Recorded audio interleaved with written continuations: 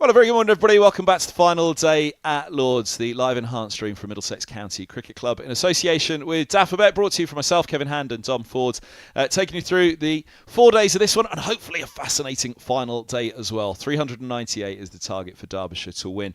That's a long shot, but you never say never, especially with a short boundary, and they obviously made a very good start to their first innings, Derbyshire. Middlesex, they had a bit of a slower time on the second day to begin with the ball, and then they came back hard with Toby Rowland-Jones and Ryan Higgins yesterday morning. That second new ball seemed to offer an awful lot more for the bowlers than it did the first ball for them in that innings. So we'll see how it all goes today. Dom, pretty much the main thing is it's blue sky, so we're going to have a full day should we need it. Derbyshire will hope to need the full day because that means they're either saving the game or they're winning it. Middlesex, obviously they'll hope for a session or two and be heading home.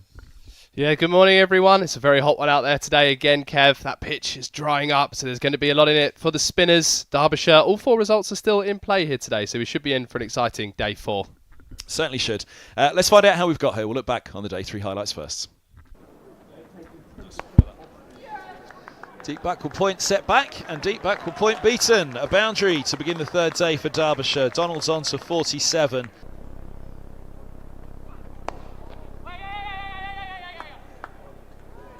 It's well run. There's the 50 for Donald. 59 deliveries. And there's that breakthrough that they needed. And they've got the Centurion overnight. Higgins is the man to remove him as well. No shortage of irony there. He came out and was destructive yesterday morning with a century to his name. Gone at cover. Stoneman holds on. Rowland-Jones has his second wicket of the match. And the new ball strikes in the second over. Donald driving on the up. Edged. Oh, and he's gone now. What a follow-up from Higgins. 2 edges in 2 balls. Robson takes the catch second time around. A sharp chance to hold and a difficult one. He'll have a smile on his face, and he does. And he gets a hug from Toby Rowland-Jones as well. Clips off the stumps of 4. Thompson's off the mark. Will we see a counter-attack now from Derbyshire?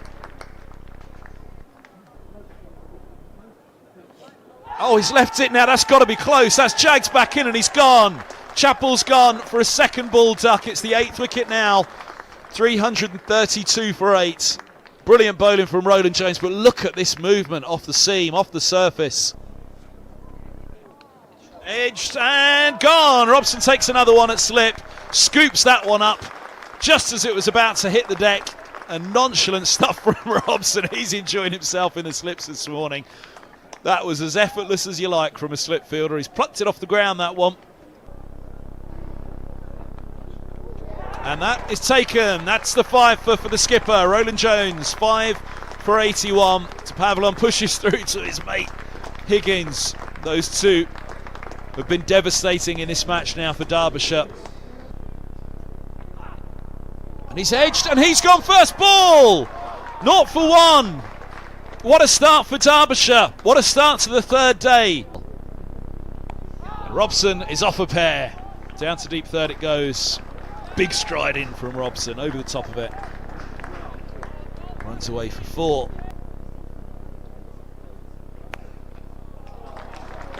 That goes away through the covers. A lovely shot.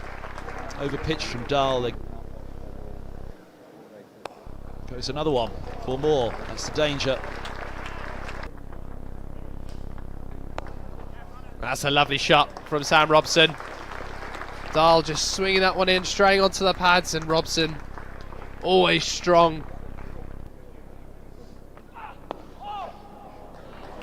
Whipped by Robson. Another boundary. The Middlesex opener. That could be 4 more. It is going to be 4 more. Timing immaculate off the back foot. Making up for lost time. Leg side from Pavlon, and 4 more runs as well. Goodness me, it's another one. Robson's on to 39 from 25.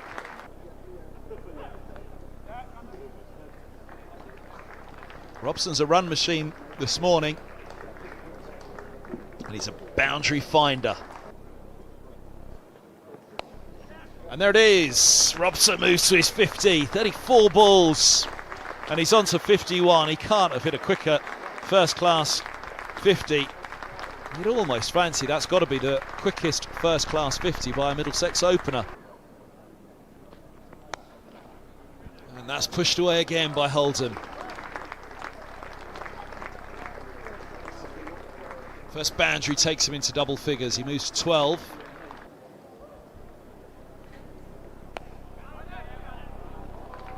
Well, way to pick up where you left off. So with another boundary.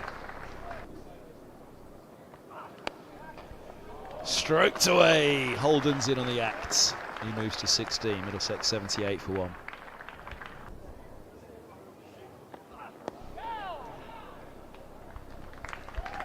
Robson. Straight to mid-wicket. A little bit too straight to be clipping this time for Robson, and he lifts it. Rees takes the catch.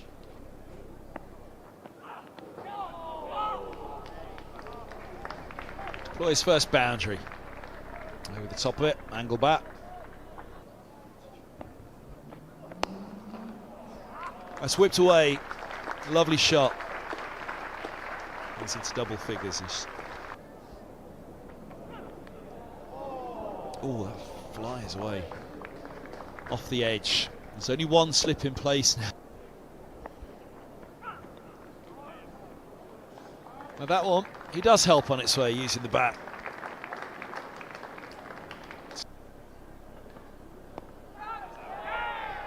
Oh, lifted to mid-wicket. Madson's taken the catch. Trap was set.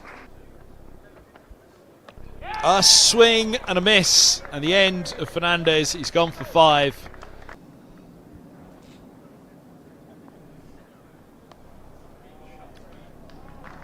Swept away for 4 more.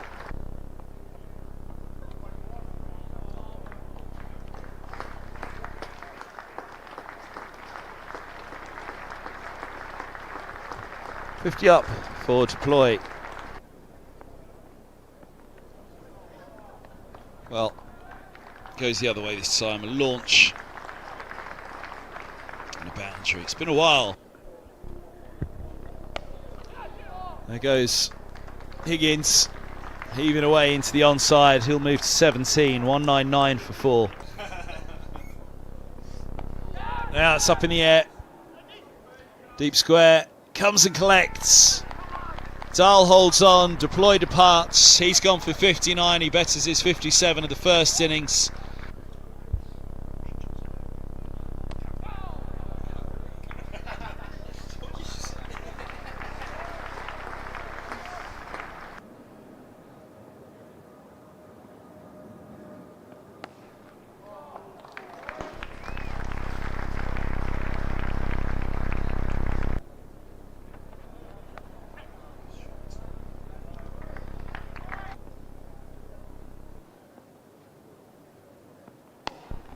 Davis slog sweeps and nicely gets it through mid-wicket.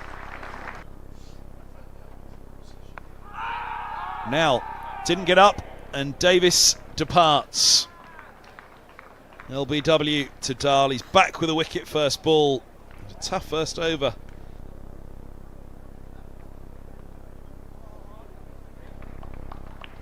Very fine. Shot from Higgins. He moves to 34 from 53.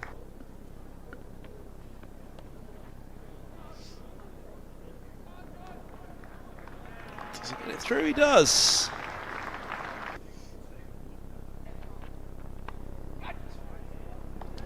The boundary. Higgins moves into the 40s. 250 up for Middlesex. 250 for 6.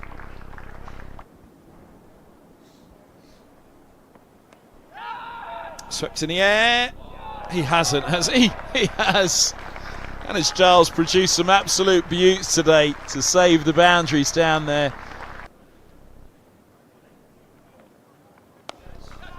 Now, Higo heaves it over the onside, and that is a big old shot for 6. Goodness me, that's an almighty pickup.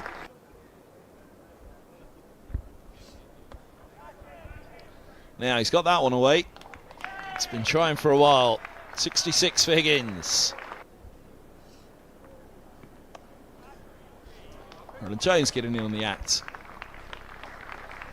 Nice for 4 more.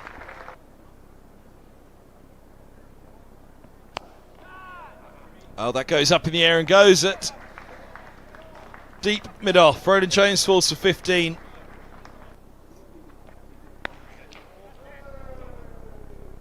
Not this time. Higgins falls for 67. 296 for 9. So that was the day 3 highlights. Quite the day it was. An extraordinary start. The wickets that fell for Roland Jones yesterday morning. It was a remarkable spell of bowling, but with the bat. Also, there's been a century for Ryan Higgins. He topped it up with another 50. There was also a fantastic 50 for Sam Robson, but as we saw as well, another 50 in the game for the former Derbyshire batter, Lewis Deploy. Lewis Deploy, thanks ever so much for coming out to join us at the end of day 3 here against Derbyshire. Let's start at the beginning. What an incredible first hour. Came here this morning looking for early wickets, got them in 13 overs. Yeah, geez, what a passage of play that was for us. Yeah, we couldn't have asked for a better start, especially after a tough day yesterday. Coming out here and being absolutely ruthless is what we asked for, and the guys stepped up. It was great to see. 2 50s for yourself in this game, obviously your 5th of the summer. Looks like you've settled into batting at Lords really well. How much are you enjoying your time at the new club? Yeah, man, it's been so fresh and surreal just being part of this group and playing at Lords. Yeah, it's been a great move for me, and yeah, hopefully we can go all the way this year and get us back into Div 1. That would be great. For sure. Obviously an emotional one, I guess, for you this week, playing against Derbyshire, a club you spent 5 very good years at. Yeah. You left on incredibly good terms, obviously had nothing to prove to them throughout this game, but a little bit of extra grit between your teeth playing against the old boys? Yeah, I guess there's a bit of extra concentration when you go out there, but yeah, it's always fun playing against people that you grow very fondly of and had a good relationships with. Yeah, it's always fun. It just gives you that extra bit of grit, like you said. We spoke about that first hour this morning when we bowled exceptionally well with the ball. Just a quick word on Sam Robson. First hour with the bat was something I've not often seen from Sam. He went out like a train. Yeah, geez, that was absolute cavalier innings. That was yeah, great to watch. He just completely changed the course of the game there with that knock. If you take that knock off, we're probably looking at 360, 350 at the end of the day, which is still, I think, pretty good. But we've now found ourselves in a very strong position with them needing 400 in the last day, which is a tough ask. Yeah, and it's very much thanks to him and Higo once again. You just can't keep him out of the game. He's a constant performer. Great to have him in the side, and yeah, we rely so much on his consistency. He's just been superb this season. It's put us in a wonderful position to push for a win tomorrow, Lewis. Any consideration towards the end of the day there with a death declaration in mind to give a few overs at them? Yeah, it was always on the cards. I think that second new ball is going to be crucial for us. So we were sort of umming and ahhing and sort of trying to gauge a target in our minds, which would be realistic and give us enough overs with that second new ball. Yes, ideally you would always want more overs. But because yesterday was a bit of a struggle, we probably haven't earned declaring earlier today, and as it proved, it wasn't as easy to just constantly go 5, 6 and over. If you tried forcing it on that wicket, it brought the bowlers into the game. Yeah. So try to weigh up all those things, and we sort of said to ourselves, like, 96 overs, if we bowled to our full capabilities, we should be on top tomorrow. Absolutely. I think I'm right in saying Derbyshire's highest ever 4th innings run chase to win a game is 371. So yeah. I guess the smart money's on a Middlesex win. We must be fairly hopeful of securing that tomorrow. Yeah, and they are in that change room. They're gonna definitely push for the win and be positive, and and that's great. It should be a great day of cricket tomorrow. One definitely to remember. 4-day wins are tough to get. So we're going to be put to a test certainly tomorrow. But like I said, if we really work hard and bowl in partnerships the way we can, we should come out on top. We came into this one, last one for me, Liz. Sorry, we came into this one in 2nd place in the table, unbeaten in 7. hopefully we'll come out of this unbeaten in 8 with another win to our name. Is it too early to start looking at the top of the table and looking at Sussex's results, or are we just literally focusing on each game as it comes and doing our work? Yeah, I think the natural, inclination is always to sort of, have one eye on, whoever's leading, but it's your sole focus needs to try and be on whatever, you want to achieve and where you're going as a team, rather than what other teams are doing. If once again, if we play to our capabilities, we should be vying for that top spot, and luckily we still play Sussex once more. What we can control is try and win this game and try and win the next game and so forth. So that's what we're trying to do. For sure, mate. Well, look, thanks for coming out to join us. All the very best luck tomorrow, and let's get that win on under our belts.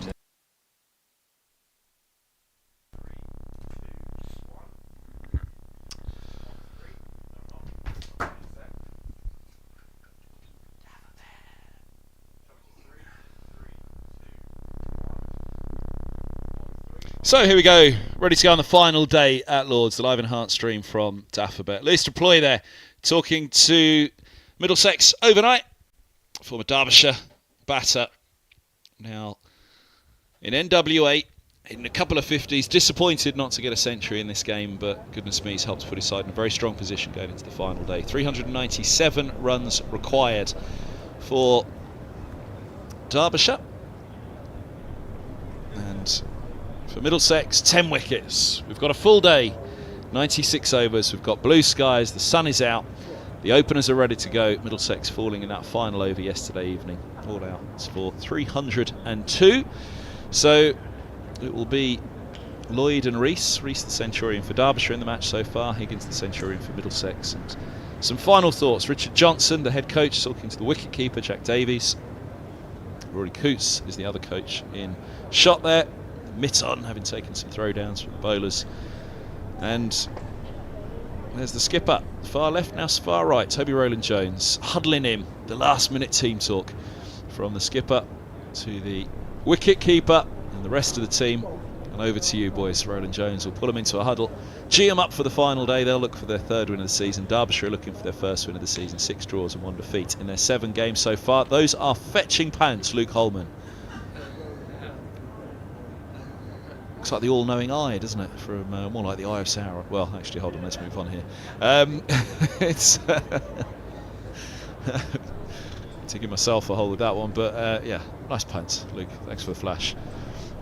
Is he allowed to do that in front of the pavilion? It's a sparser pavilion today, it has to be said. Final day of the championship game. It's so often the way, isn't it? People don't count the final day being one that will even be reached. So at the moment, not too busy a house behind the players as they wait for the umpires to head out to the middle. So 4 wickets for Thompson, the off spinner, 2 for Rees on the left of our shot there, 2 for Chappell, 2 for Dahl. Pavillon was wicketless, so was Connors, unlucky to be so. Been impressed with the Derbyshire bowling lineup in this match. I thought they bowled well, stuck to the task, and they kept Middlesex from getting away yesterday, where Middlesex would have, I'm sure, dearly loved to have had an hour at Derbyshire last night. The Derbyshire bowlers kept Middlesex in check. They very much be looking to keep Derbyshire in check themselves today, Middlesex. So here come the umpires. They've got the ball this morning. Well done, umps. I don't know that was definitely the case in the second morning, but it did appear as though they walked out to the middle and said, "Have you got a ball?" "No." "Have you?" "No." Replacement balls for us. She'll try and get to the bottom of that one at some point. But, yeah, outgo Middlesex. They'll be looking to keep it tight from the off and not give Derbyshire any sort of start. Derbyshire, I'm sure their minds, as we hear so often from sides, is let's get to tea and then take it from there. So they were able to get somewhere around 200 on the board, 220 maybe by tea today. It's going at some, but I think the key thing will be wickets in hand as a short boundary as well. Middlesex won't get a second new ball until the final hour tonight. So lots that can happen. Middlesex will hope it happens quickly this morning. Derbyshire will hope it's a slow burner. Take this one deep, and you never know, they might be in with a chance of a record chase here at Lord's. So play about to get underway with Lloyd and Rees opening up. I think we just saw a shot of Martin Anderson there, the sub-fielder. We'll see if we can work out who he is on for. Sam Robson maybe is the one person that I haven't seen just yet. When he took a couple of catches in the slips yesterday. No, there's Robson. I can see the number 12, so I'll go around the field. Slip is going to be Robson, just settling in next to Davies, and in between Davies and Deploy at second. The gully fielder from the nursery end, Ryan Higgins. Gully fielder's a mystery actually. Who's in a gully? Is that Anderson there? There's a point, which is Nathan Fernandez. Cover is Stoneman. Mid-off is Roland Jones. The mid-on is Ethan Bamber. The mid-wicket is Henry Brooks, and long leg is Luke Holman. So Max Holden is off the field at the moment, and it's Anderson at gully. They're missing their gun backward point fielder, Middlesex, for the start of this game, or the start of this final day. Here's Higgins to get the final day underway. Leg side and a run. Derbyshire off the mark in the chase. They'll pick up 2. And it's 395. Runs required for a Derbyshire victory. They did go at 5 and over for a long way in that first innings. It was really an impressive start by Derbyshire. Middlesex were critical themselves, felt they could have bowled better. I did feel there wasn't as much in that ball for them at the start of the Derbyshire first innings. There had been at the start throughout the Middlesex first innings, but bit of shape it looked like there, back up the slope. From Higgins out of the hand, angling it back up the slope again to Lloyd, who'll look to slip one down the slope in a minute, you'd imagine, try and bring that edge into play. Just the 2 slips though, interestingly. 2 slips, gully, point, cover and a mid-off, mid-on, mid-wicket and long leg. So 7-2 field, covers protected. Lloyd, of course, was caught at cover in the first innings off the bowling of Roland Jones. Dies. It's the keeper. Offering the wider delivery. Higgins, and just watch this off the surface. Doesn't really go anywhere. Pace and bounce was the note on this one. It was a lush green surface on that first morning. Oh, that's it, lush green. There was a lovely greenish tinge to it on the first morning, and there was a bit of movement out there for the Derbyshire bowlers off the surface through the air. There we go, movement from that one. That swings away down the slope. It started wide and then went wider. Been far off from being signalled, certainly a one-day wide, but watch this go just there. And that will encourage Middlesex greatly to see that late bit of swing. That's what he's been looking for this over. Angling in, and then does swing away from Higgins.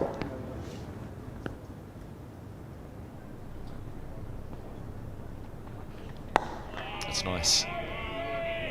Towards the off stump. One's come. The opening over of the morning, well negotiated by Lloyd so far. And a great alarm for him. This man's been putting a fair few alarms into the bowlers, certainly, of Derbyshire. That 150 was brutal. Another good 50 yesterday. But a 3-for in the Derbyshire first innings. They fell in a heap. 6 for 22. From 317 for 4 to 339 all out.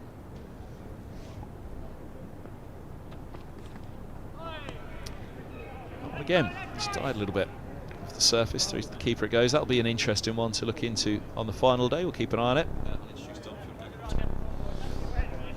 So, live enhanced stream here at Lord's. Dom Ford alongside myself, Kevin Hand, a gentle first over there. A couple of runs on the board. It's a hard chase this for Derbyshire, isn't it? It's a long day ahead, but the hope that they can dig in much as Middlesex did for a lot of yesterday. Yeah, very much so. It's going to be interesting to see how this new ball behaves. We saw that second new ball for Middlesex yesterday really come to life. Extravagant seam movement through the air, and it did lead to that batting collapse for Derbyshire. But this man on strike, Lewis Rees, century in the first innings. He'll look to dig in again. It was Toby Rowland-Jones, 5 for in the first. Look to get Middlesex's first wicket on the board. 3 slips for Rowland-Jones to Lewis Rees. 6-3 field.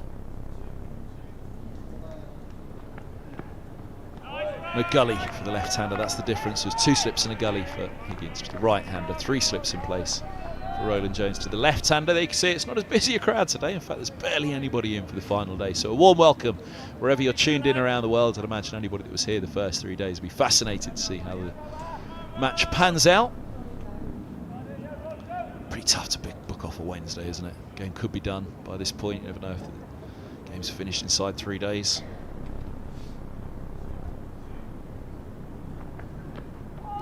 But we're here at the live enhanced stream from Daphobet. Very happy to have you with us for the final day, which could be a thriller. All results possible heading into the final day. It's a mighty chase this for Derbyshire. They were in a good position. That's what Middlesex would have been wary of. I think there's a few takes on yesterday for me. Middlesex, they'll be wary of the 317 for 4 that Derbyshire reached. Goodness me, if they reached 317 for 4 in this innings, we're in for quite the match.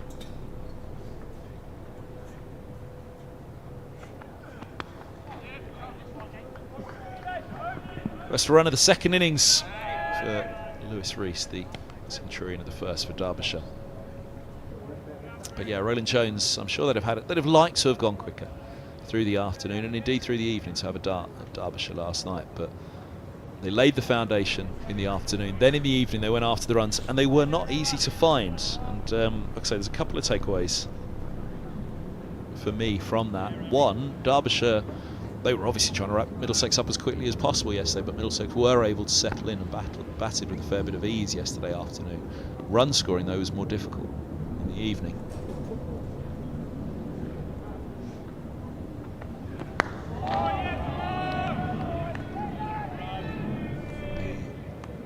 The afternoon session, though, Middlesex really did settle in, and Derbyshire just couldn't get those wickets. And the wickets that did fall in Middlesex's 302 all out, I'd suggest 8 of the 10 were batters hitting out in the end. Derbyshire only really claiming Stoneman, first ball of the second innings for Stoneman, and Robson as well looking to drive. Everybody else was swinging hard to get the runs. So that'll be on Middlesex's mind as well, that wickets weren't easy to come by yesterday. Just about to say, does that mean the surface is flattened out at all? But Lloyd would disagree with that. Lovely pace, lovely bounce from Roland Jones. Just goes away from the right-hander, back up the slope. That's where Roland Jones was yesterday in that first session. Picked up a phenomenal spell, 4 wickets for just 6 runs. For Roland Jones,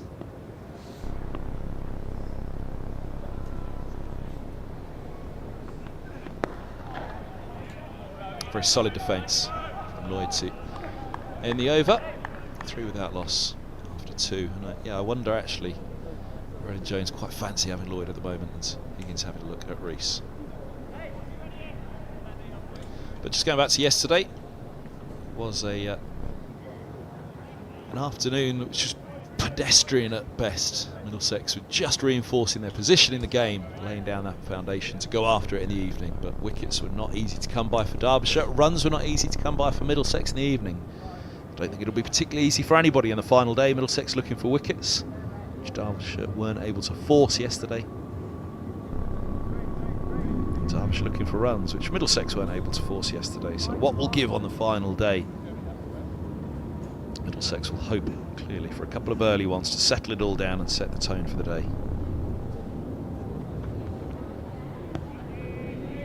First look at Lewis Rees for Higgins.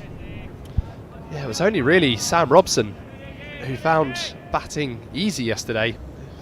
Wonderful knock of 67 from just 59 deliveries, and not taking any risks in that innings, just well-timed cricket shots. It's been hot over these 4 days, so the outfield is quick.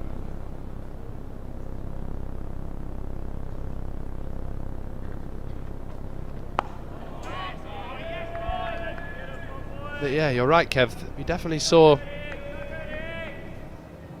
a little bit of struggle for the rest of the batters. It seems to be, you know, when you get in, scoring can become a little bit easier, but you know, Lias Deploy, for example, yesterday, very positive player. Again, very, very good knock, second half century of the game, scoring 59, but struggled to get the ball away.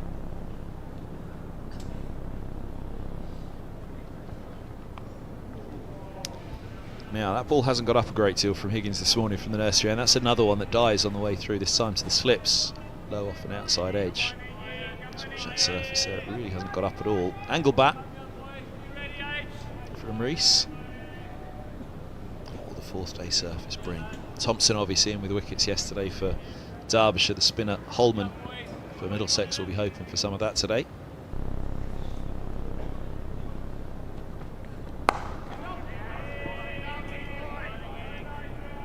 But yeah, if you take Robson's 67 from 59 out of the Middlesex innings, that's 70 overs Middlesex took to score 235 runs.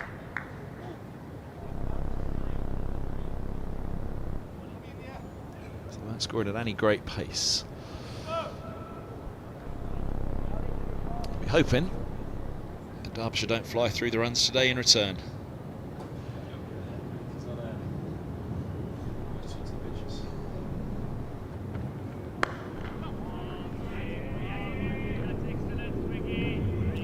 Interesting seeing Higgins with that round the wicket approach early on here on day 4.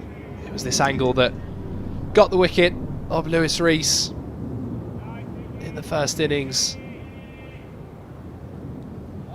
Angling it in, nipping away. Oh, he's back over the wicket.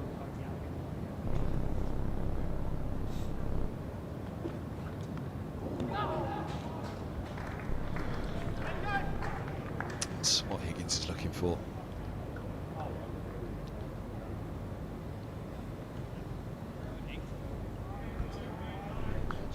I think he has got a little nibble on that, hasn't he? Pace off it again. Yes, he has. Higgins thought he had him. Hands went up and it bounces on the way through to Davies. He might have to take a step forward this morning, the Middlesex skipper. It does look as though the bounce is a little lower, certainly from the nursery end for Higgins. We've seen a fair bit of bounce for this man though throughout the match and in that opening over to Lloyd, who's got on strike again. 3 without loss, Derbyshire.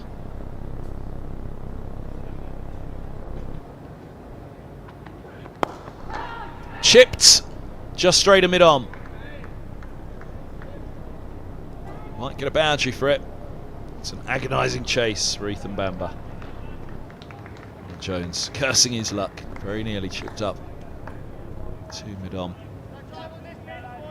It's the fielder picking himself up, but watch this, he was through the shot and just short. There's a couple of edges and one drive. Falling short of fielders so far. The wicket keeper. In the opening few overs.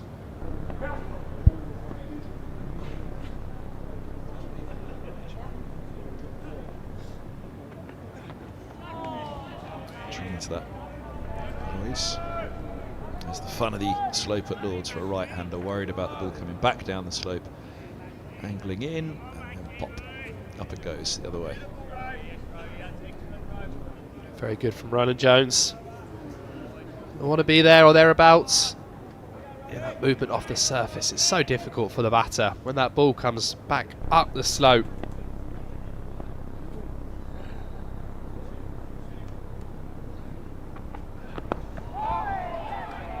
Edgy again.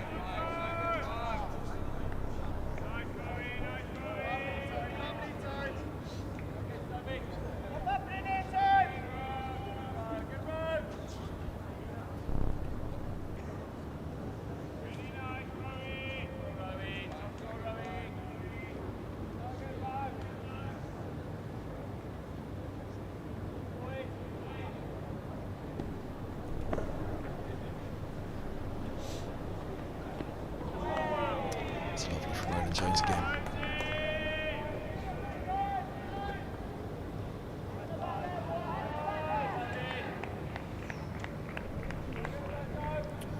I just look to push it another inch or two fuller, Roland Jones, just to catch that edge. The line's right, the movement's there. He's very quickly into his action.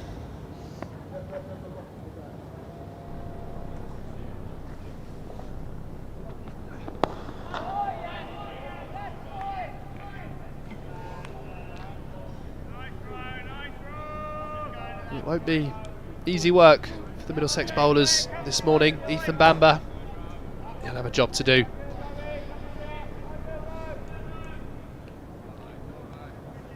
It's Middlesex attack, bowled well. in the latter stages of that Derbyshire innings.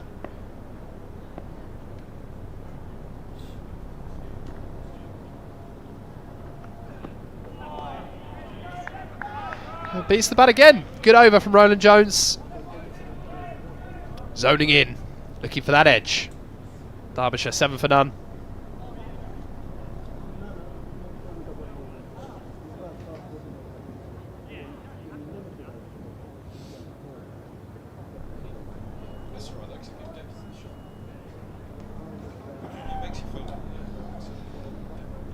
It's going to be a big part to play for the spinners. Nathan Fernandez in the background there. Didn't get a bowl in the first innings, but there's plenty of footmarks and rough appearing on the pitch.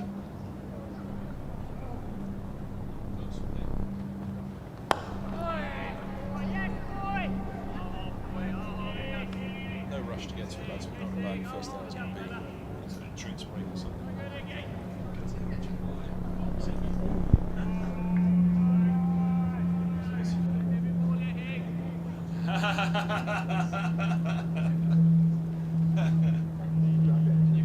Yeah, exactly. I mean, that's it. Do the drinks break.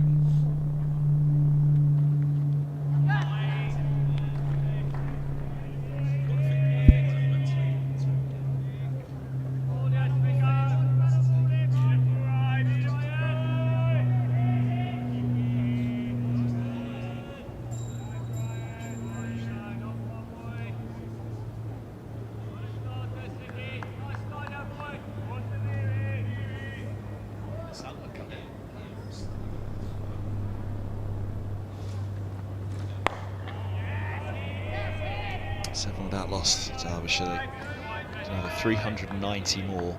At run rate 1.5. Required 4.2. The required's very, very manageable. That first innings for Derbyshire was at a good lick, 3.88, and that includes the collapse, obviously, at the end. Strike rate of 131 for David Lloyd in the first innings, 21 from 16. 48 was the strike rate of Lewis Rees.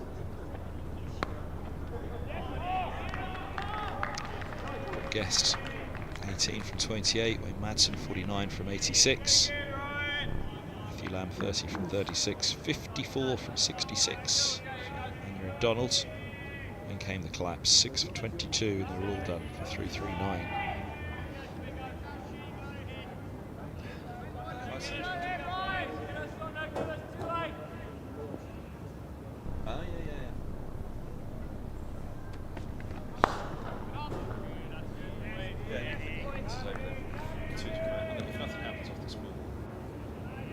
No, it's off this ball.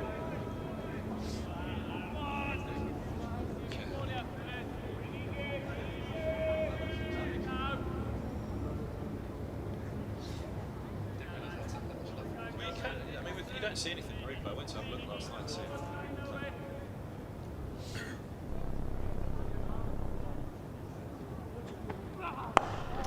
Little dab into the onside, a dot ball and a maiden for Higgins. None for 2 off 3 with 2 maidens. Now, yesterday, Ryan Higgins managed to sweep hard into the offside, and that poor little fella there, who's yet to be named, I did ask, the ground staff took him off, and they've been nursing him overnight. The good news is the pigeon is still alive from Higgins' sweep. It was walked off the field yesterday, handed to the ground staff, and we all thought the poor little fella, oh, lass wasn't long for the world, but the pigeon has survived and is being nursed to health by the ground staff, is the very, very good news. Overnight here at Lord's, which just cheered us up no end.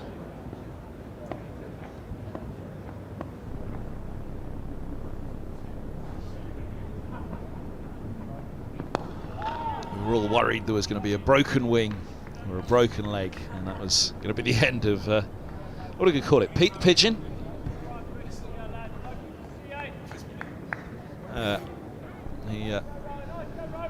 Well, she doing all right though. Down below overnight. They don't think the wing's broken, they don't think the leg's broken. It's a bit of swelling, and they think concussion. So, had the concussion check. Pete Waxman ran around the grounds. But the ground staff doing a great job. They're looking after the pigeon. So, hopefully, taking flight again soon.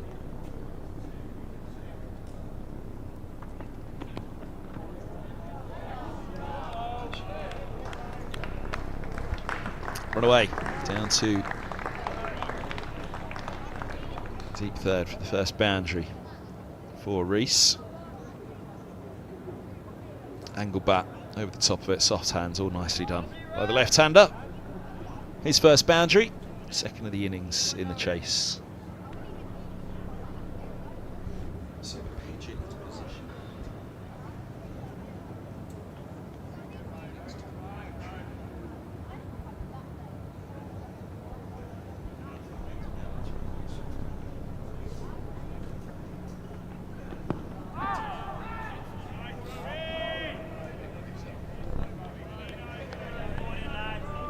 I heard that Ryan Higgins is also signing a pair of gloves to give to the pigeon at the end of this game to apologise for striking him or her.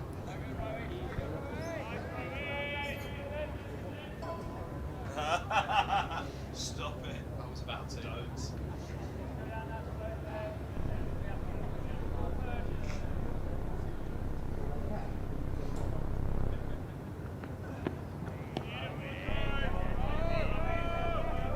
Early look at this surface and it looks to be behaving nicely for Derbyshire. Little bit of movement we've seen from Roland Jones to the right-handed David Lloyd. It's been a calm start, just what Derbyshire would have been looking for. Nearly 6 overs in.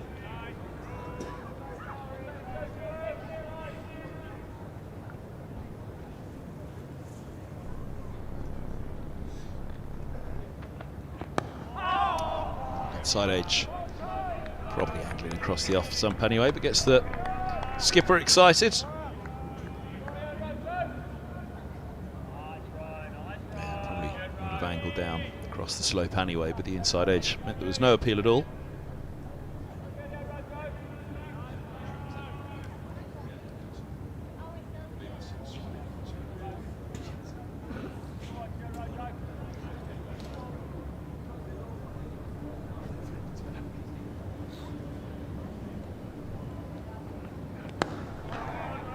Spot again, Roland Jones. He's really looked on the money in this game. He's looked in good form, the skipper.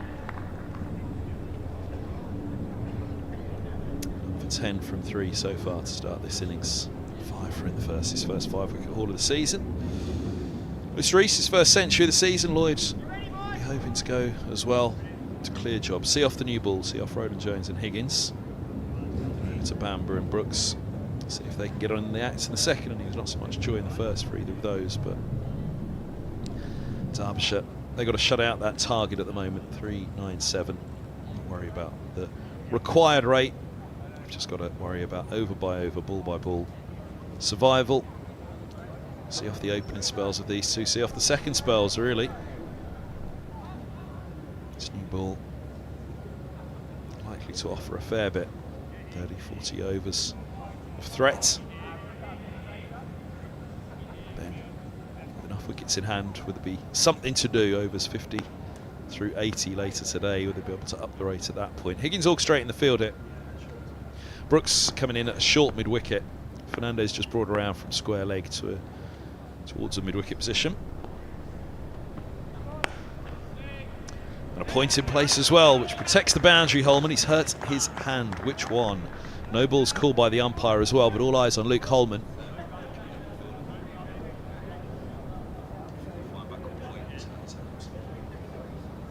Now, let's have a look. What's he holding? He's holding his left wrist, is he? I mean, he went low to his right to stop that ball, I thought. Down to deep backward point he goes, Holman. He's in pain. Holding that left wrist.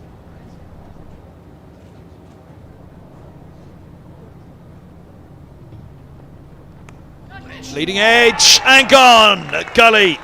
Martin Anderson takes the catch. Ryan Higgins has the wicket. Rees is turned around. A century in the first innings, just 5 in the second.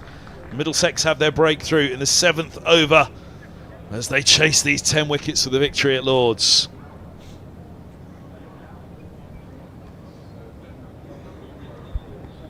Big wicket for Middlesex. Big wicket, Ryan Higgins. A great catch there. Subfielder Martin Anderson.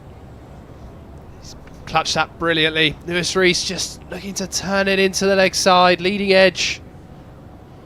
Higgins has his man again. Delight for Higgins, delight for Middlesex. Not so much joy for Lewis Rees. Fine knock in the first dig, not to be in the second. Derbyshire 15 for 1.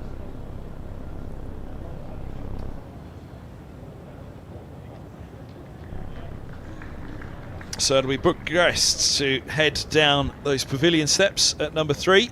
Managed to score 18 in the first innings, bowled by Roland Jones in the end. It was a fine ball from the pavilion end. Which nipped back in. This one had Rees ill-advised really to be closing the face that early in the innings. Looking to play that square. It was leg side from Higgins. It was with the slope you'd fancy around the wicket to the left-handed. I think that ball's coming back in to you and you fancy your chances, but it's early in the piece. Ball with a hard seam on it, pronounced seam. Swing as well for Higgins. Just got to be careful closing that face early on. It's like it might have just stopped in the surface slightly as well. Rees onto it a little quick, really angling down the leg side there, but Rees, you can see that closed face of the bat as he looked to turn it actually towards square, mid-wicket to square leg. You find the leading edge. That's a massive wicket. Lewis Rees in form with that 125 in the first innings. Middlesex will be very happy to see the back. It's the opposite of the blast really in the early stages, isn't it? It's go easy or go home. Got too hard at that one. Closing the face, looking to turn into the onside. And in the 7th over, this ball, working on it hard. They try and shine up one side. It's hard to get it moving. Strokes back watchfully. But I guess there's another good example. If it was the blast now, you'd be saying that was in the slot. And the ball would be sailing over the bowler's head. But it's first-class cricket. It's a red ball in hand. And it's a job for the batters to be watchful and wary. Have a look at the foothold there of Higgins.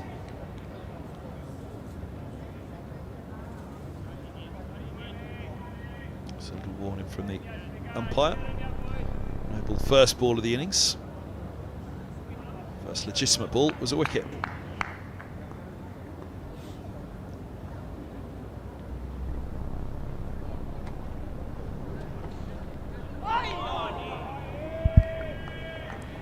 "19 wickets in Division 2. Now for Ryan Higgins. Shape back up the slope on that one, wasn't there? Next line. The ball sliding away.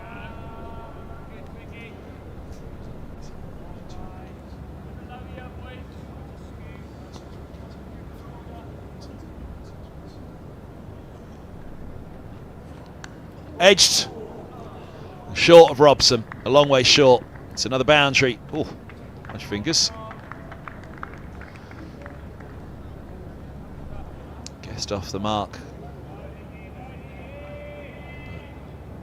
He was worried. Dropped short. We've seen a fair few of those this morning now. Be it off an edge or just off the surface, falling short. He does have one wicket. Ryan Higgins.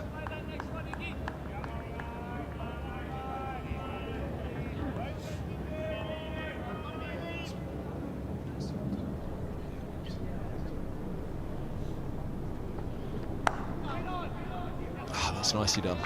On his toes, opens the face, back at a point. Once it's past the infield with the short boundary. Tavern and Mound down the hill here, then it's always away for 4.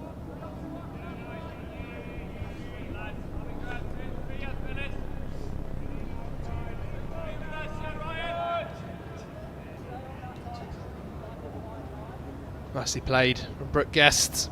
Made 18 in the first innings. High quality player.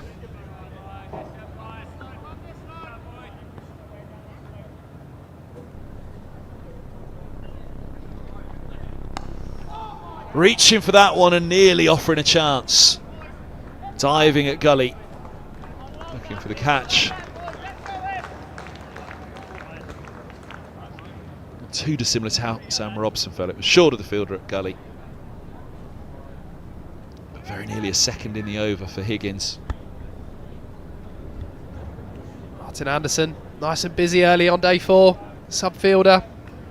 He's taking a good catch already. Be busy in that gully region.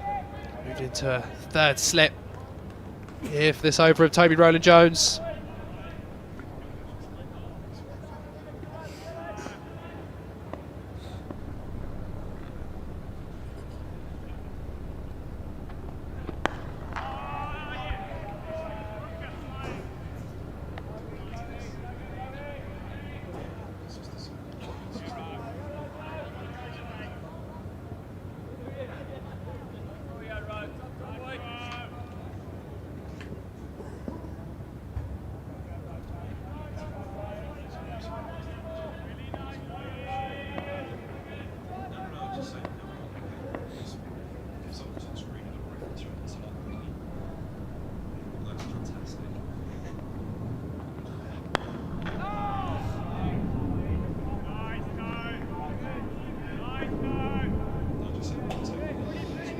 Five for 81 for the skipper in the first innings. It was his 26th first class 5-wicket haul. As Kev mentioned, first of the season, 36 years young. Toby Rowland-Jones, we're hoping to take his team back into Division 1.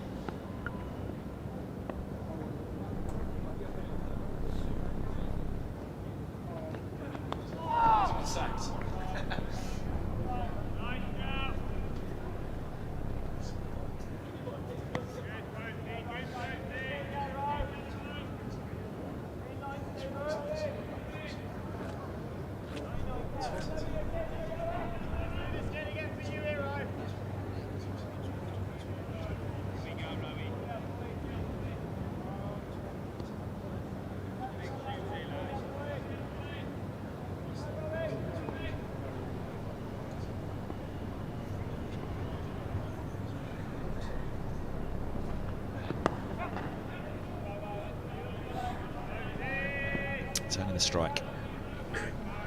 Let's keep that scoreboard ticking. It's all there for them. If they bat the day, they're not going to be far away. A acquired rate of 4.21. It's all about this new ball, though, really. How much damage will be done. That will set the tone for the day. Middlesex will know that. They will be holding their chances. They've held one.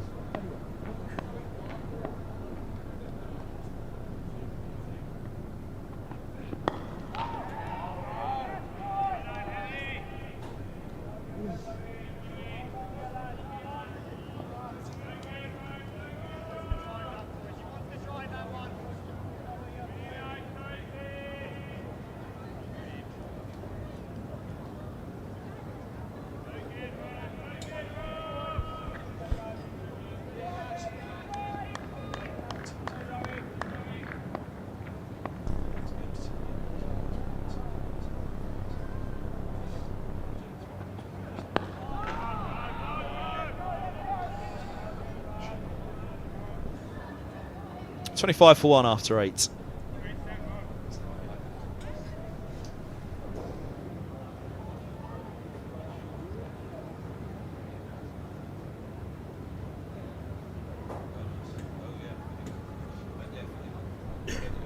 Jack Davies down below there because he's taken off the sunglasses, he's taken off the cap because he's about to put on the helmet and stand up for guest. We've seen a few dropping short now.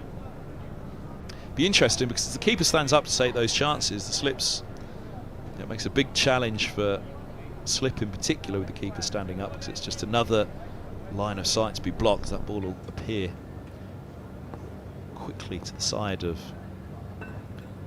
Davies if there is an edge through to Robson at slip. We often talk about the keeper setting the tone. Wherever the keeper stands, the slips there fall thereafter. So we'll talk about the keeper standing a little bit closer and all the slips tuck up as well. Now that he's standing up, where does that put the slip fielders? Slip in particular, because he'll feel he'll just need that little bit more room with Davies standing up to react. Because go past, or take the edge, go past the hip, then you'd think of the batter, and then also past the hip of the keeper.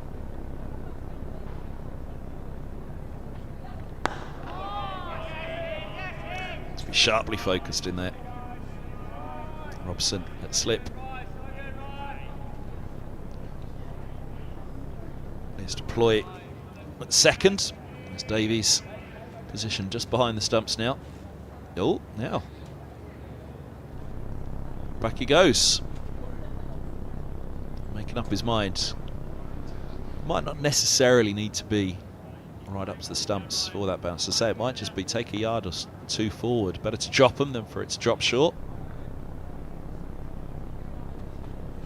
There's obviously a bit of swing out there at the moment as well, so you don't want to put too much pressure on Higgins. You want to let him have a little bit of freedom as well to play with this new ball, play with the line, play with the length, play with the slope. If the keeper's standing up, it puts a real restriction on Higgins. He's got to make sure he's hitting those gloves every ball.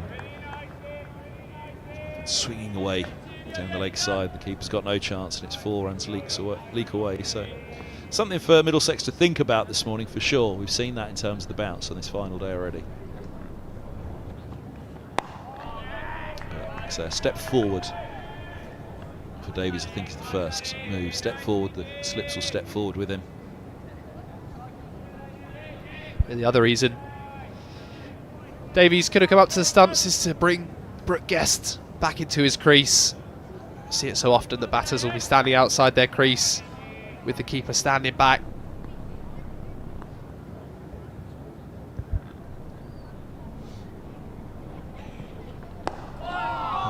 Hoop back in from Higgins. That's what we're talking about. If that starts 2 straight, and that's 4 if the keeper stood up. He's got a chance if he stood back, but yeah, you're absolutely right. Ball's moving. Guess where is he at the moment? He's just in that crease, I think. So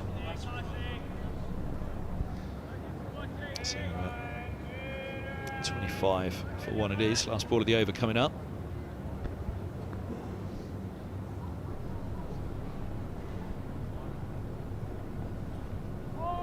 Goes the other way. Left alone. 9 done, 25 for 1. Another good over, Ryan Higgins. He's getting that ball to really move. 3 maidens, 1 wicket in his 5 overs so far. That wicket took him to 19 for the season in Division 2. Just 1 wicket behind Ethan Bamber, who leads the rankings. Also takes Higgins into the top 10 across the county teams in Division 2. Yeah, having another wonderful season, averaging over 100 with the bat as well.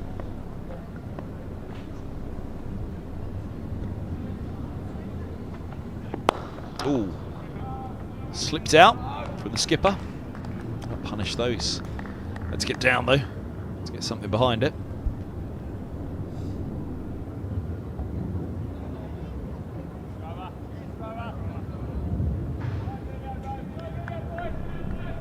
That's a good stop from Roland Jones, actually. Nicely struck from Lloyd.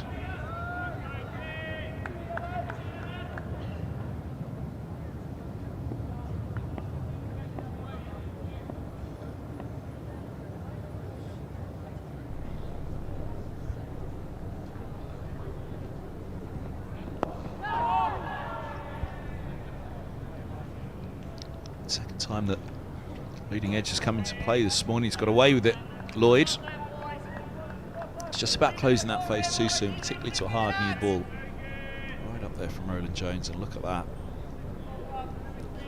To go too hard at it too early through the onside, closing that face.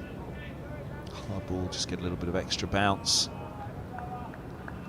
Which means if it bounces more, it doesn't come onto the bat as quickly. So you close the face. Leading edge comes into play.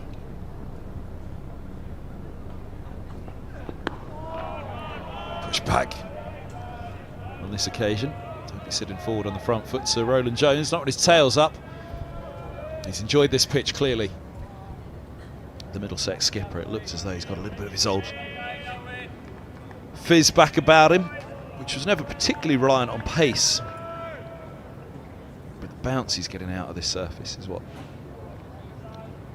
is really rolling back the years.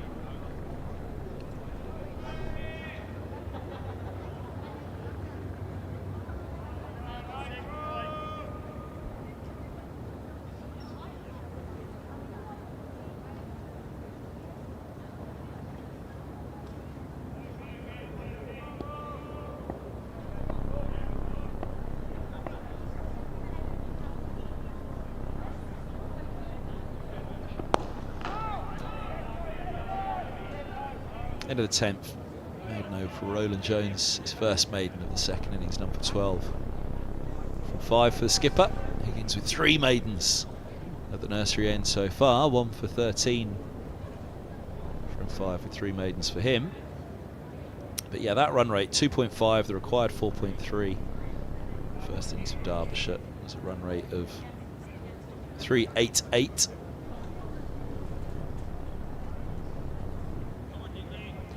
.379 the second innings. The first innings for Middlesex. No, the second innings.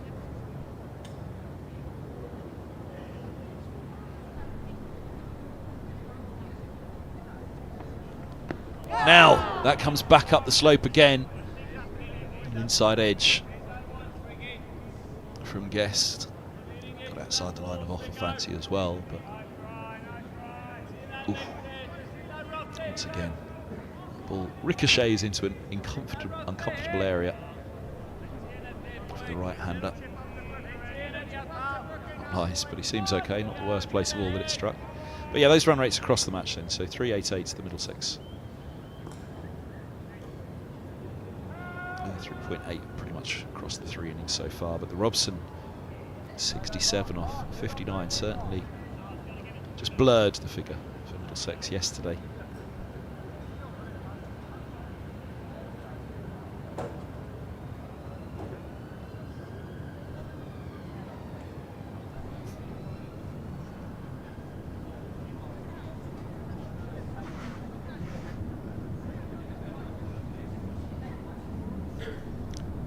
Middlesex's scoring rate, if you take Robson's knock out of it, Middlesex were going at 3.3 yesterday.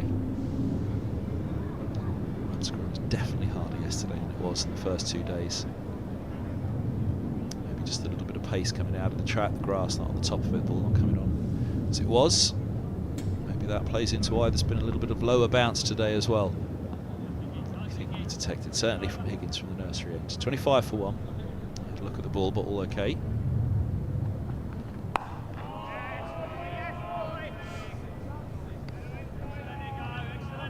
Short mid-wicket remains in, but they've brought up a short leg from square leg.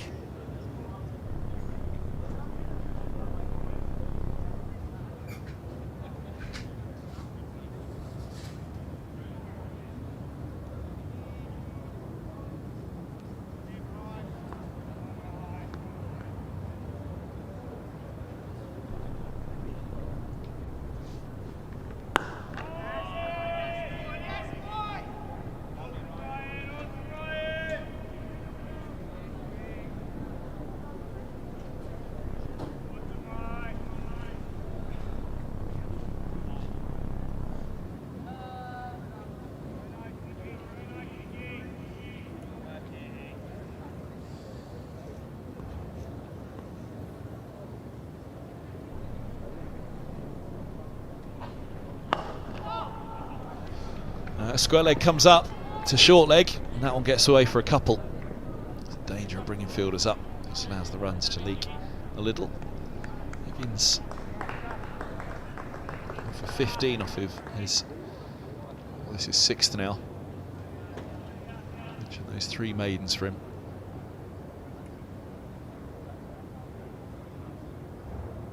Fine balance of attack and it's keeping the runs down.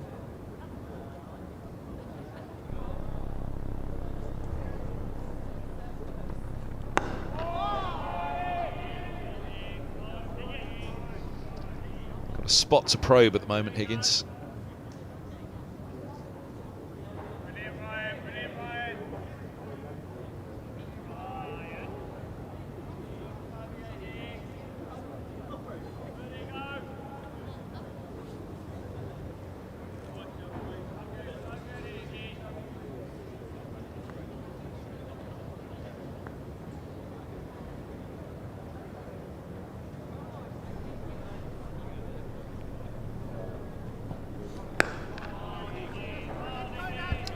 Does back foot defence this time for Guests. 11 done, 27 for 1.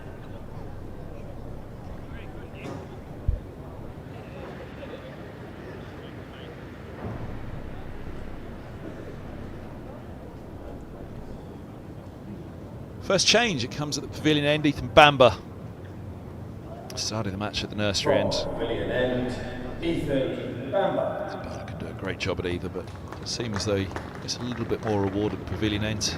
Ethan Bamber.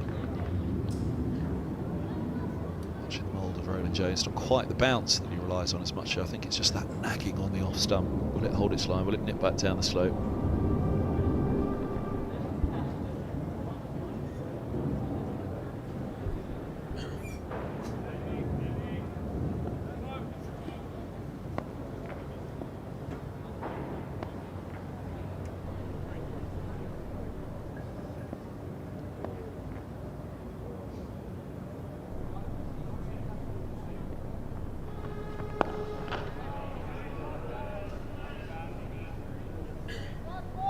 For 55 from 15 in the first innings for Bamber. Picked up David Lloyd, caught Fernandez, bowled Bamber for 21 from 16.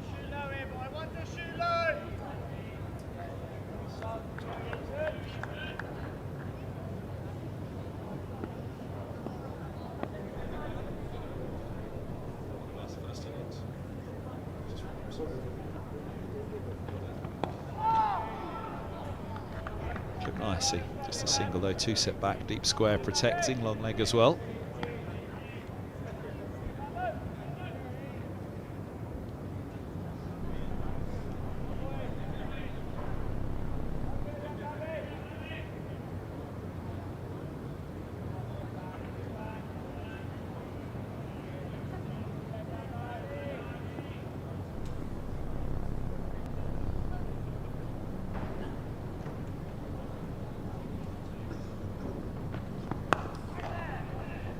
Snip back with the slope, tucked up guests.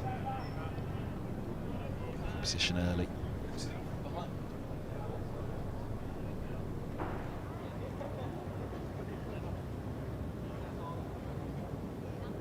Just came back in with the slope.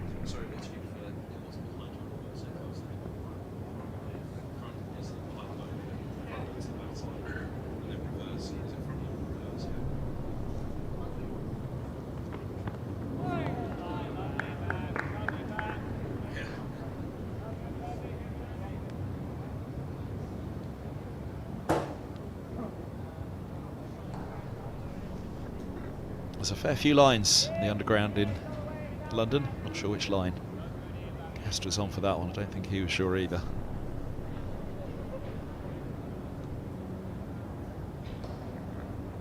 Movement with the ball early on for Middlesex, as you'd expect and hope with a new ball in hand.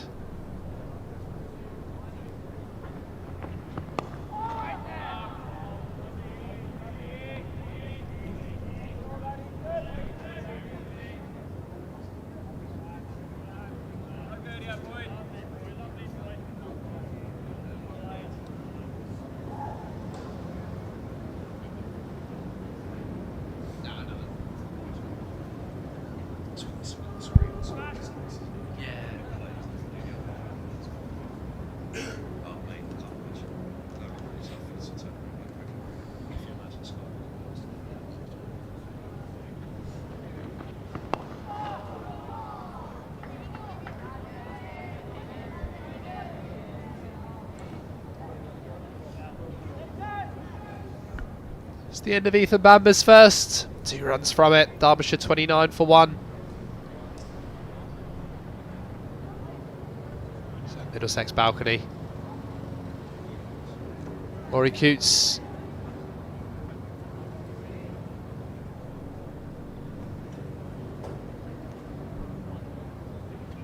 There's another 9 wickets needed for the home side today. Sitting nicely in second place in Division 2, looking to regain promotion back into Division 1. A win here will go a long way towards helping that cause.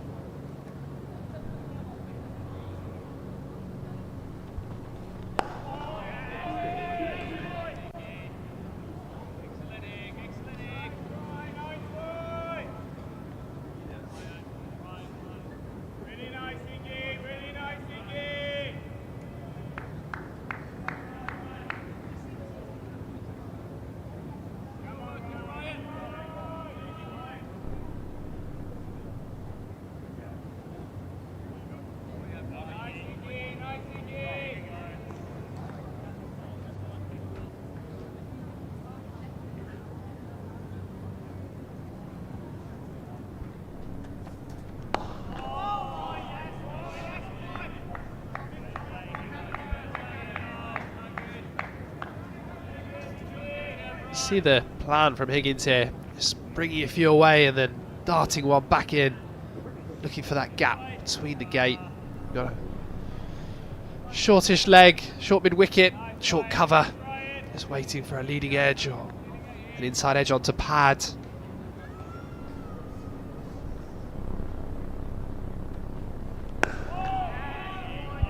Brookguest holding firm.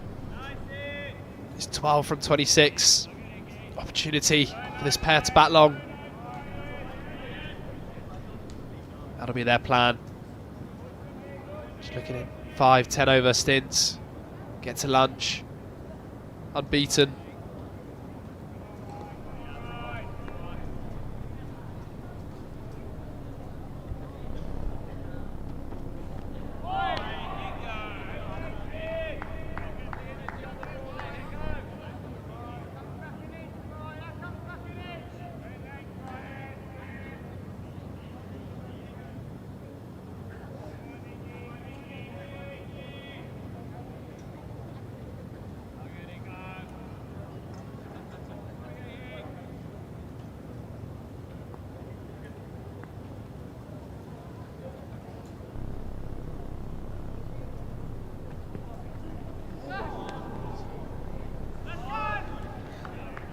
Times have we seen it now, the ball just dying a little outside the off stump. Higgins there, is it an off cutter?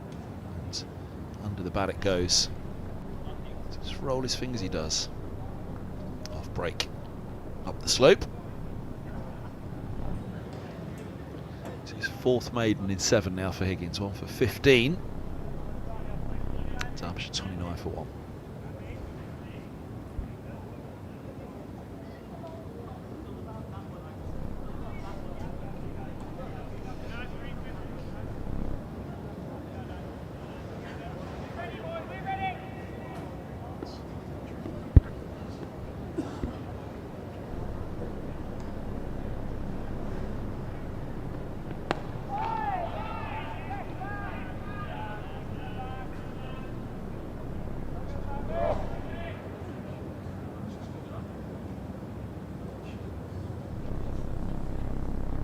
Henry Brooks in at cover.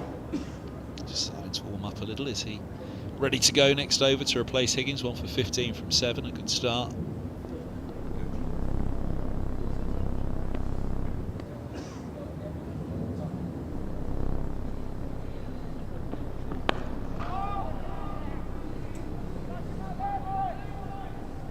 Here's Brooks.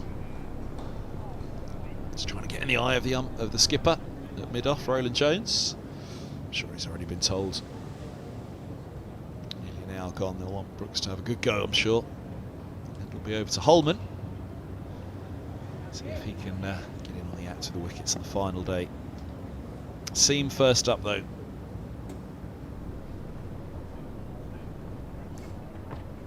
That's nice from Bamber again, angling in. He's relatively happy with that one. Back down the slope from that angle. Just watch him trying to keep one up the slope now.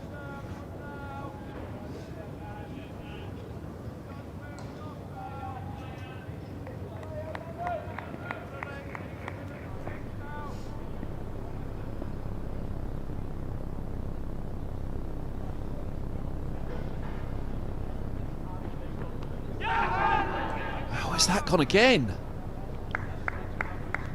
How many times have we seen them close the face this morning, and it's nearly led to the downfall. The cry of catch, Anderson going as he went for the first off Higgins, this one off Bamber. Looking to whip off the hip. Was it bat or was it? No, it was just pad, wasn't it? He's missed it altogether. The yelp was actually a yelp of excitement from Bamber, because it was never going to be an LBW at that height. Crisply struck on this occasion, but straight to Brooks.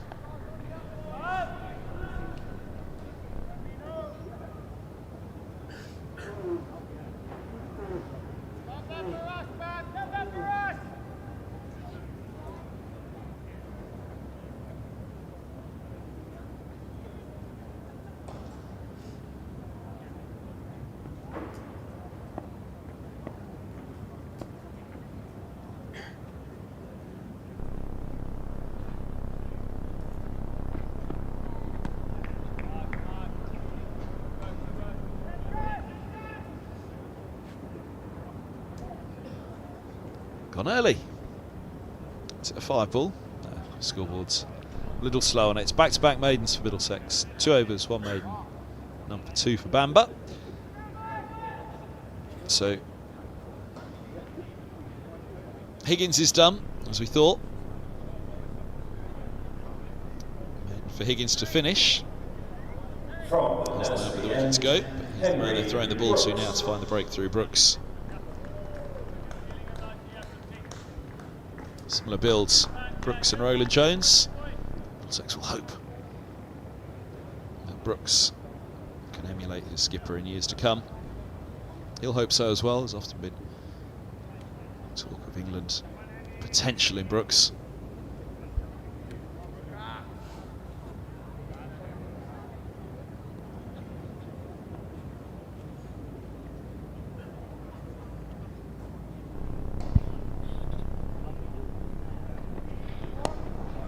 Side to begin. No ball called, I think, as well. It might, yes, it'll be cut off by Anderson. Umpire holding out his arm, confirming a no ball to begin. He had a couple of those in the first innings. He had a rough start to the first innings, actually, Brooks, from the nursery end.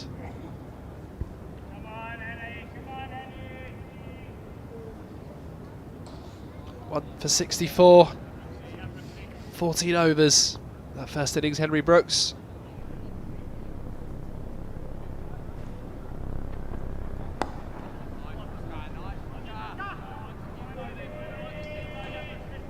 Found the big wicket of Wayne Madsen for 49.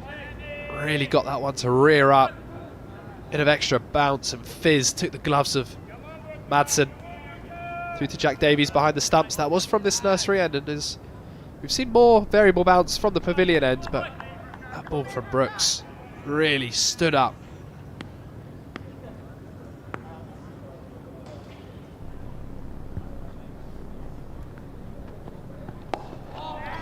Just nearly threw that too soon, nearly scooped it. Lloyd into the offside, just had to check the shot.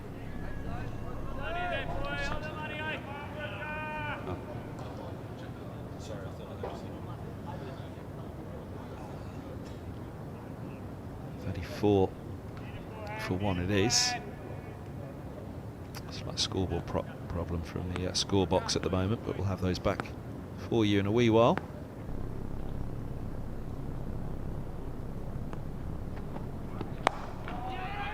Up on his toes for this one. Lloyd again, it almost felt as though he was going to be through that too soon, but he just checks the shot, rides the bounce for a single.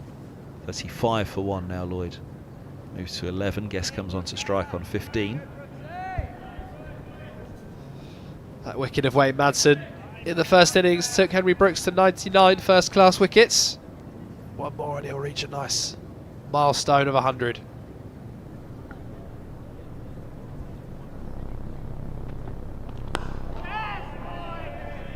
It's a better ball. Asking a question on that off stump.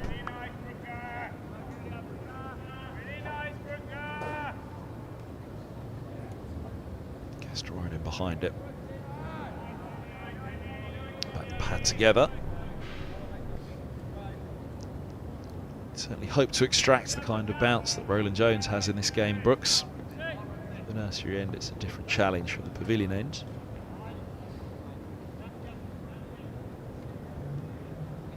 Just adjusting deep square and long leg back for Brooks to the right-hander.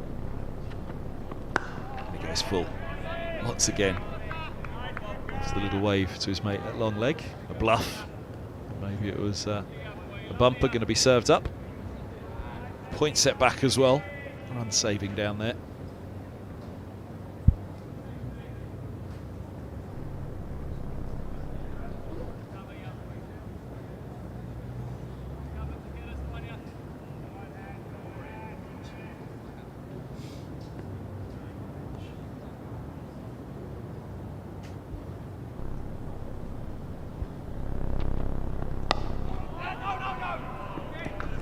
End of the 15th.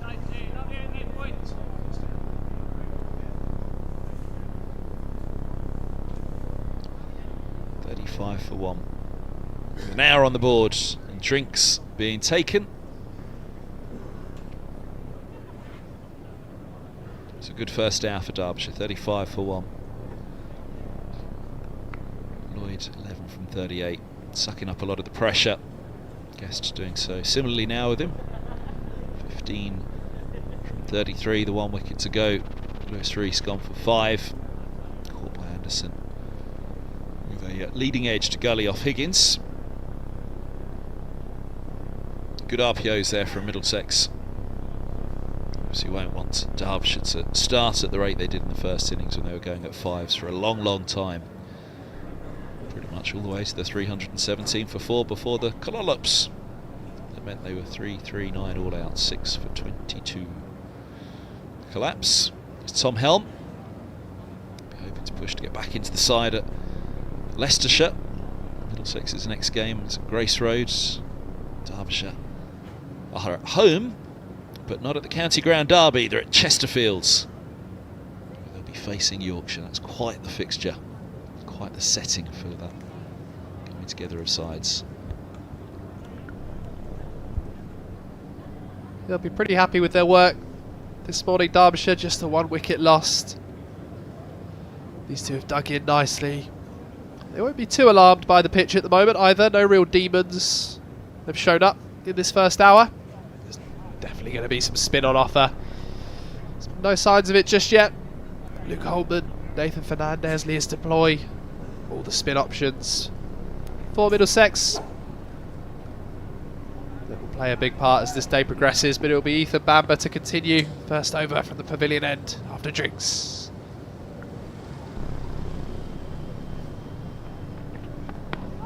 All lifts from Bamber. Lift from the pavilion end. Talk about the slope, bring it back into the right hander, and in doing so, if it does jag back in with the slope, maybe I'll keep a fraction low. This one, it's angling in all the time, just found an extra bit of bounce. Bottom glove comes off for Lloyd.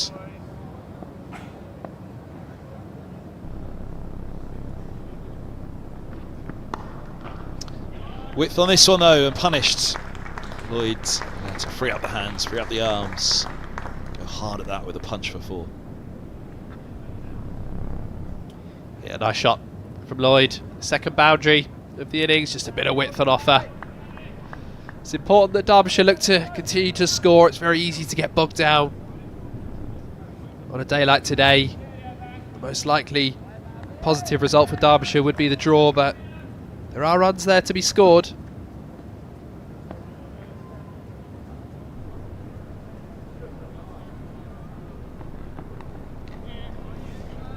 It's gone fine. Long leg comes around. It's another boundary. Back-to-back boundaries for Derbyshire. That'll feel good, and that's the point of hanging in there, isn't it? It's not quite a rope-a-dope for the batters for Derbyshire, but stick around. Runs will come. There's a short boundary on one side. Batters pretty much throughout this match had full reward for their shots. Full trust in the pitch. Just come on nicely onto the bat. So as much as there's a bit of extra pace there for the bowlers in this Lord's surface, there's equally been a bit of extra reward for the batters.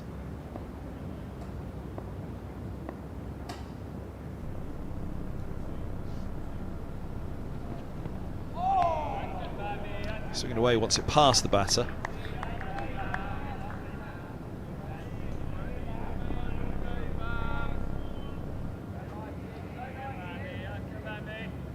Yeah, it's important that these two are positive. Positive when attacking, but positive in defence as well. You often see on day 4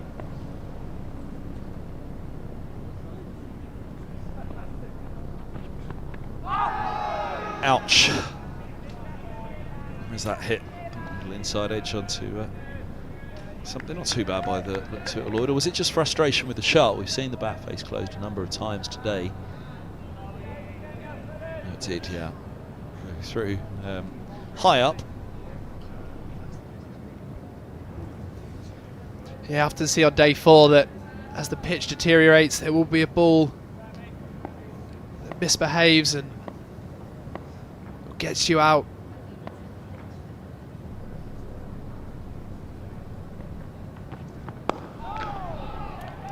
End of the 16th, 43 for 1. That's a good over for Derbyshire. 8 runs from it.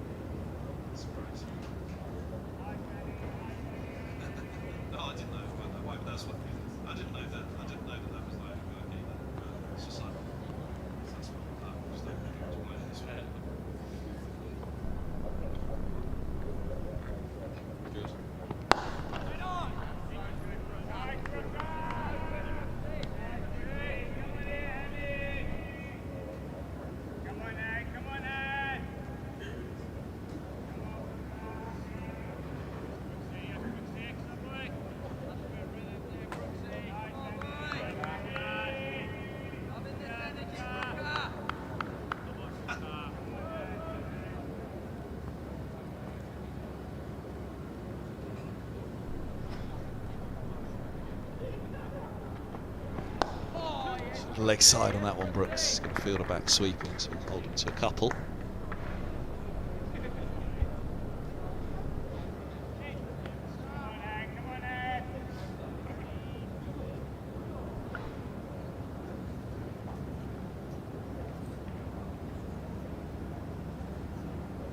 Henry Brooks, new signing for Middlesex, really add a bit of pace, bounce and aggression to this bowling lineup. Very useful on a day like today. If things get a bit flat, Brooks can be used as the enforcer to build things up. Try and find something a little bit different, a bit special.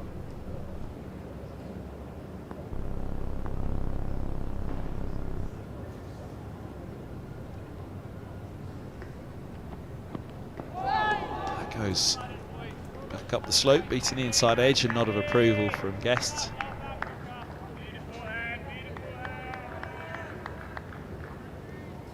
Always angling in, wasn't it? Sad of the hand. I think it's gone too far off the surface, just slightly back up the slope. The angle was always there, though.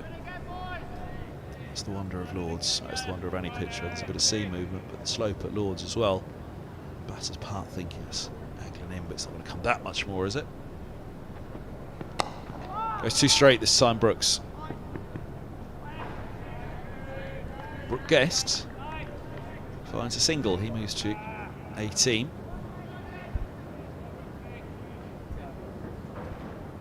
So we get out of the over now. Be wary of that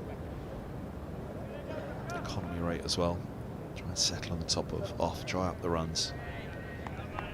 Deep point set back, deep mid wicket. You're always allowed a strike bowler, and always allowed a bit of a bully bowler, as they say in a four-seam attack. Somebody who just does a little bit extra. Try something a little bit different. Try and ruffle the batters, but at the moment I think just like Henry Brooks to settle in on that off stump and use his natural height, natural pace, natural ability to get whatever there is out of this ball and pitch. 17 done here. Derbyshire 46 for 1.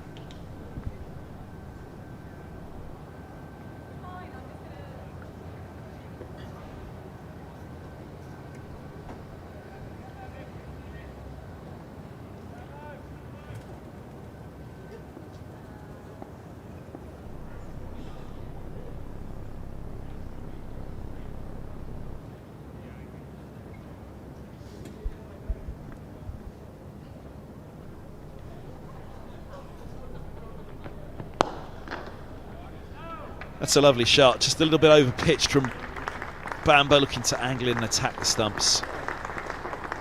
Into the slot, the straight drive, just traps the bat down there, lovely.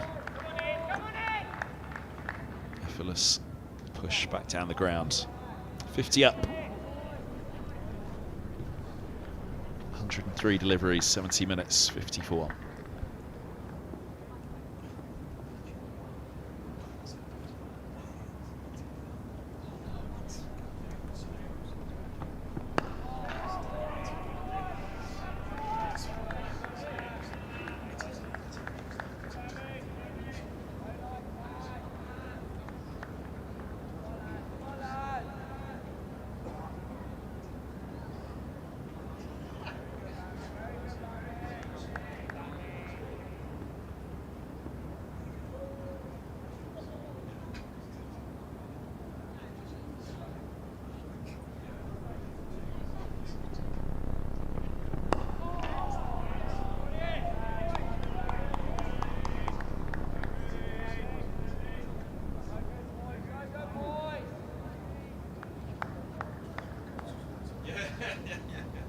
Thank you for that time, mate.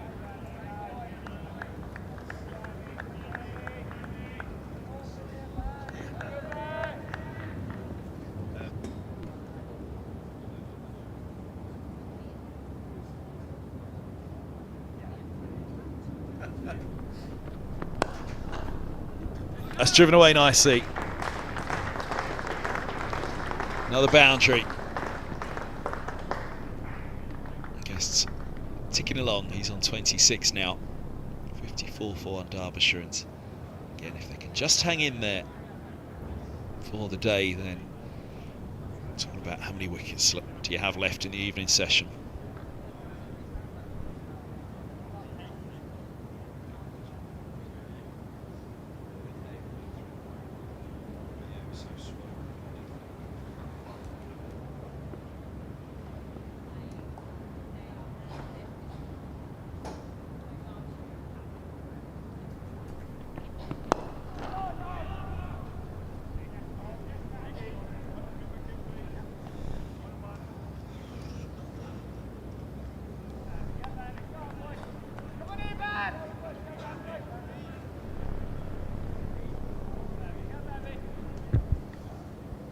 Not as big a crowd today, but there's a gentle sprinkling in here and there. A few tours rolling through at Lord's as well, maybe a chance just to put up a seat afterwards and watch a bit of the cricket.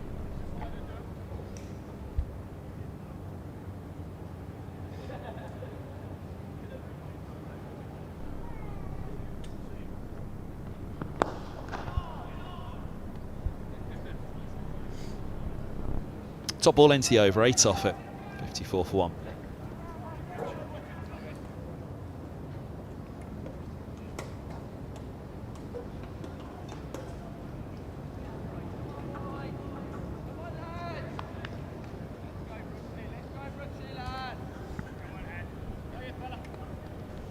This way Madsen padded up in the middle. Donald second left.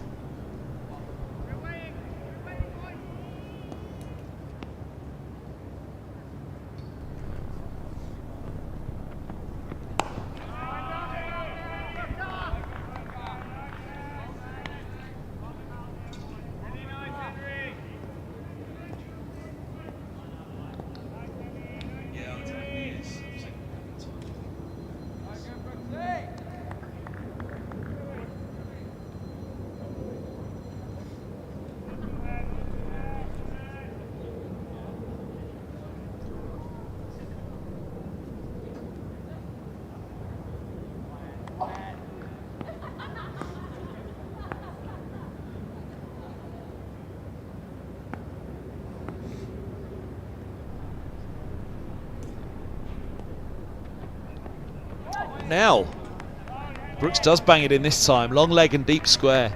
Set back. Lloyd. About going for it. Off the back foot there, looking to hook.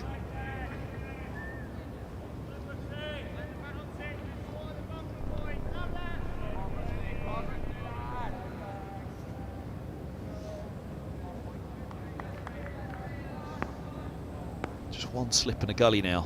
Short mid-wicket's not far away though. Suggests Middlesex are looking to do exactly that, go at the stumps. There's the long leg and the deep backward square protecting the short mid wicket. Mid on, 5-4 field, just one slip and a gully. Deep point set back. So on a length at the stumps and maybe at the ribs as well. Talks about that bully boy roll, and those bowlers in a 4-seam attack, they can go at somewhere around 4s. Because obviously they're asked to mix it up a bit, which can leak runs. Asked to go a little bit straighter, as that one is. Higgins in there at short mid wicket. Umpire's just looking at the follow through of Brooks there. Brooks is looking at his crease. The umpire's just looking at that landing foot, making sure that Brooks doesn't get too far across. Already a bit of dust and dirt out there on a used track. The spinners will hope to get involved in later if required. Looks as though they will be. Again, this is a good start, 54 for 1.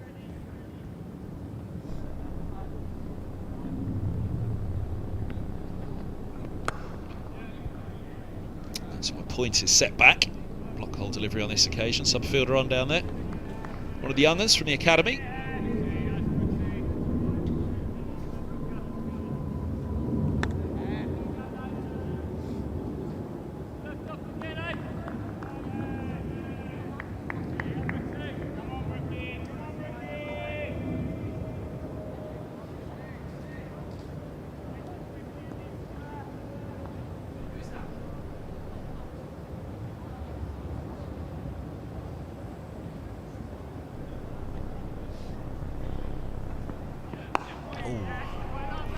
Back in again. A solid defence. 19 done. Just a single off that over. A better one from Brooks. 55 for 1.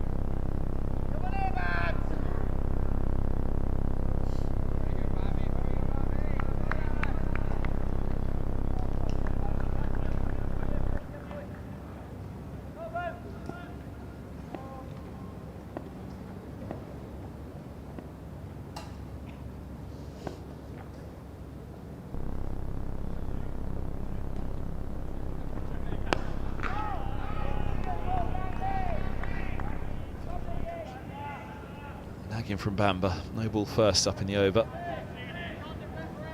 So it's another 340 to win for Derbyshire with 9 wickets standing. They've got through 20 overs. The required rate slipping just below, or sorry, the current slipping just below 3. Required climbing up to 4.5.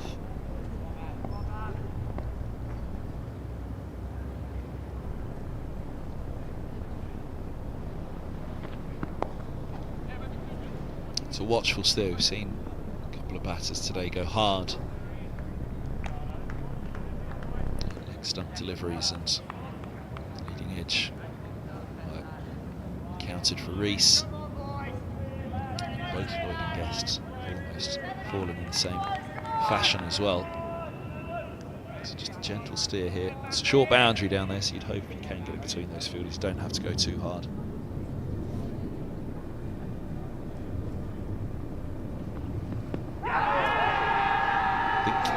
He's got him.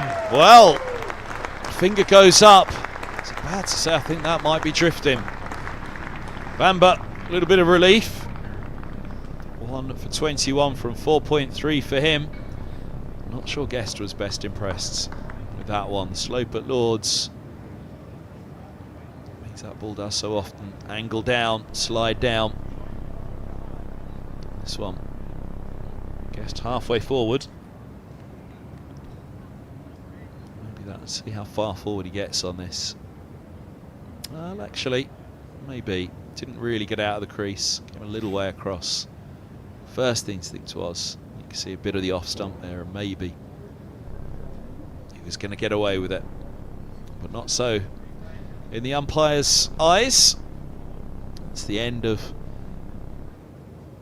Brooke Guest, BW for 26. Derbyshire 58 for 2. Very timely wicket for Middlesex. Things were just looking a little bit flat this pitch. Playing okay. Lloyd and Guest digging in. But Ethan Bamber striking that front pad. Pleading with the umpire whose finger went up. Big wicket for Middlesex. Perhaps the biggest of them all still for Derbyshire, Wayne Madsen.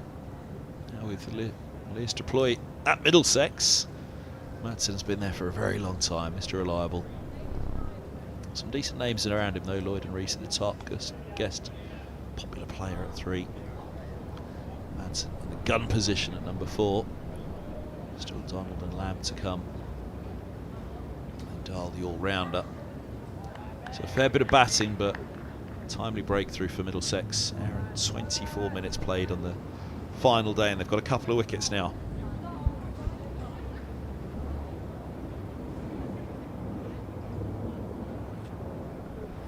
Very good from Ethan Bamber. 21st wicket in Division 2 this season. Leading the way.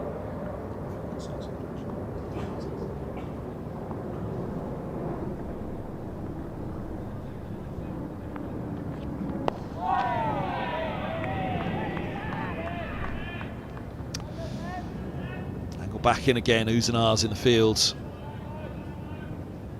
On the spot on the money, got a big hug from Mark Stoneman, picking up that wicket. Let's take a back seat to Roland Jones and Higgins in the first innings. How can he go in the second?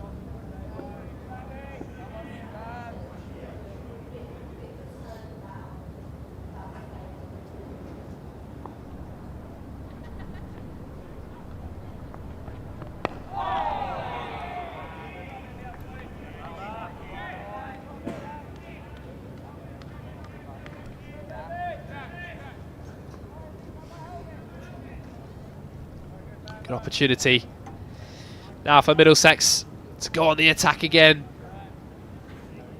Just over half an hour to go in this morning session.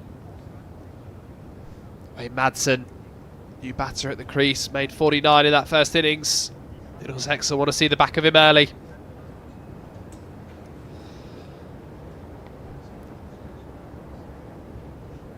Jack Davies coming back up to the stumps.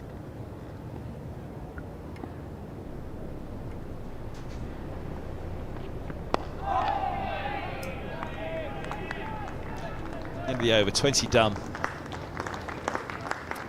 Wicket of Brooke Guest picked up by Bamber for 26. Might feel a little hard done by on this. Let's have a look just where it strikes on that pad. So he goes forward and across there, then he sucks that pad back slightly. Well, yeah, you can see why. The umpire's given it. He's gone across to it.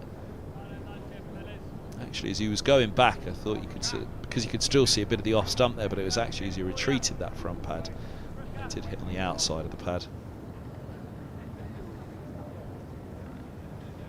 Probably one of those that would have been an umpire's call.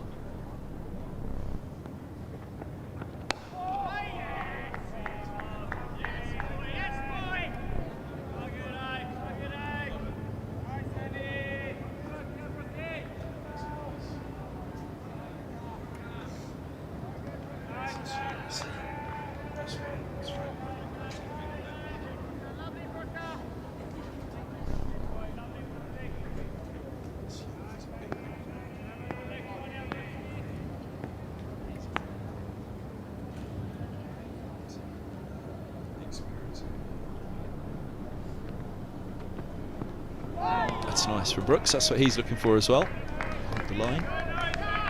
Don't worry that coming back into him.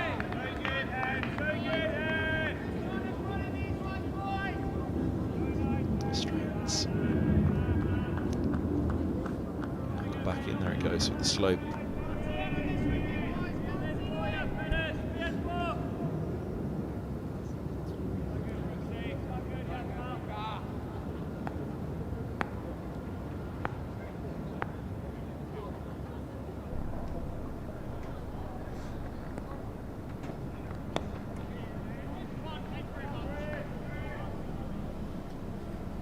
First look at Madsen for Brooks. A new batter for the first time. Lloyd guessed relatively well set by the time Brooks was throwing the ball.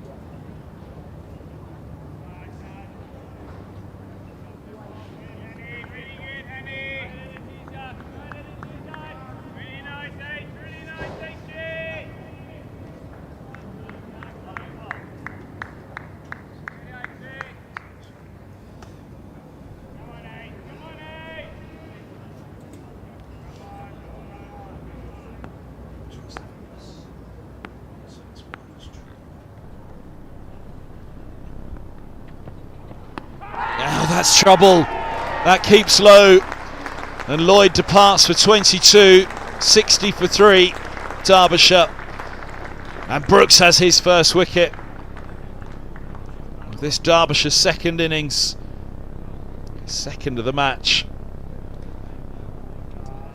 Picked up Madsen in the first innings. Caught Davies for 49. He's now got him. The second innings as well, on the hop, on the back foot, he knew he was in trouble. Angling him, just nipped back. Done enough to beat the inside edge, take that back pad as well, and he's nailed in front. And Brooks has enjoyed that one, so's Higgins, and Lloyd not so much so. Got Madsen in the first innings, he's got Lloyd in the second. A couple of wickets in the match for Brooks. Derbyshire 60 for 3. Things happening for Middlesex. I'm just keeping a little bit low. This surface coming to life a little bit. Tend to see after that first hour they get the heavy roller on in the morning. First hour can be a little flat. Things are happening on this surface now. 2 big wickets in quick succession for Middlesex. This is absolutely plumb. Henry Brooks got one to rear up to Madsen from a similar length. In the first innings, this one's just kept a little bit low, nipping back, wide of the crease. And that is hitting top of middle stump. Derbyshire 60 for 3. Now in a little bit of trouble. Turning into a fantastic morning for the hosts. 7 more wickets needed. There's Matt Lamb. Comes to the crease. A big job to do. Half an hour to go till lunch.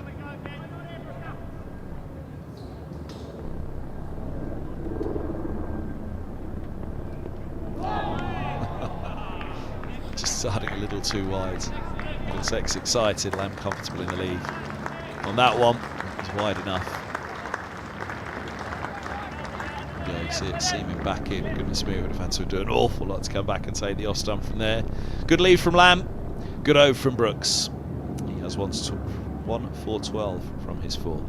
Derbyshire 60 for 3. Yeah, he's really found some good rhythm from this nursery end, Henry Brooks. It's been a good start to his spell. 11 wickets now for Middlesex in the county championship. Difficult bowler to face on a day 4 pitch. 2 slips in place for Bamble. Davies stood up.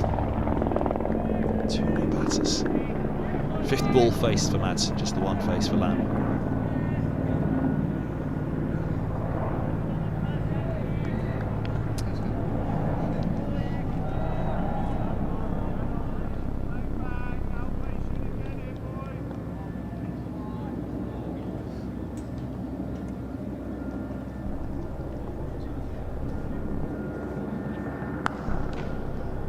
Pulled hard, pulled for 4.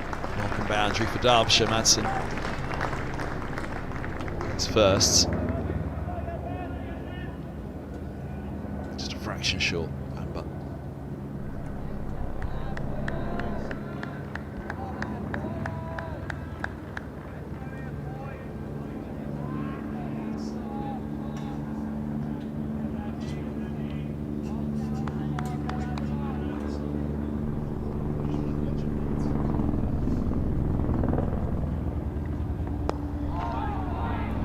Stroke straight of Stoneman, wide mid-arm. Quite make the boundary. Ronan Jones giving the chase. Taken 2. Positive player, Wayne Madsen. Even in this situation, he'll look for bat on ball.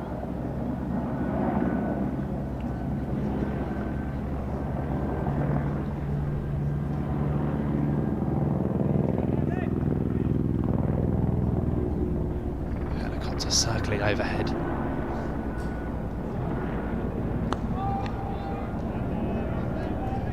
Probably not many better views for day 4 actually. Above HQ, looking down on day 4. Must be a Middlesex fan. Just hold around there, that's the perfect view.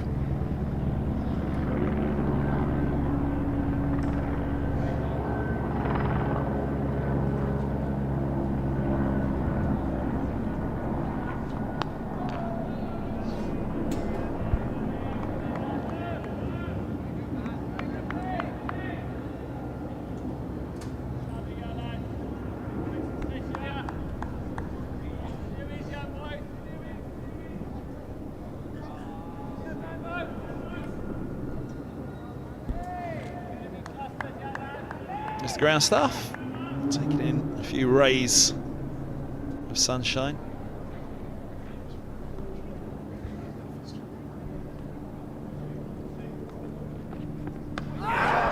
Wow, that's a beaut from Bamber. Top of off has gone, and Madsen falls for 7. That's as good a delivery as you'll get from Ethan Bamber. He has 2 now. Middlesex have 4 in the morning, and they're well on the way here against Derbyshire now.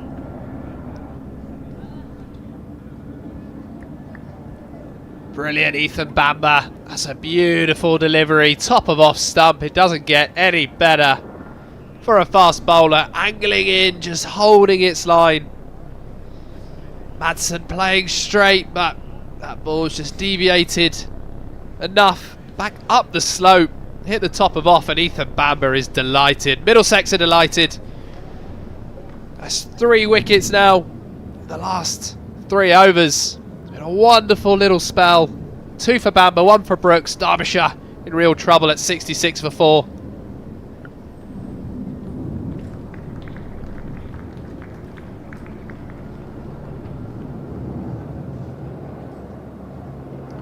Lamb 0 from 1 at the other end. Down the steps. Daniel Donalds. 2 for 27, Bamber. Spell this for him now. 3 wickets falling in 16 balls. Derbyshire, who just reached a point, I fancy, where they've just gone past the 50, 1 down. Taking a little bit of a chunk out of that 397, but now it's a race for survival until lunch here at Lord's for the visitors. 23 overs to go until the interval.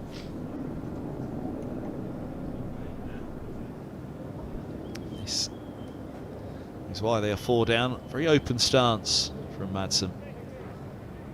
He'll be disappointed as it's not straightened on him, it's just held its line, and it's just good line and length bowling. Any slight error from the batter, keep hitting the top of off stump.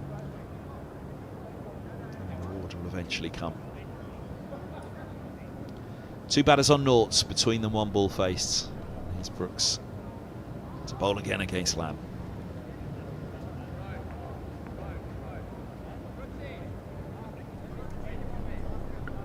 Middlesex really on the attack now.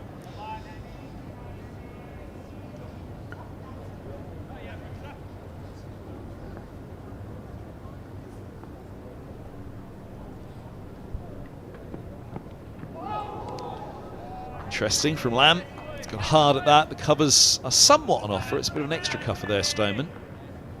66 for 4. The 23rd. You can see this on a day 4 pitch. Wickets can tumble pretty quickly. Derbyshire were 58 for 1, now 66 for 4.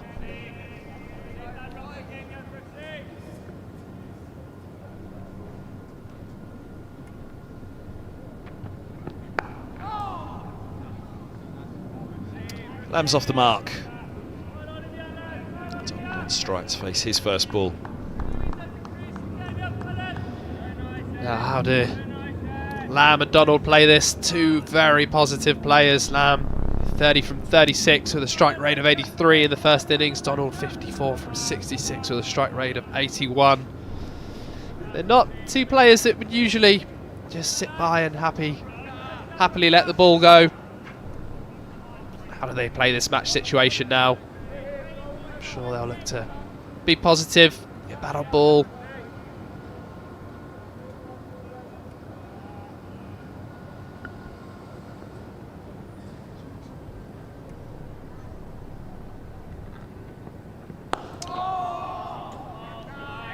Good ball. Right into the spot. That's the question. Donald going to get forward first ball. Looks like he's really got his rhythm up here, Henry Brooks. Good pace on that last delivery. Knees are up when he's running in. Good smooth action, hitting the pitch hard. Really difficult to face when he's on song.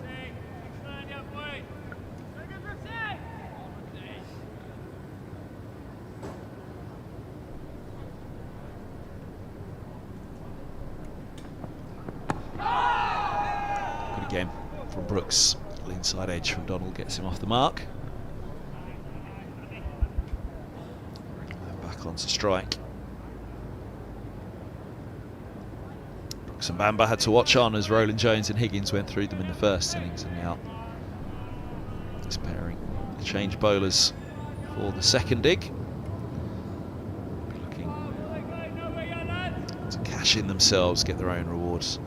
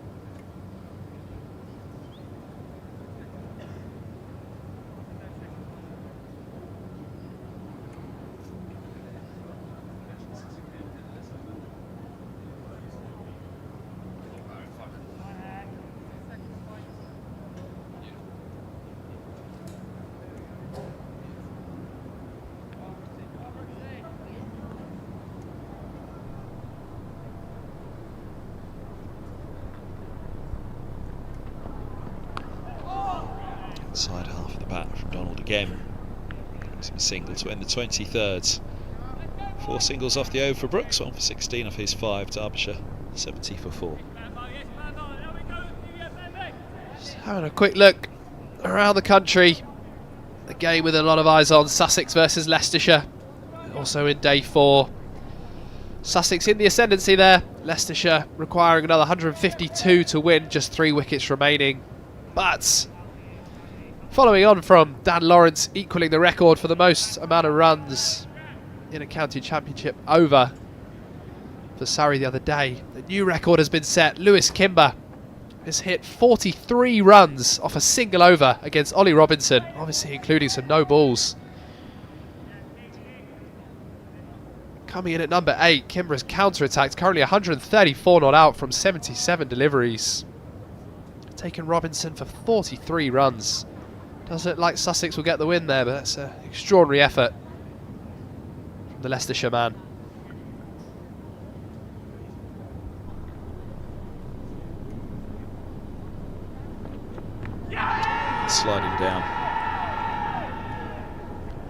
as far across as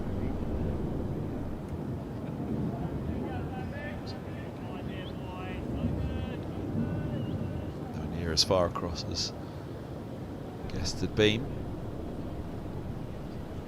Big difference being that Guest had taken a stride across and was then withdrawing the pad, which opened up the look at that off stump. At first I thought it was perhaps a little unlucky on Guest, but on second viewing there was a chance for sure. This one no chance, he very much stayed leg side of the delivery, Donald, from the off. Means that a fair bit of the top of off is on show for Bamber, which you won't mind, having picked up Madsen in that manner. For the fourth Derbyshire wicket to go down.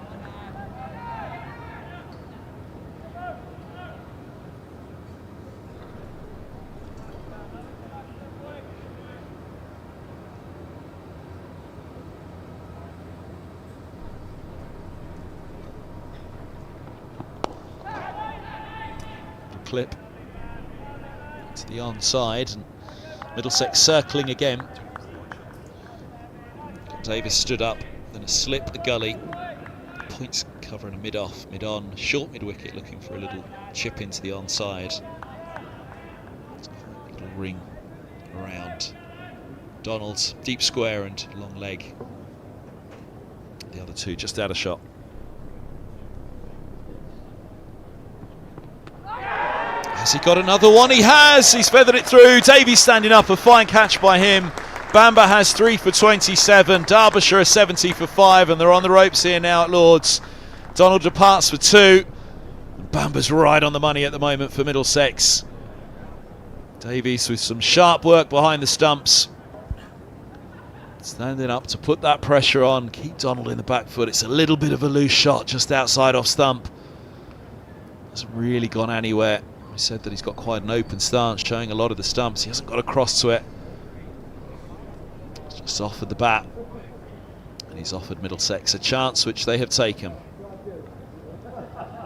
70 for 5. What a spell from Ethan Bamber. What a 45 minutes this has been for Middlesex. And Aaron Donald just playing a little loosely outside the off stump and just a feather through. But what a beautiful catch from Jack Davies. We mentioned earlier it's not easy standing up to the stumps, especially to the pace bowlers. Davies with a wonderful catch. Derbyshire in real trouble. Anishtal comes to the crease. There's still plenty of batting for the visitors. This is looking like a really tough day at the office for Derbyshire. 70 for 5. 15 minutes to go till lunch.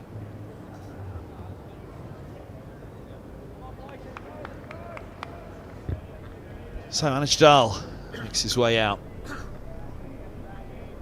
Morning session, which is swinging heavily towards Middlesex now. A solid first hour. He hadn't really gone anywhere. Got himself into position. Pays the price. They're going to need a gritty performance now from Dahl. Lamb 2 from 4. Middlesex have really got their tails up. 397, that target. In the bottom right.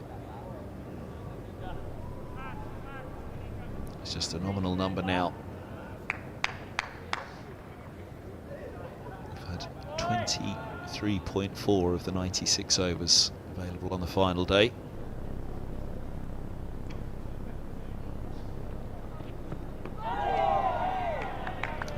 A fair while to come. Bamber and Middlesex will have their tails up.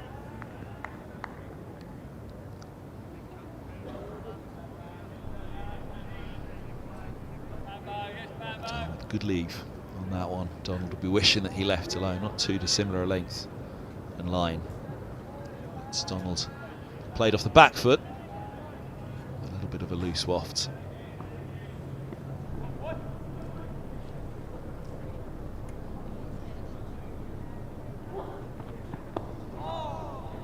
Clipped off the toes for a single to end the over. 3 for 28. Ethan Bamber off his 7. He's picked up the wicket of Donald. See where his head was for this one. It just felt like a lot got across for it.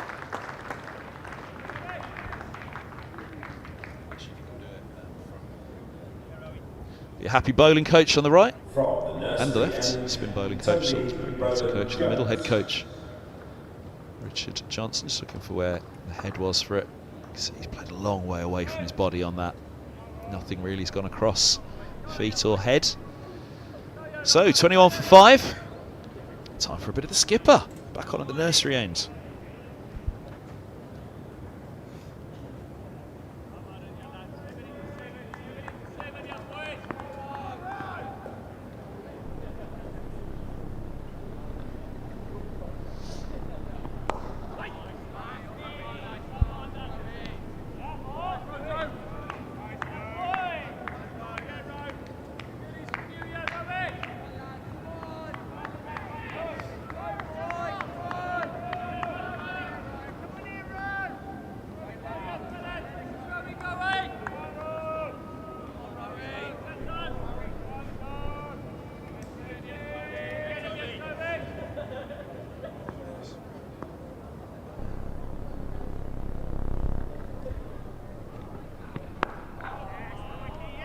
Straight in the spot.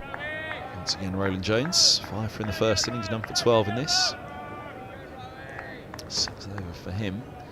Interesting move to go to the nursery and not bring Higgins back. Brooks got him amongst the wickets with the LBW of Lloyd for 22.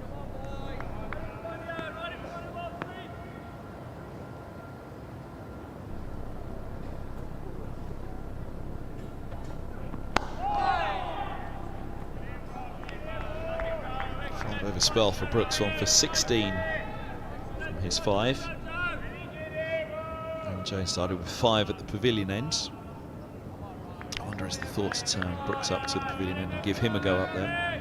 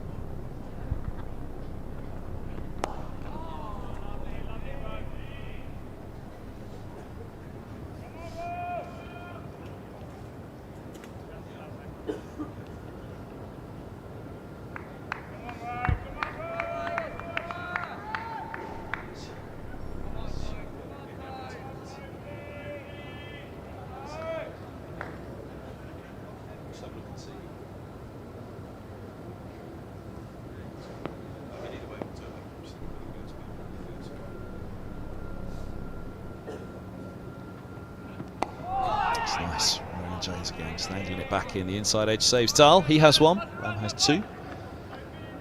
Derbyshire have 71. And Middlesex have 5 wickets. Maiden for Roland Jones. Here's one of them. This is the Bamber dismissal of Madsen, taking the top of off stump. That's umpire Cam. That's what the umpire, or the umpire's chest saw. And balcony. I wouldn't say they're resigned just yet. Dahl and Lamb, good batters. Thompson capable as well. Chappell on the balcony at the moment.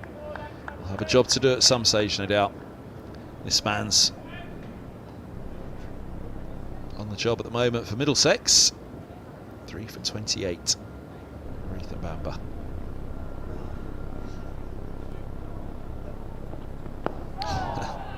Use the feet from Lamb.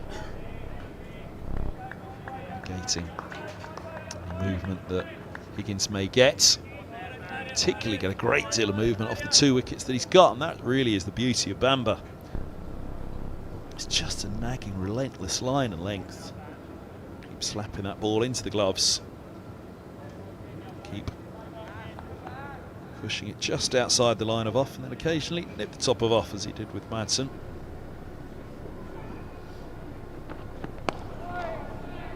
Striding to defend that one, Lamb. Bamber at his best, it's just the perfect example of, as Glenn McGrath used to say, keep it simple, stupid. And he does that very, very well.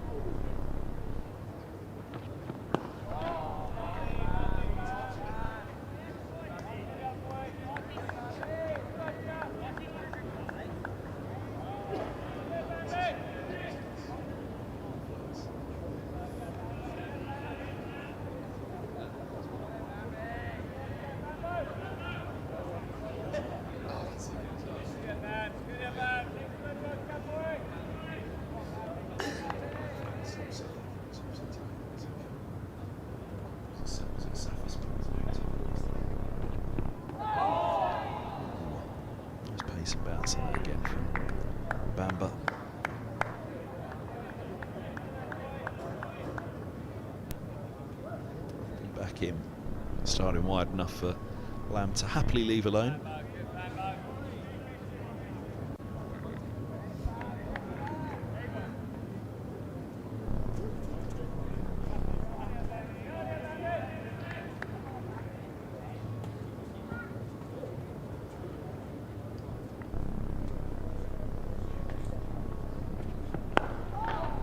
It's the stumps on striker's ends. Doing his best to get fingertips to it. I don't think he did. He's back down by the looks of it anyway.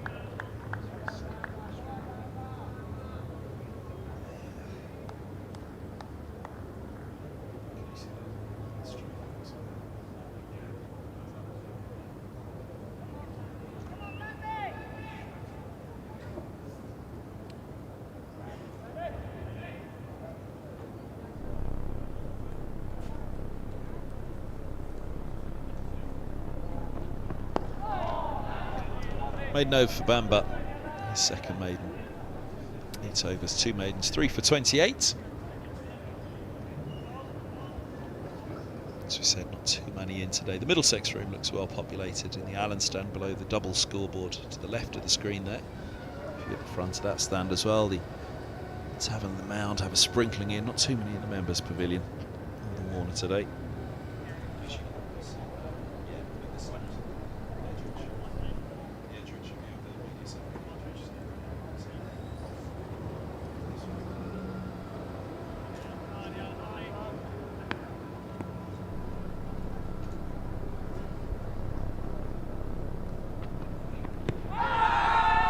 Now with the slope it has a chance, but I think the angle is taking it down. Slope goes from leg stump to off. She's in line. No, it's jagging the other way. It really did jag up the slope indeed, that one. Good call from the umpire. Noticed quite how much movement there was off the surface. Roland Jones.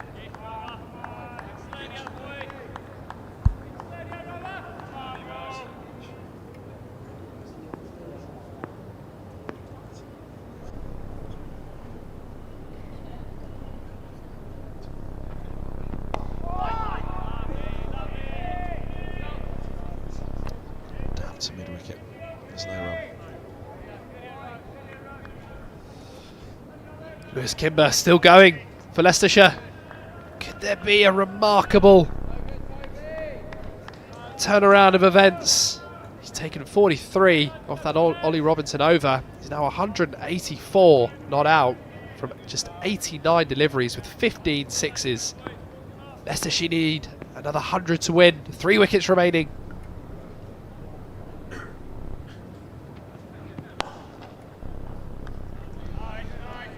Well, that's made life interesting. Middlesex's last opponents, the team one above them in the table, Sussex, Leicestershire, Middlesex's next opponents, and they travel to Grace Road. But enough of a real fight. 190 from 90 deliveries, goodness me.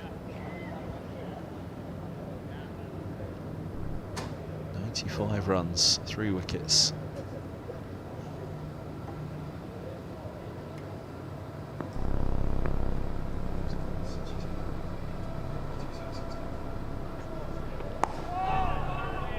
Just spied another one over your shoulder there, Dom. 16 sixes now for Kimber. Hove, wonder which side of the square they are there, whether it's over towards the pavilion, whether it's over towards the old score box, which doubles now as a big screen.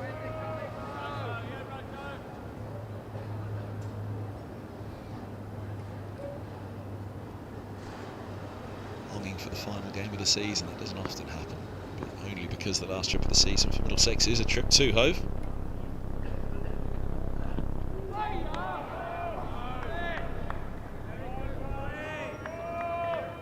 Signal for Aaron Jones.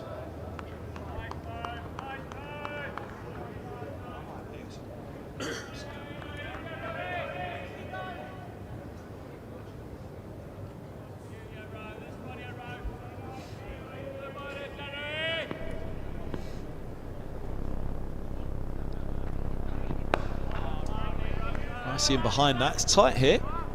They'll get another. It looks as though we're going to go on for one more before lunch. There it is, just about to tick over towards 1 o'clock. I think the umpires are thinking about it, and the batters aren't thinking about it. They've seen it's hit one, they're off. So are the bails. And that's lunch on day 4 here at Lord's. Thanks very much for your company. The live enhanced stream from Middlesex, 71 for 5. The Derbyshire score 397 is a nominal target for them. Join us back, Tom Ford and myself, Kevin Hand and the stream team, after lunch here, where Derbyshire have it all to do to save this one.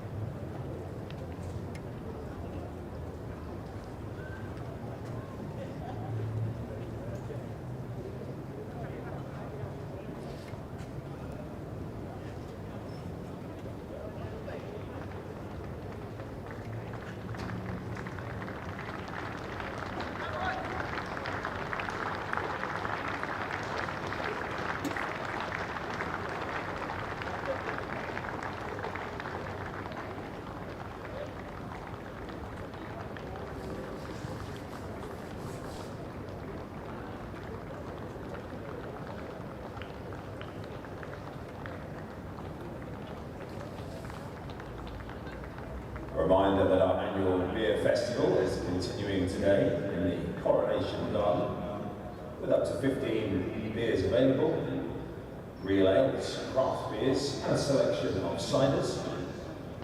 And entry to the Coronation Garden is free for all members and ticket holders. Our food and drink options today include the Bicentenary Bar under the Mound Stand, our mobile unit Scandalicious, located behind the Edridge stand.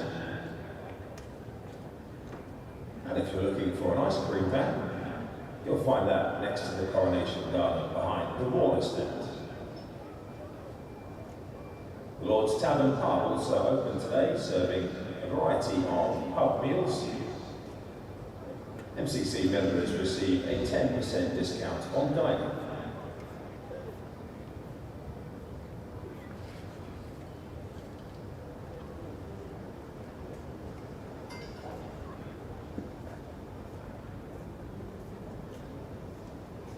A reminder too, please, to take your bags and belongings with you if you are moving around the ground during this interval.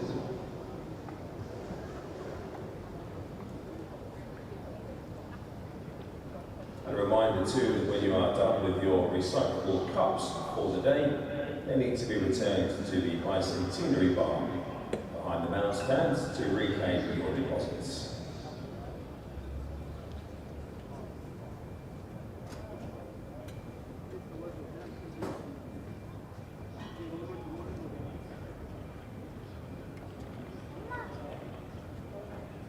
Finally, do please stay sun safe throughout the course of the rest of the day, using sunscreen and a head covering. Water refill points available at various points around the ground. And should you need any medical assistance, please do locate our fabulous St John ambulance team.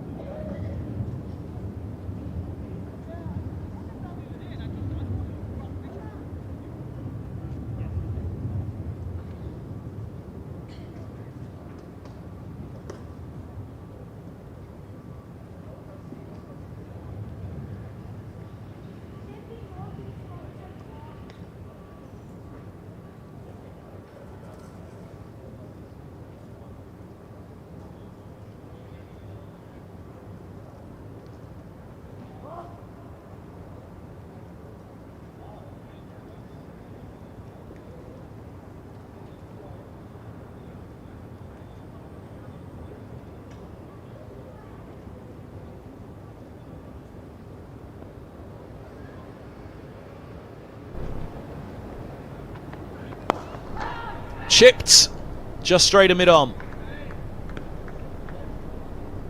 Might get a boundary for it. It's an agonising chase for Ethan Bamber.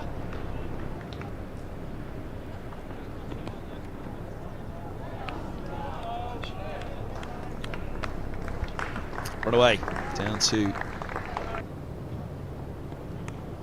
leading edge and gone. Gully. Martin Anderson takes the catch. Ryan Higgins has the wicket. Reese is turned around. A century in the first innings, just 5 in the second. Edged. Short of Robson. A long way short. It's another boundary. Oh, nice fingers. Oh, that's nicely done. On his toes, opens the face, back at a point.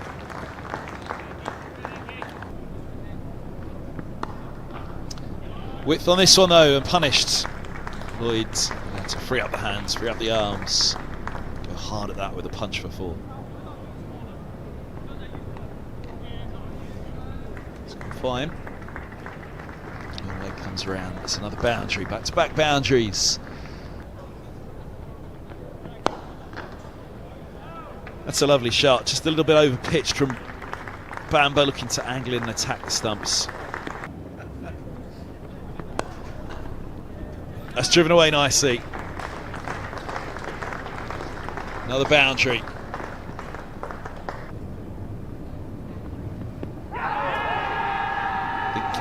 He's got him.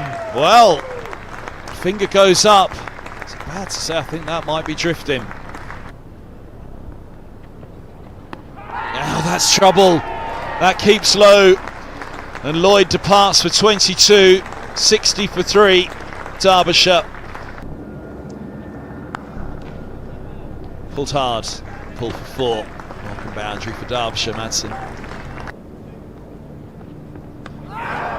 Wow, that's a beaut from Bamber. Top of off has gone. And Madsen falls for 7. That's as good a delivery as you'll get from Ethan Bamber. He has 2 now. Has he got another one? He has! He's feathered it through. Davies standing up, a fine catch by him. Bamber has 3 for 27, Derbyshire are 70 for 5, and they're on the ropes here now at Lords. I see him behind that. It's tight here. They'll get another. It looks as though we're going to go on for one more before lunch.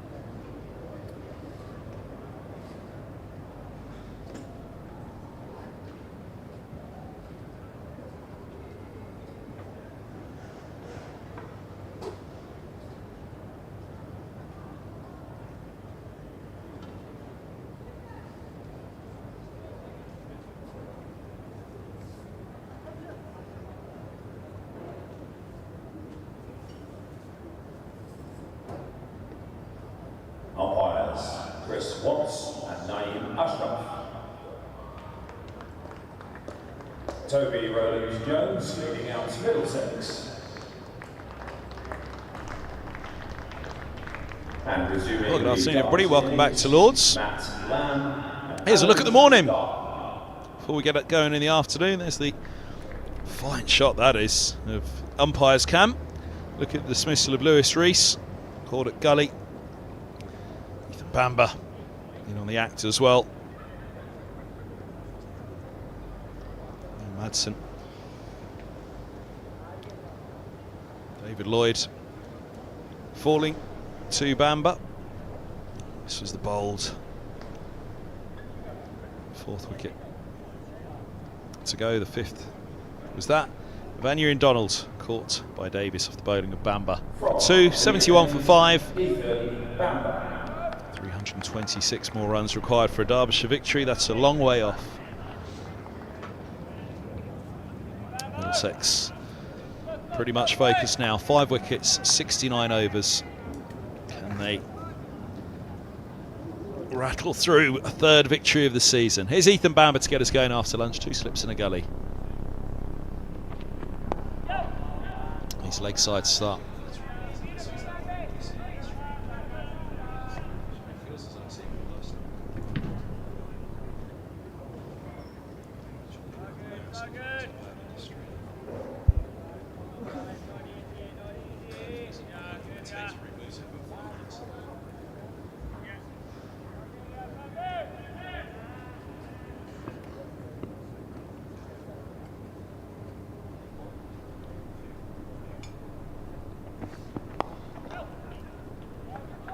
Going at the stumps, Ethan Bamber.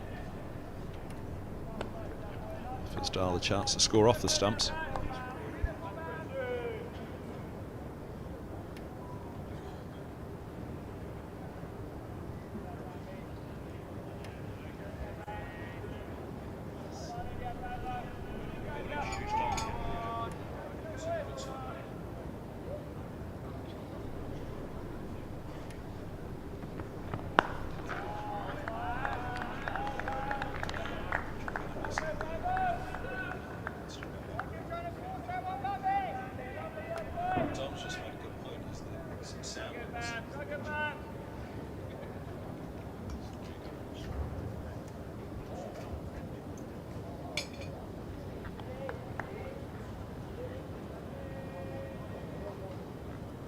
Pavilion end for Bamber after lunch. It was before the interval for his 3 for 30.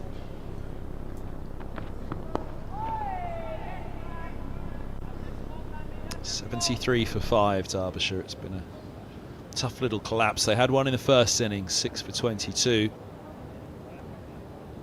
4 going down, quick succession here in the second innings now as well.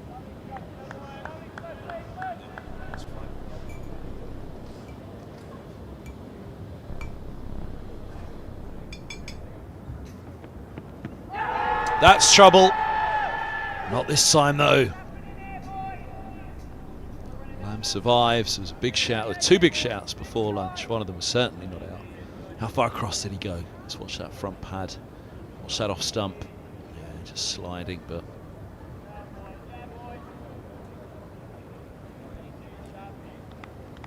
possibly guess be muttering to himself in the pavilion. What was the difference with mine? Not too much difference at all, but guess gets the benefit of the doubt. Or guess doesn't get the benefit of the doubt. Lamb does.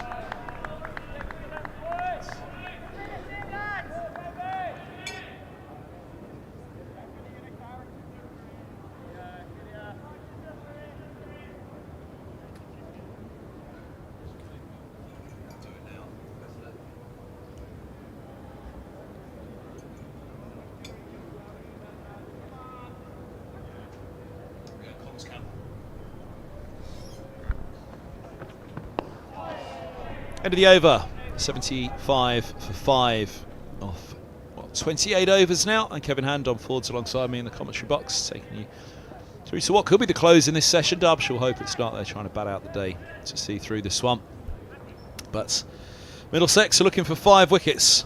to go quickly through this Derbyshire second innings and wrap up matters sharply here. Tom, it was quite the impressive display this morning. It really was. Very impressive spell from Ethan Bamber and Henry Brooks. Derbyshire just looked like they were getting stuck in with David Lloyd and Brooke Guest hanging around, frustrating the bowling attack, but Ethan Bamber and Brooks found a way through. 5 down. It's Roland Jones after lunch.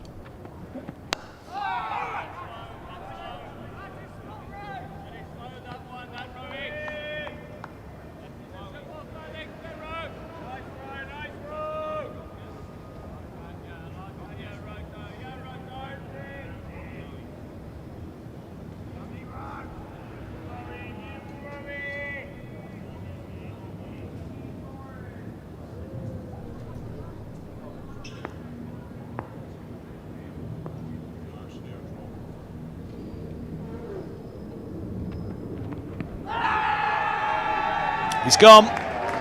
Back and across Dahl. Ball nips back up the slope. And Dahl's gone for 2. Roland Jones has his first of the second innings, 6th of the match. And Middlesex pick up after the interval where they left off in the morning session. Just come back in and pinned him in front of middle on the back foot. Probably hitting just above the knee roll, but on the back pad. And that's probably the best example. That one was going to take middle stump out of the ground, and Roland Jones has a 6th in the match. Middlesex have a 6th in the innings. Dahl has to depart for 2. Very good, Toby Roland Jones. Middlesex picking up where they left off before lunch. Perfect start to this afternoon session. Just 4 wickets away now from a fantastic victory. Derbyshire struggling, reeling at 75 for 6. Roland Jones has his first of the innings.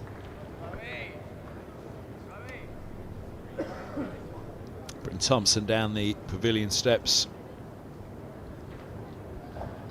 Made 8 in the first innings, Alex Thompson, before he was caught Robson off Roland Jones. A couple of handsome catches in the first innings for Robson. We've had quite the extraordinary run of catches in this match. The Middlesex first innings.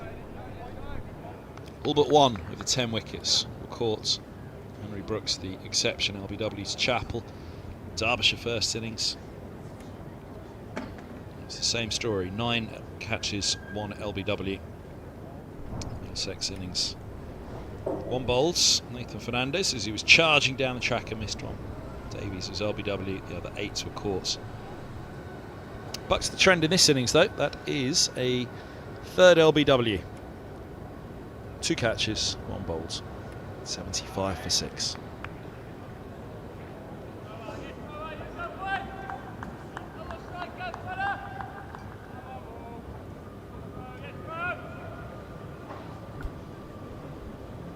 A perfect start to this session for Middlesex. Really seen this surface offer some drastic movement. First hour of the day was a little bit flat. It's come to life. Advantage to the bowlers. Now this is going to be close again. Drifting down the leg side, I fancy. You can see an awful lot of off stump on that one. He didn't go a long way across. That sort of saved him, I think. The umpire went early with a shake of the head. Just watch that front pad. It goes forward, but not a long way across. Not a bad shout from Roland Jones, to be fair, but again, I think if they'd have gone upstairs on that, it might have been umpire's call, and the umpire's on-field call was not out.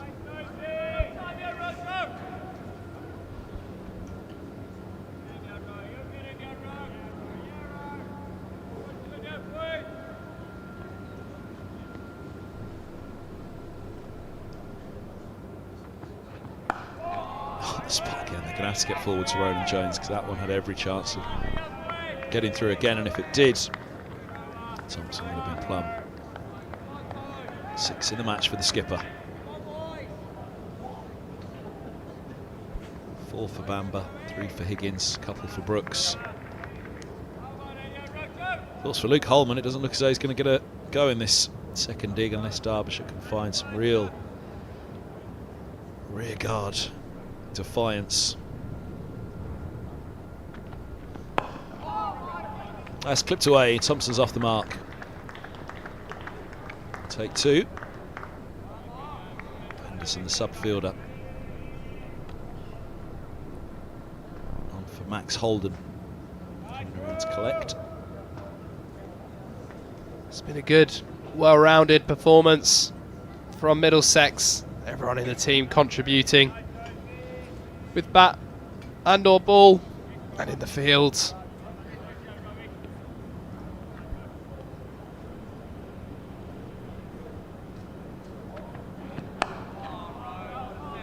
Just me, he's been on the spot every ball this over. Roland Jones, good to see. 77 for 6, Middlesex. On the way to a handsome victory here on Les Lamb Thompson. Produced the most remarkable of defiant innings. MCC pennant up above the grandstand there.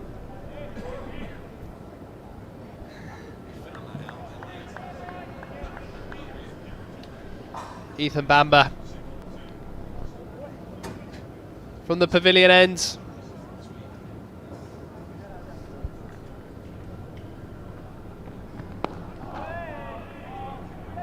Quick single just wide of mid-off.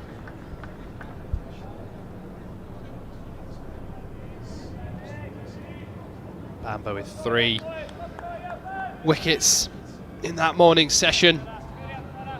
LBW Brooke Guest. Beautiful delivery to nick the top of off stump to Wayne Madsen. And a smart catch behind the stumps. Jack Davies standing up. And Aaron Donald getting a feather through. Big spell from Bamber before lunch. He's put his team in a winning position.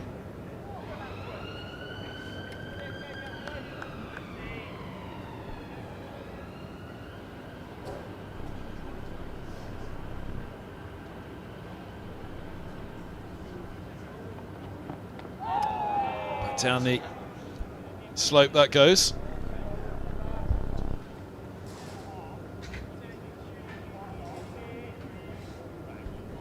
Almost an off break at times, isn't it, from the pavilion end?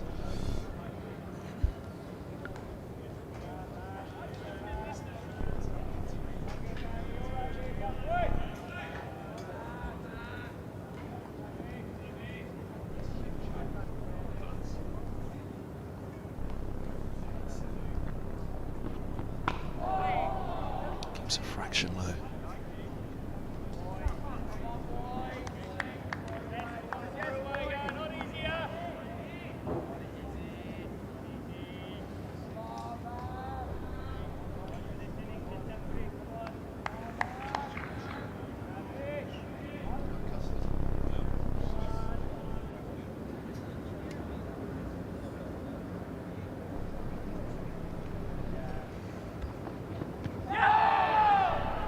Side edge.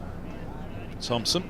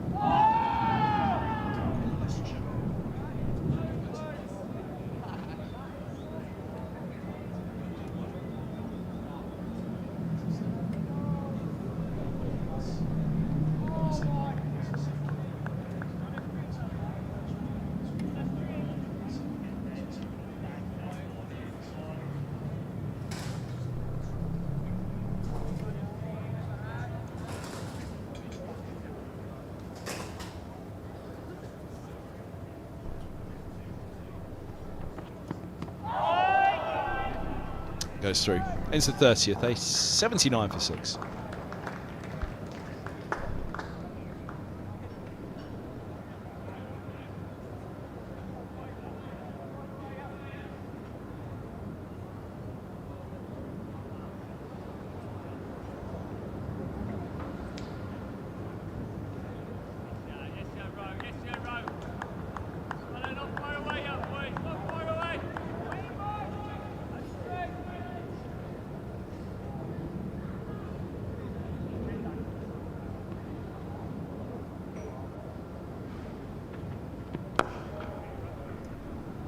for a single out to deep point.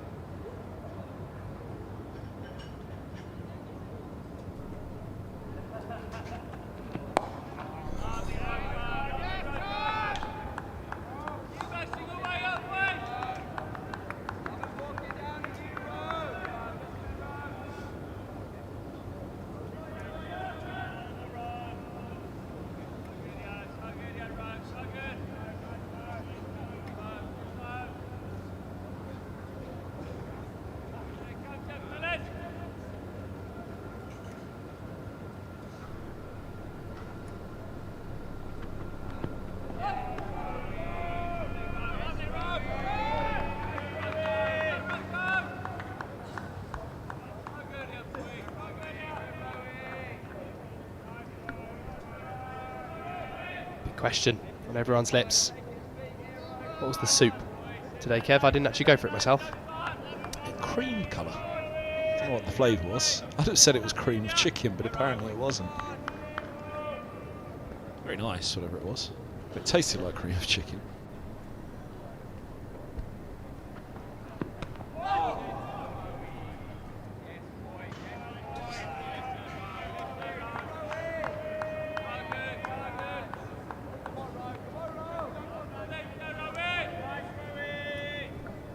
What can Lamb and Thompson do here? They've just got a bat. Some batting practice in. See if they can frustrate the Middlesex attack. You just feel on this pitch, with the quality bowling attack the Middlesex have, there's going to be a ball with their name on it. Oh, that doesn't get up. Quite sure he's there for the shot, but well over the top of it. Wasn't so far over the top of middle and off.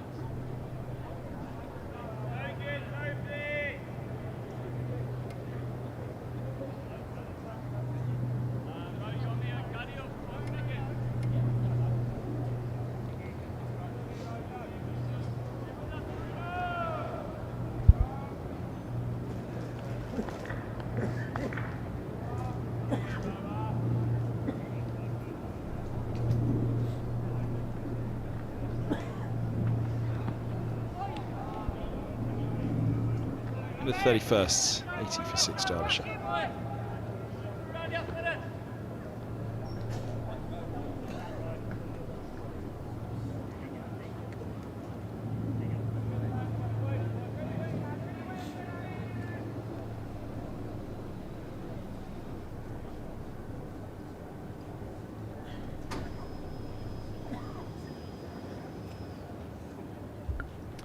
For Bamber to continue.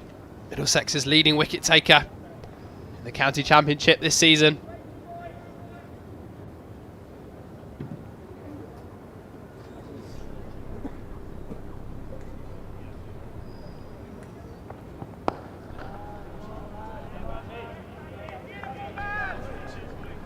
"23 wickets, leading those rankings for the Middlesex bowlers.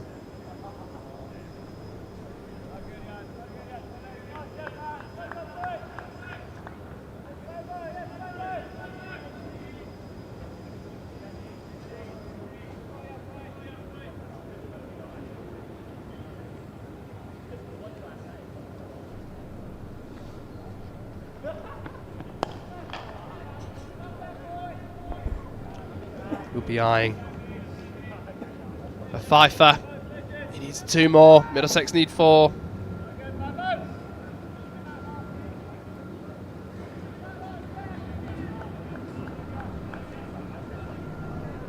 It'll be his 4th 5-wicket haul in first-class cricket.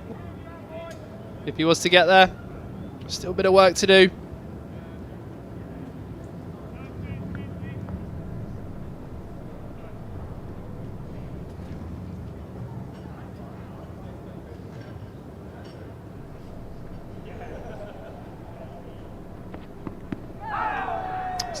right, but leg side, just a leg by to Henry Brooks, long leg.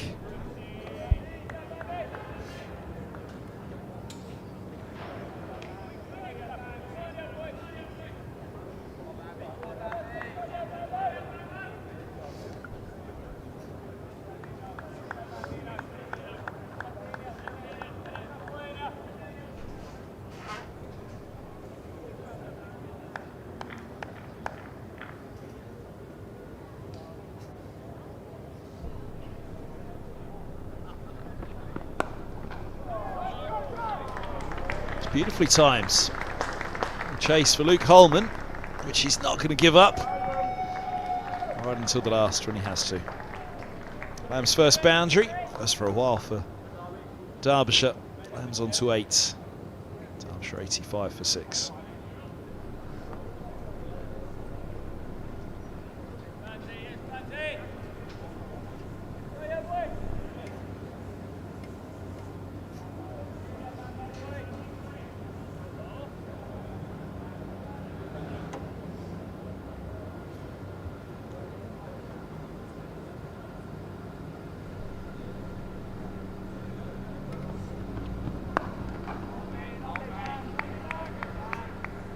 Occasion for Lamb.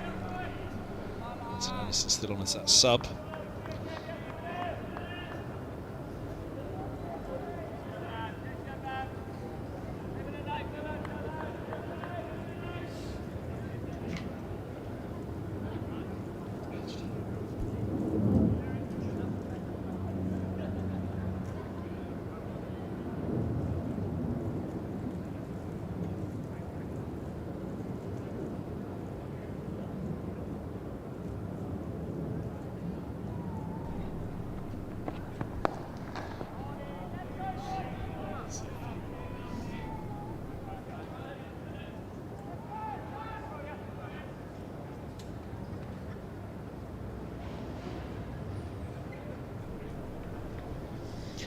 .85 for 6 after 32.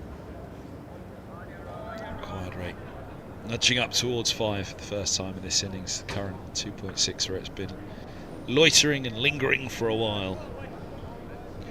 Oh, Indian top at the back there, ready to go for the World Cup semi-final tomorrow.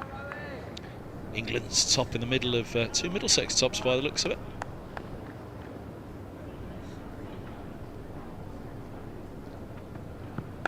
Edged, safe. Wide of gully, it's a boundary for Thompson now, doubling his tally. His first boundary, 89 for 6 Derbyshire.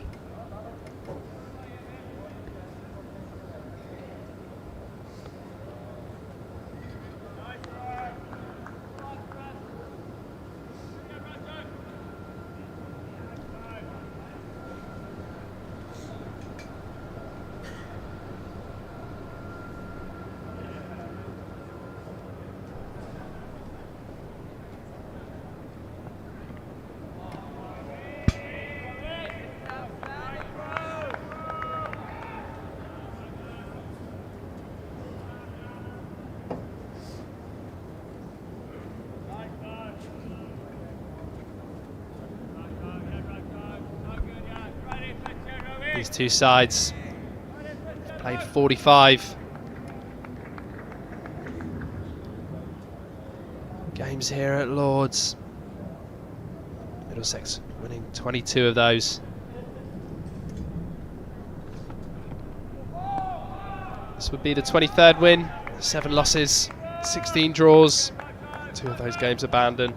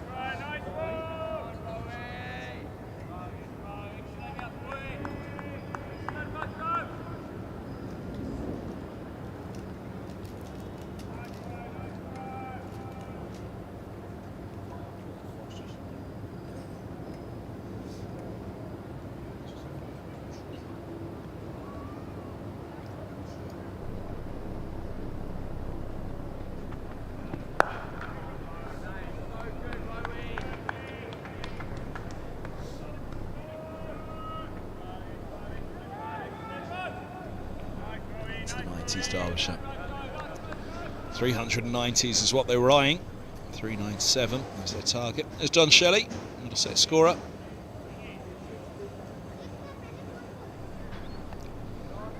In the middle of the screen.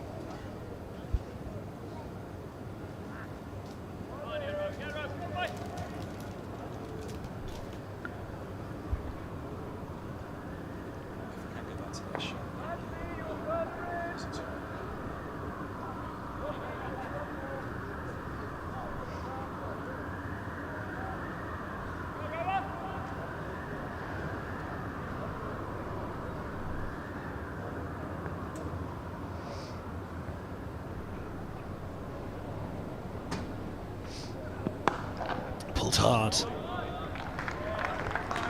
Quite going to be fought. Or is it? Goodness me, that was timed. Poor old Martin Anderson, willing runner as a sub-fielder as well. He wasn't giving it up for a moment. Did not fancy that was going to go all the way up the hill though. Kept its pace, kept its legs. Tested the legs of Anderson.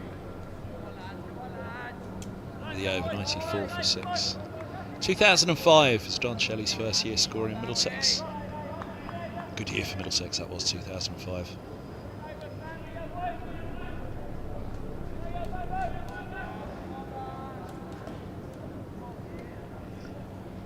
It's quite a special year, I think, as well, wasn't it? It depends if you're a fan or not. A fan of you, Kev? Oh.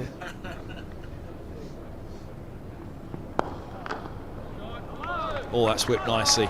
Thompson's into double figures. Derbyshire close on 3 figures. 88 for 6. Yeah, lovely shot. Just full straying onto the pads. Thompson finding the gap. Just past mid-wicket. Right to the boundary. 98 for 6.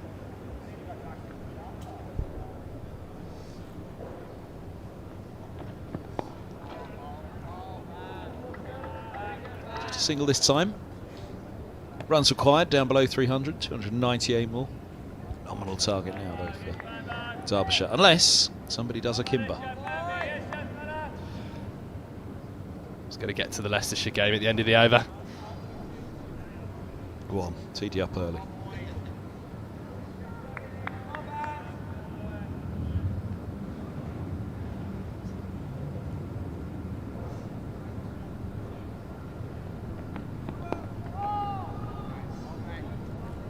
Side edge on that one. Races away.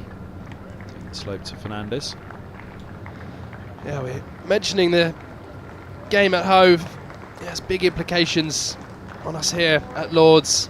Sussex up against Leicestershire. Sussex obviously Division 2 leaders currently. In the 4th innings they set Leicestershire a target of 464, which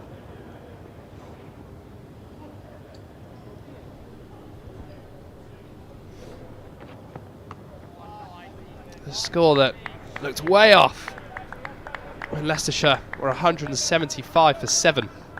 They currently find themselves extraordinarily 410 for 7.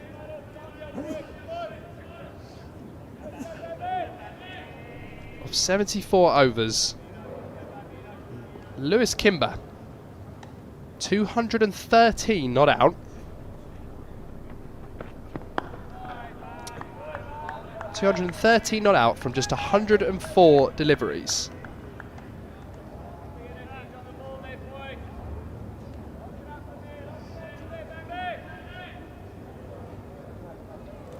In that innings, Kimber's hit 18 sixes.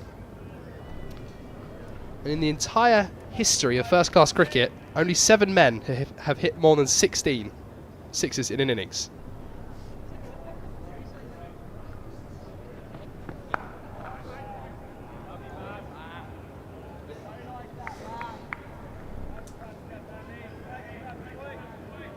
Leicestershire, who looked dead and buried, gone out of that game, require just over 50 runs to win. Still 3 wickets remaining, with Kimber and Cox at the crease. Kimber looking like he could be pulling off one of the most extraordinary knocks ever.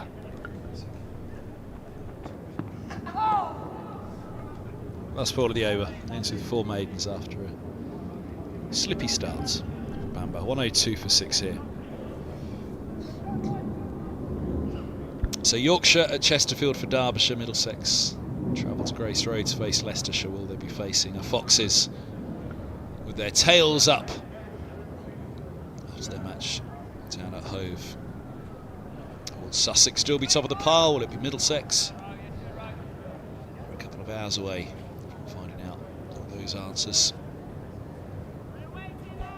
If Leicestershire do go and win that game, Middlesex win here, Middlesex will go top of the table, top of Division 2.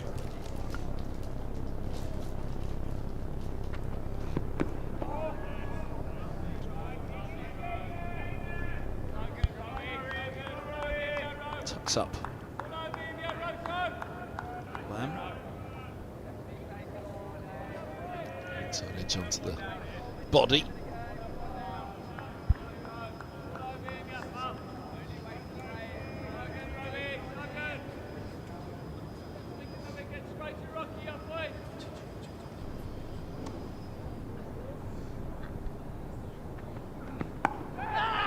Where's that gone? Ah! I don't think he had any idea, Lamb. Jones still extracting bounce. This ball to its 35th over. Look at that climb.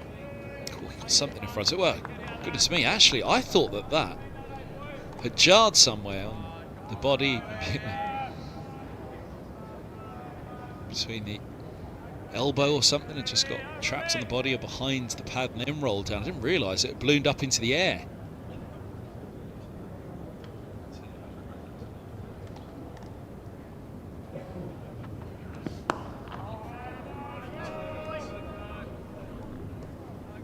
So look again. I just assumed that it had tucked him up and jarred somewhere and then dropped loosely, but there's the bounce. Gets the gloves up in front of his face. And yeah, off that thumb, up in the air it goes. They all charge, but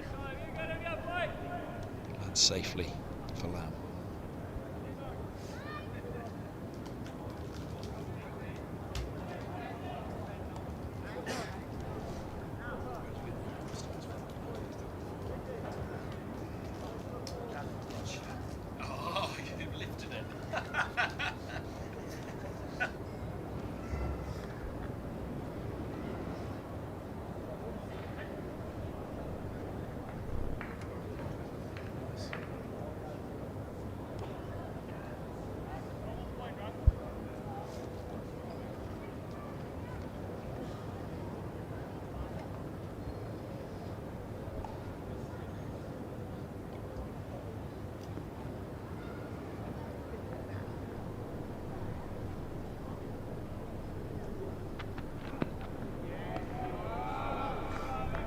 Ronald Jones just going with the short ball tactic. It's called one for the over to Ronald Jones' amusement.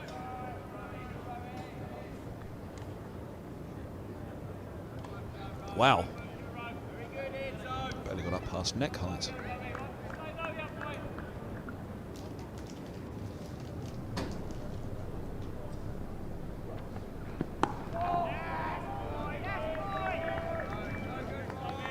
Interesting approach, going with the short ball. We saw before lunch that in and around that off stump, on a good length, we saw Ethan Bamba getting the rewards, letting the pitch naturally provide a little bit of variable bounce, a bit of seam movement, but got a deep square in place.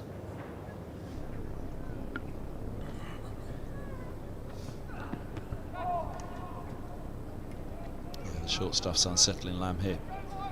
35 done, 102 for 6.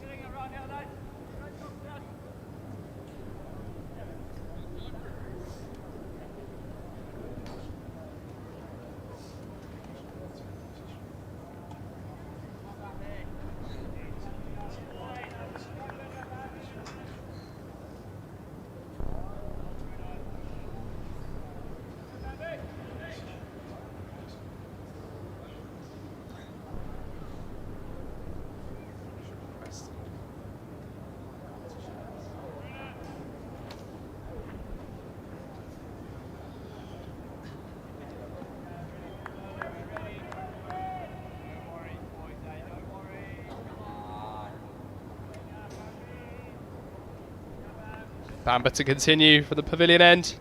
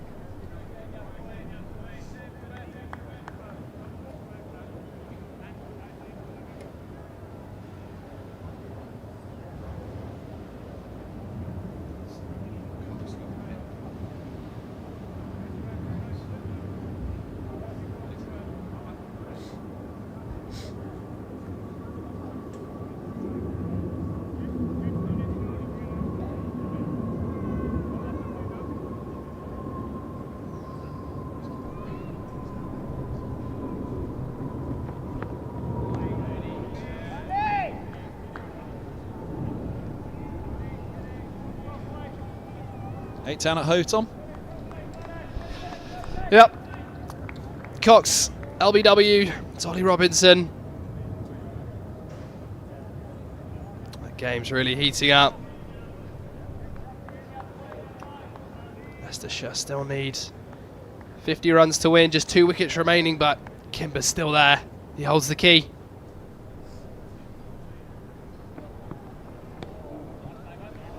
Good take by Davies down the leg side. He's been very tidy with the gloves. Very good catch earlier. Standing up to Ethan Bamber.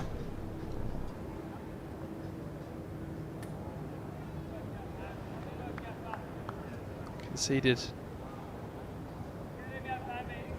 no buys at all in this game. Jack Davies, really tidy work with the gloves. Not an easy place to keep Lords with the slope, the wobble that can go past the bat.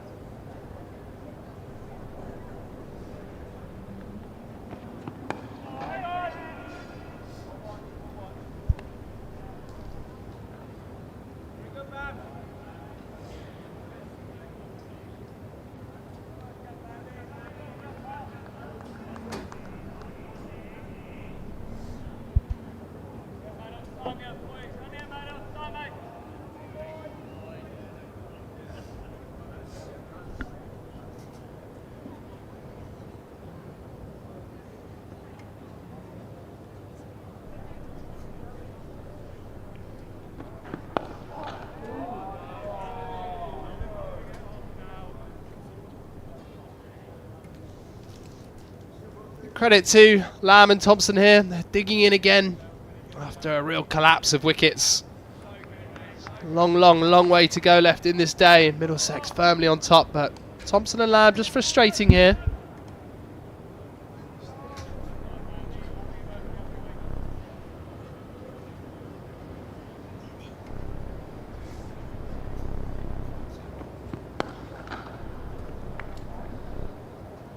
Maiden for Bamber.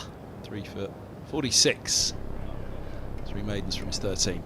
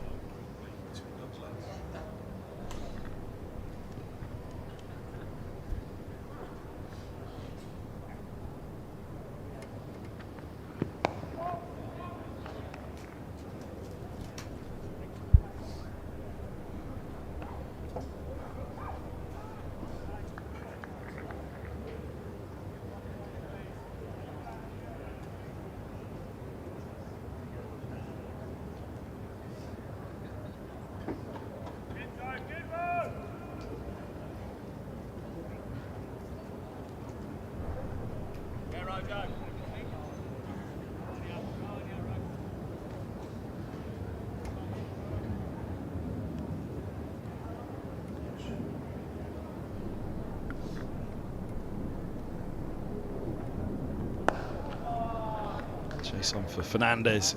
Hold them to a single.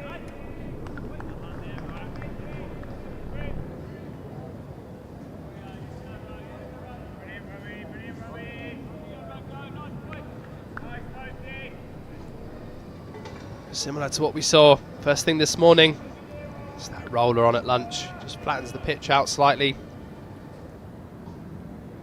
Credit to these two, getting themselves stuck in, digging in.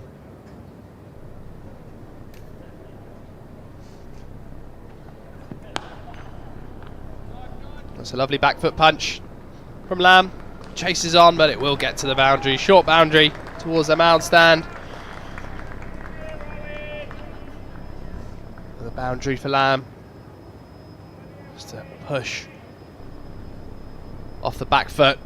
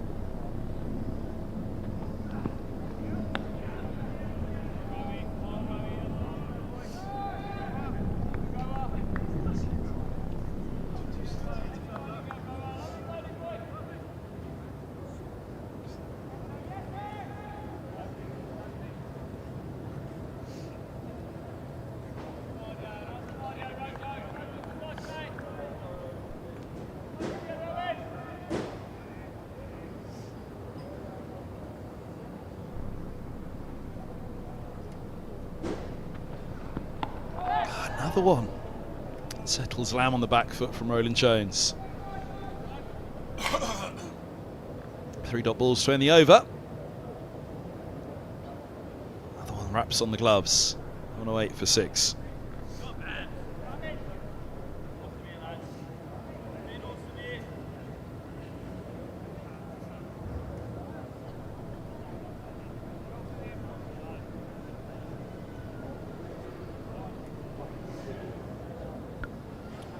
Nice breeze across the ground.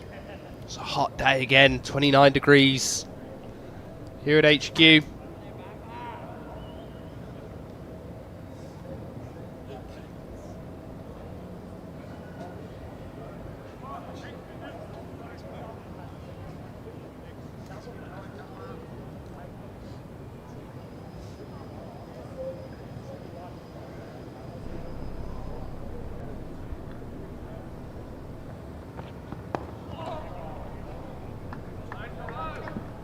Does it get through? That's a good stop, Brooks. Slides forward.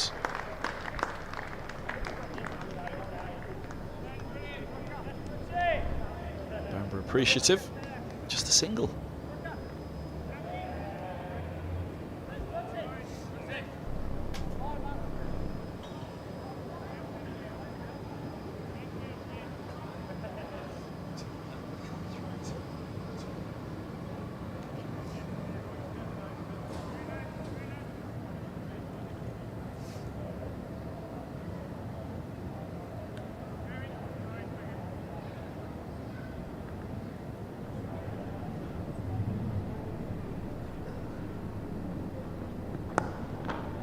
So well dug out.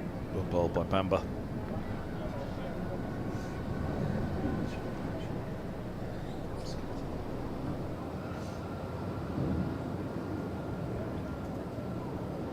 Hot one. Out in the stands. We should add the weather warning for day 2 of this one, but I think the temperatures have increased day by day.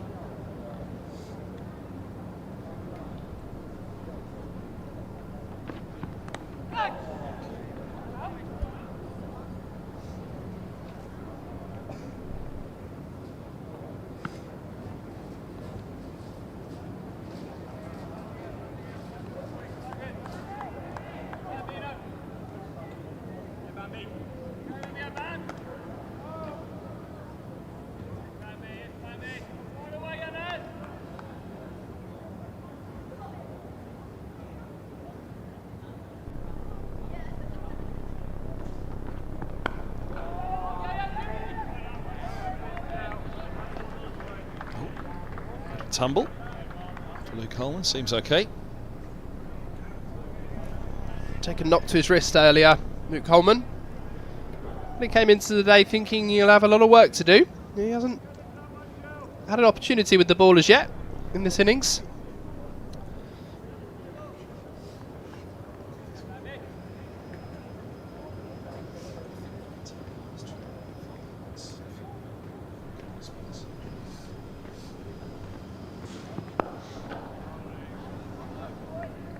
It's just been the Pacers that have done all the work for Middlesex so far today, but these two seem to be coping well now. Lamb's been at the crease for 43 deliveries, Thompson 31. Could be time to have a little look. We saw Thompson start to extract a lot of spin from this nursery end yesterday.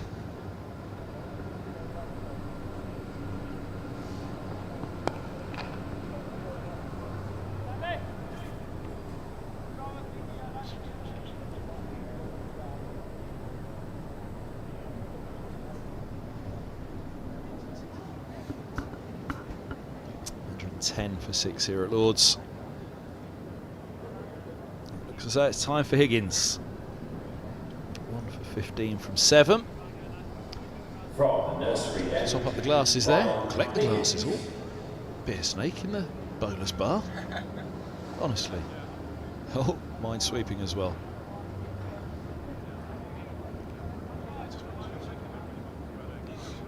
It's £1 back for every glass that you collect.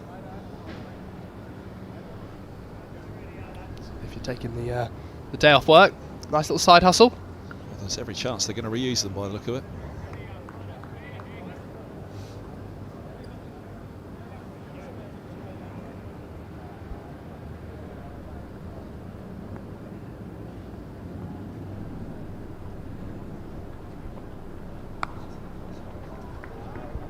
It's fine of Fernandez.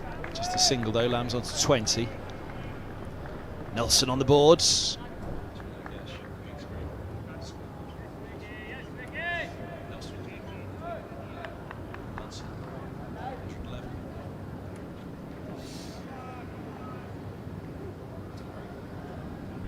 $111 for 6 then.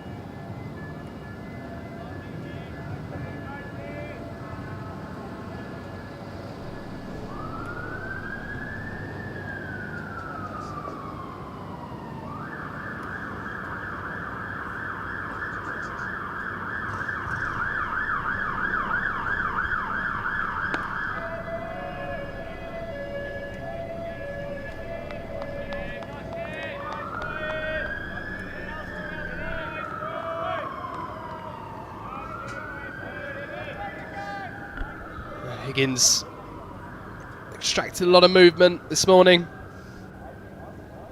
Took the new ball from this nursery end. He's looking to bring it back up the slope, swinging it in.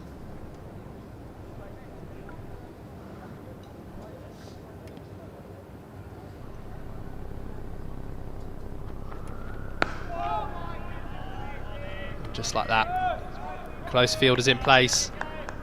Ready for Lamb or Thompson. Just pop one up. Either leading edge or bat and pad. Just a drive. Or might just get stuck in the surface. And pop one up. Short cover.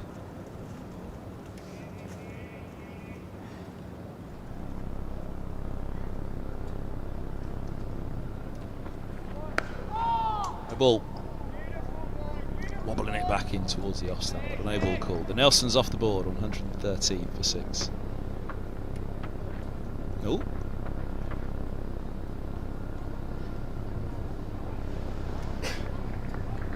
Umpire's going to have a look now at what's left of Ryan Higgins' fancy footwork.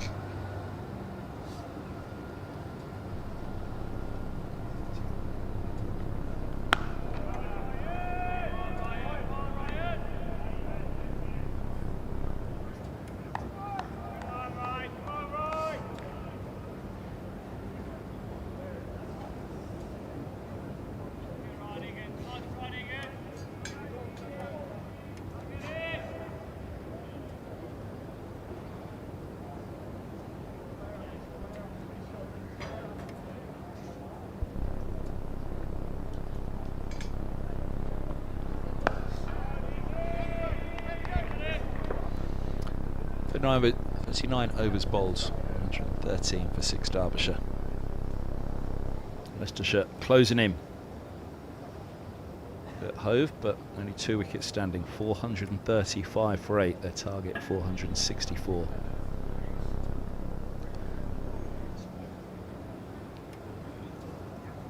Louis Kimber, 243. 34 indeed from 118 deliveries. From Pavilion End, Luke Holm. All eyes on the middle here, but maybe just an ear out of what's happening at Hove around the ground. Here's Luke Holm. Middlesex is over 8's -2, so they do need to get that down before this innings is done. This will be their chance. Bit of leg spin from the Pavilion End.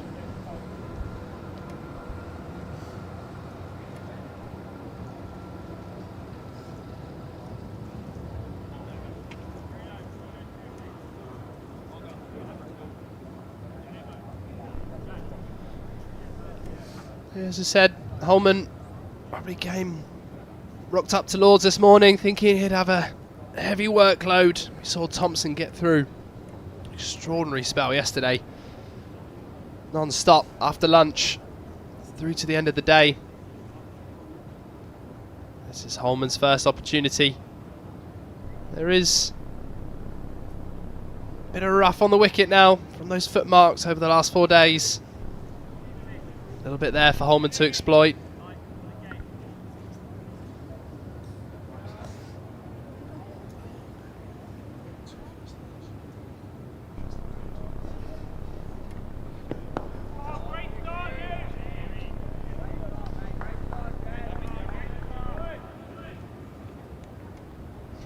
Nine down at Hove. 435 for 9, Leicestershire.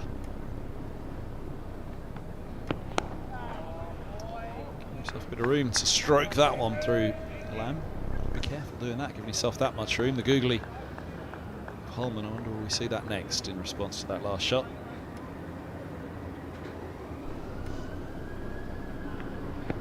Ooh, was that struck?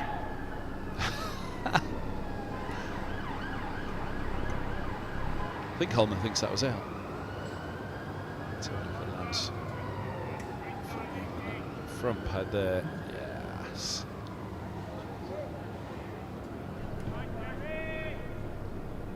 A lot of middle and off, and a bit of leg on show as well by the looks of it.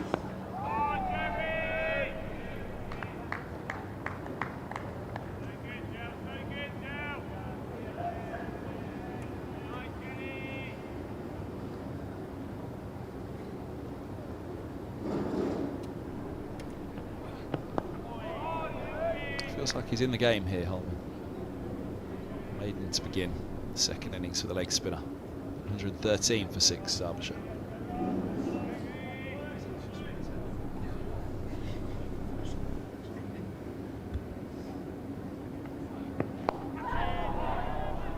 Oh, missed a delivery. I thought that was the over. It's got a single, it's not a maiden. 114 for 6.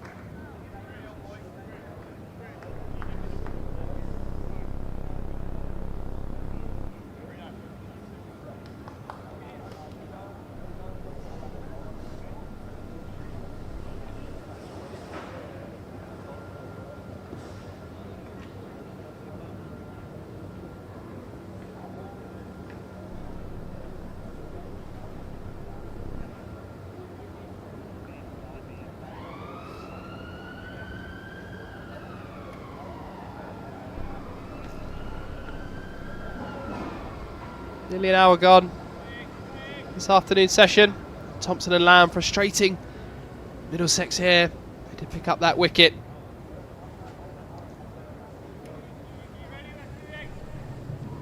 Early in the session with Van Ajdal, but since then this pair have dug in.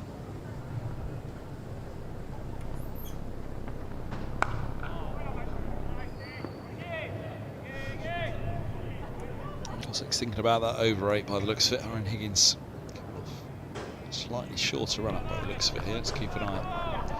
He's almost off spinner's run up.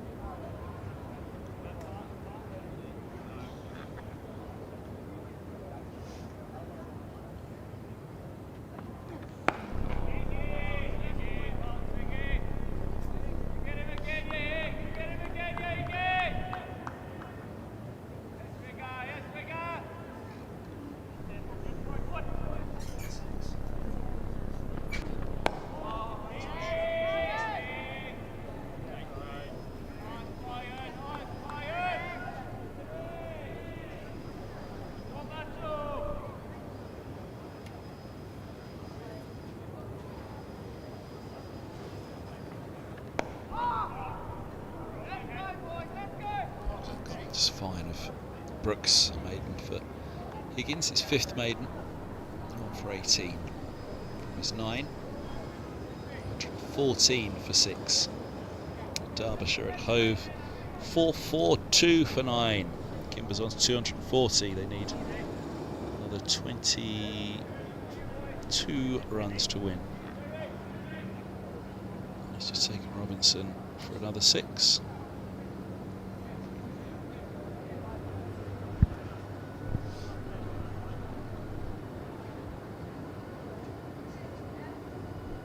It's 21st 6 in that 240. Strike rate of 200 in the innings.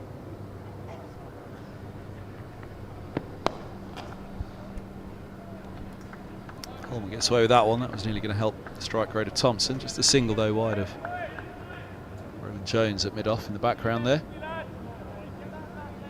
Skipper bowled well this innings once again. Just 1 wicket to go with the 5 he got in the first. Holman looking for his first wicket of the match.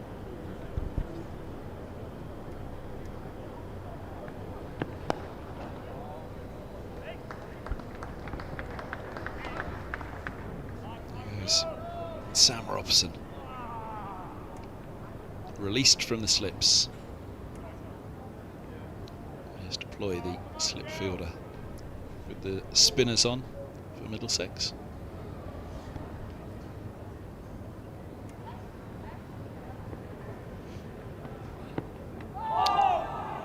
That's a good leave from Lamb.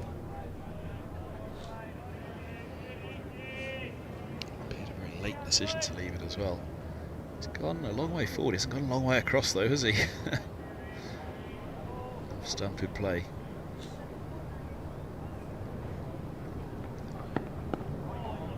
It's the leg spinner.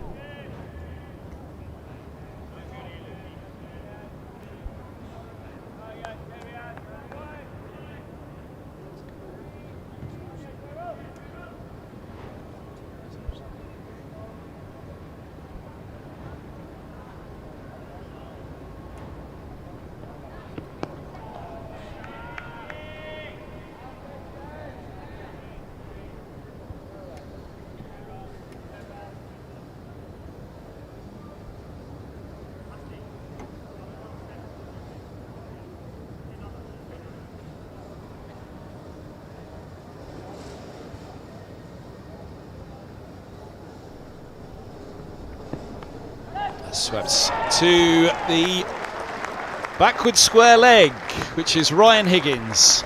And if you offer that man a chance, he very rarely puts it down. An outstanding catch again by Higgins. First wicket in the match for Holman. Delight for him. And the 7th wicket falls. It wasn't quite there for the sweep. It was a bit of a drag.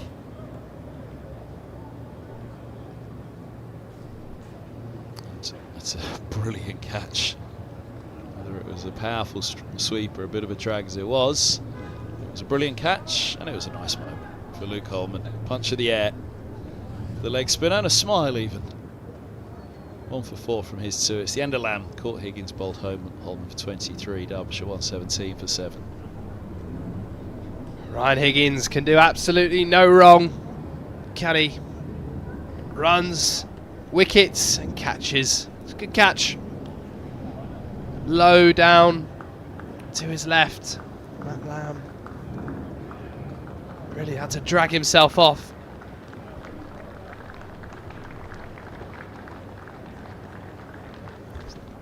Zach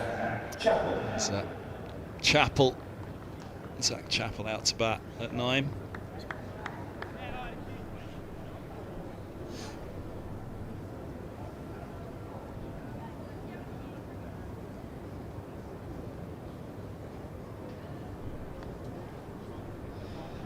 A handy wicket for Middlesex. That was a frustrating partnership.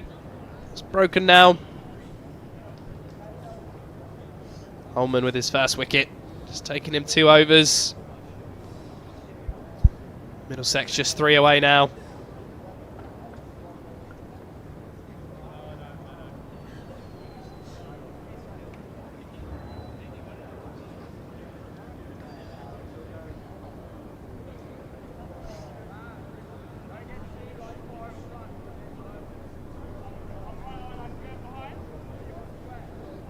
back off his long run up, by the looks of it. Over 8 still -2, with Higgins and Holman together. I think it'll come down relatively quickly. 2 short mid wickets, 2 catchers in the covers as well. Pretty orthodox cover actually. And a short extra cover, Martin Anderson. Brooks is the first of the 2 mid wickets. Deploy the second, and Robson's at slip.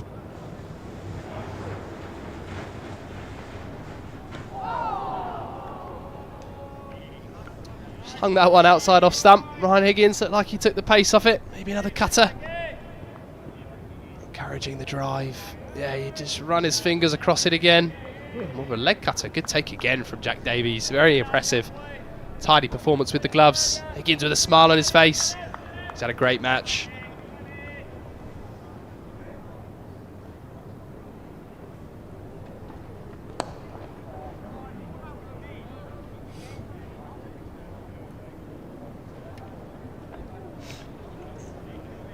First ball for Chappell's face.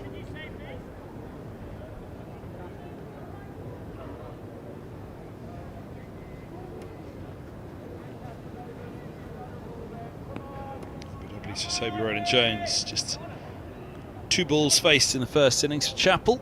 Here's his first of the second.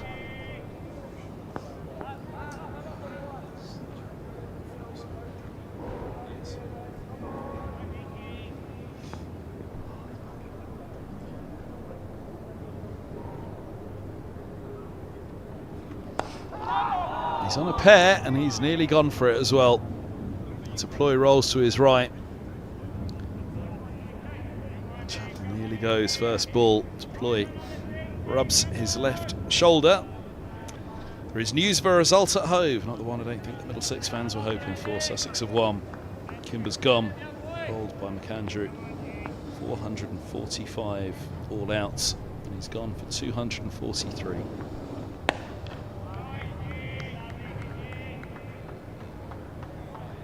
So an 18-run victory for Sussex at Hove, which it may sound close, but bearing in mind the target was 464. It's quite an achievement to have got that close. For the Foxes, will be pretty beaten up when Middlesex arrive at Grace Road. Will have a little bit of bite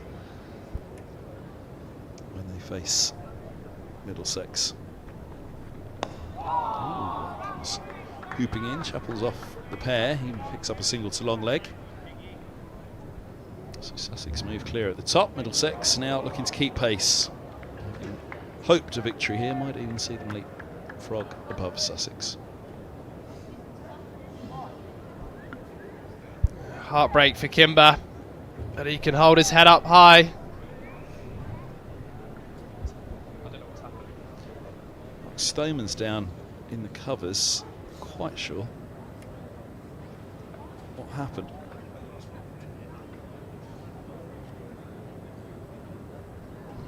Wondering, was he backing up? Chappell clipped a single to deep backward square.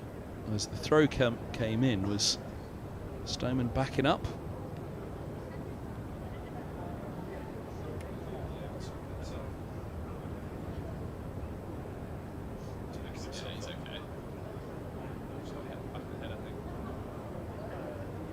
Waxman, there's the physio coming out, the sub-fielder as well.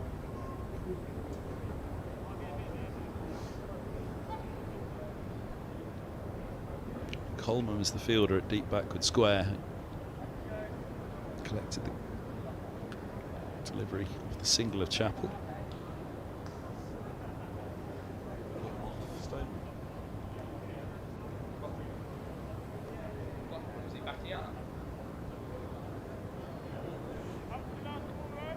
So Schoolboard's got it down as a single at the moment, but with our attention turning to Hove, it may be that the overthrow's gone away for 4, and it seems to have hit Stoneman as well when he was backing up. He's taken a seat just out of shot now.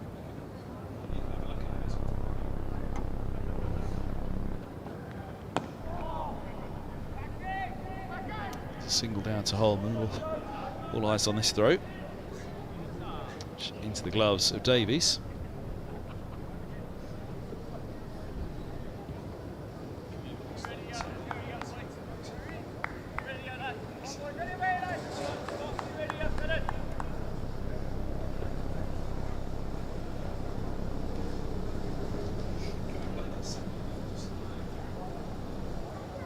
There is Stoneman with Waxman.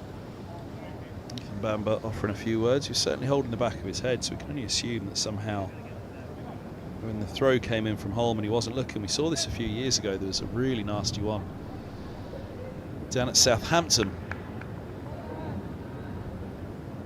where Ollie Rayner was a sub-fielder in the game, and he was off with the back of the boundary rope, and all he did was return the ball for Simpson. It went over the top of Simpson.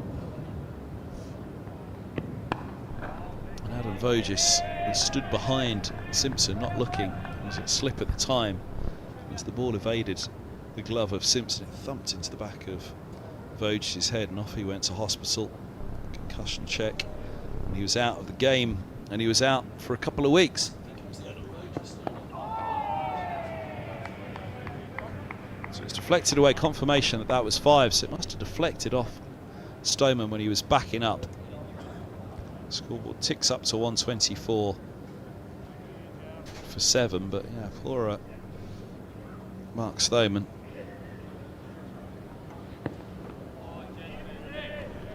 It must have been, we haven't got the replay of it, but it must have been an identical situation as to what happened at Southampton.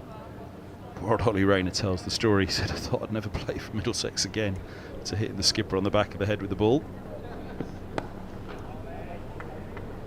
Single punched out to deep cover now. I say keep your eyes on the ball at cricket, even when you're backing up. Poor old Stoneman and Vogis. Although with the Vogis one, the ball had gone out of play. It was a boundary and it was just being returned by the sub-fielder. This one was still in play. Can only assume that Stoneman wasn't one of the fielders backing up, and it must have been a stray throw that hit him.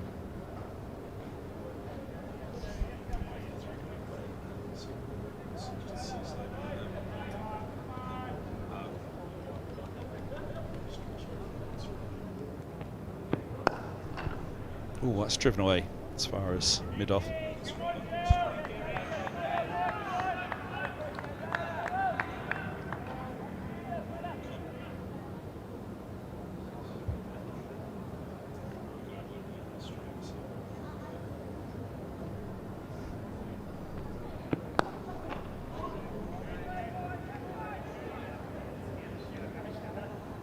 End of the over, 44 done, 125 for 7.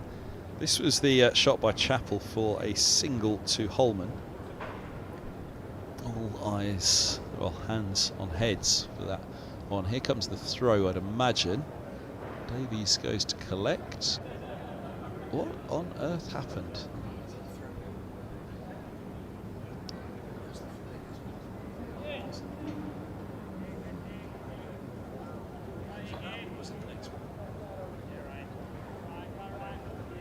Maybe it was being passed around the field. How it's gone for 5 though.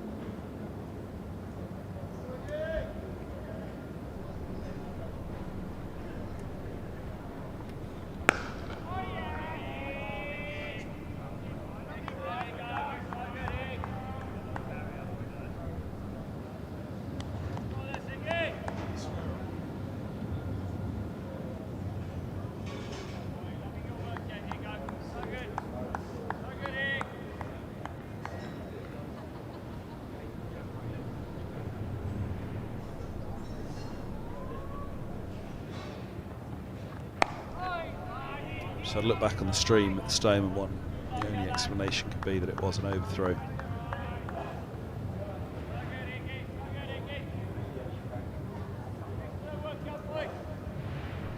Striking Stoneman on the back of the head. He's off the field now.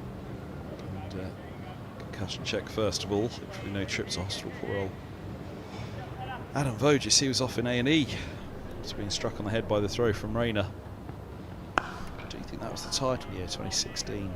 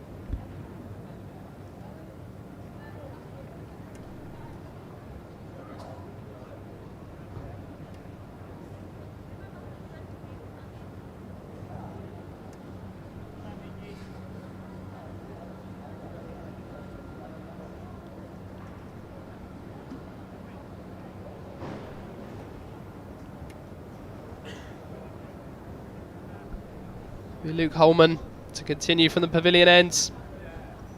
Chappell, the new man, will have his eyes on another wicket.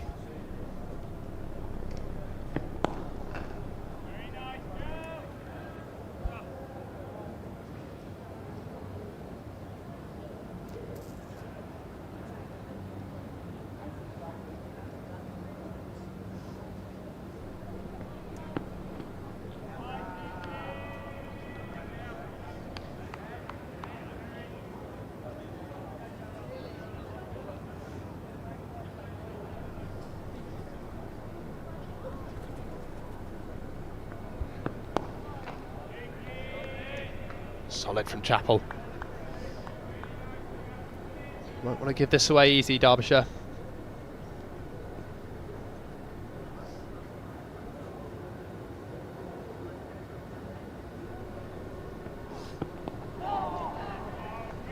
Shoots off a leading edge, ball on the floor to Fernandez.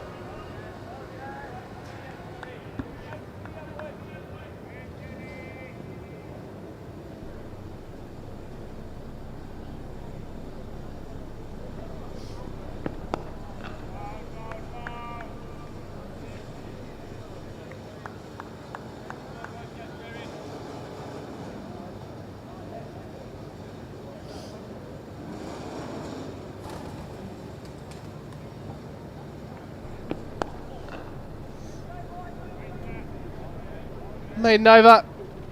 Derbyshire 125 for 7. Chappell and Thompson digging in. Middlesex just 3 wickets away. Now the Sussex have that victory. Their 4th win in Division 2 this season. It's vital that Middlesex get the job done here to keep pace. Sussex now on 132 points. Middlesex before this game on 101. Yorkshire winning as well, moving from bottom of the table up to 3rd. Just shows how vital victories are in 4-day cricket these days.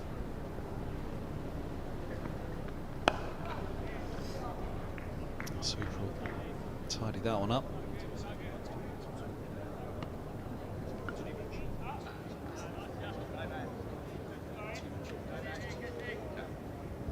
Yeah, so it's 131. The points to Sussex at the top now for Middlesex. So victory here, 7 points for the bonuses, 23. 8 points behind John Simpson's side. Yorkshire tucked in behind Middlesex, so 99 points from 8. Middlesex 101 for 7 coming into this game.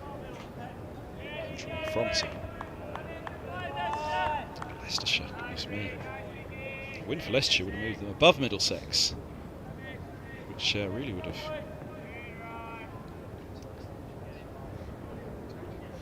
put the cats amongst the foxes.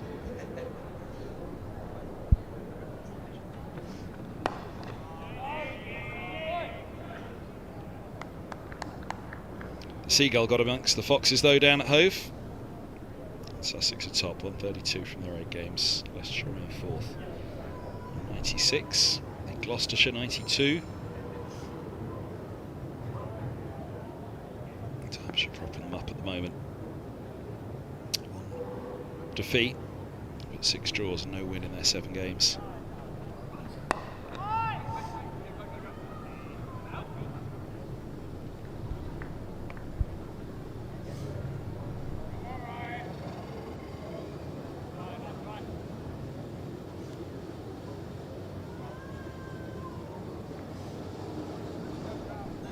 Over 8.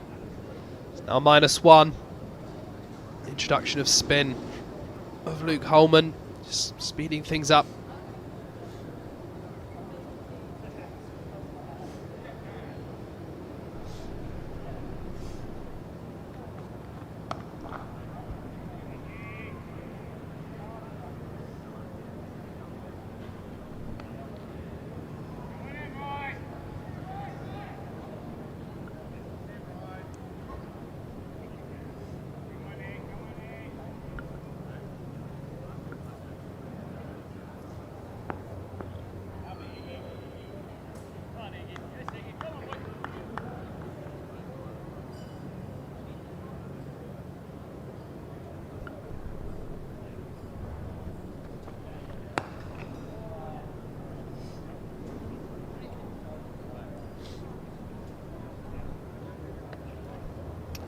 Ended 47th.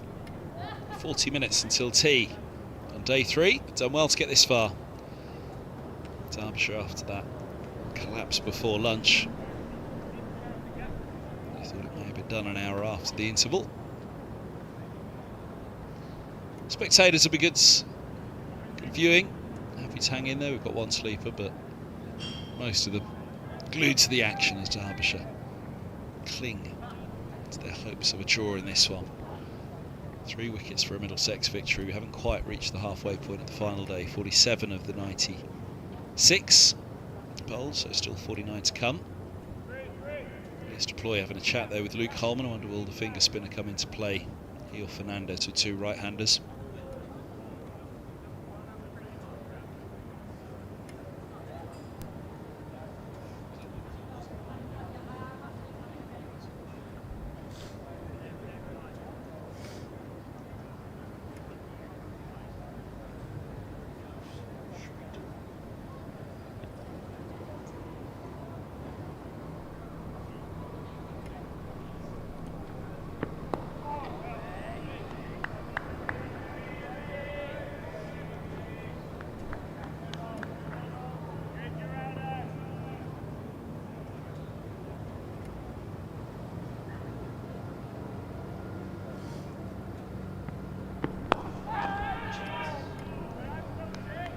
Carry to sub-fielder.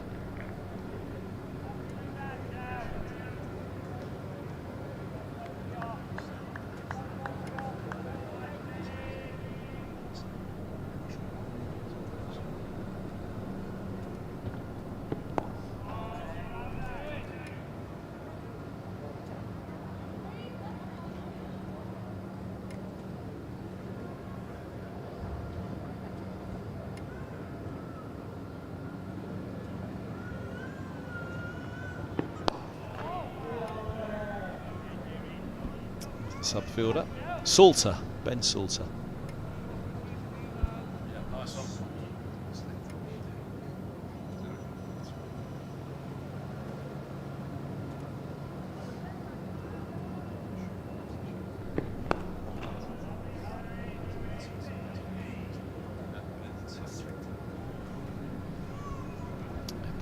Salter on as a sub at the moment. We've had Martin Anderson on all day for Max Holden. Now that injury for Stoneman.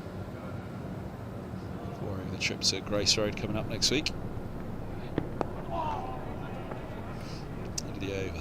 Single taken to Salter. 130 for 7. 47 minutes to tea. The immovable feast on the final day.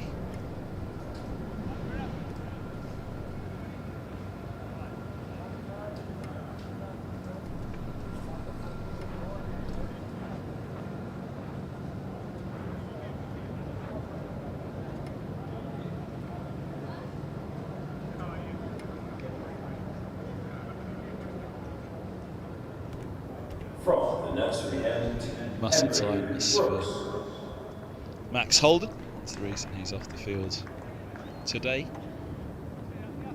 He's a man very much keen to be on the field at the moment, in amongst the action. Brooks picked up 1 wicket so far, that of Lloyd LBW for 22.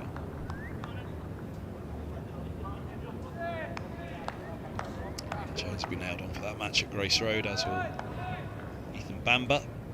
Brooks, Helm likely to challenge each other.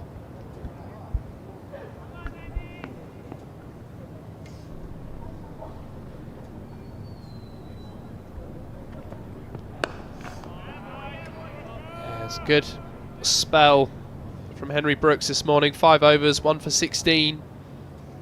Picked up that wicket of David Lloyd. Looked like he had good rhythm, good pace.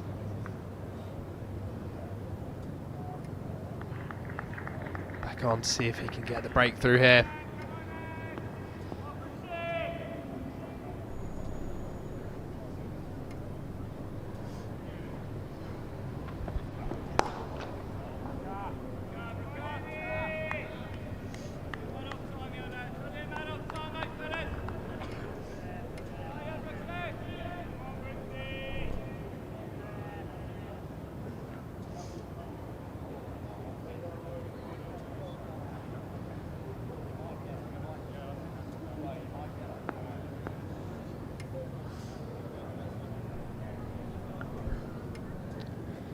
We'll look at the ball. It's that time. Not been a wicket for a while. Out come the handcuffs. Or, as we learnt a couple of days ago, the ball gauge. No, that's boring, they're the handcuffs. As long as they don't get the fluffy ones, they're all right.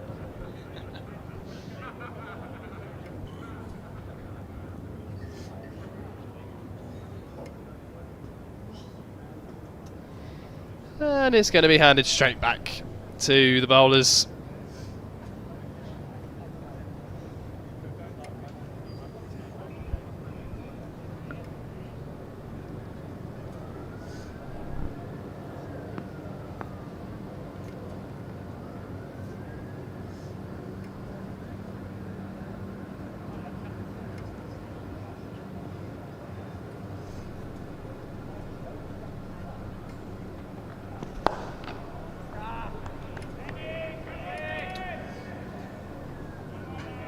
Pitch has gone through spells. It's been lively. Offered a bit of zip and nip for the bowlers, but there's also been spells where once the batters have got in, it's looked pretty flat. Still a decent track to bat on. No real demons.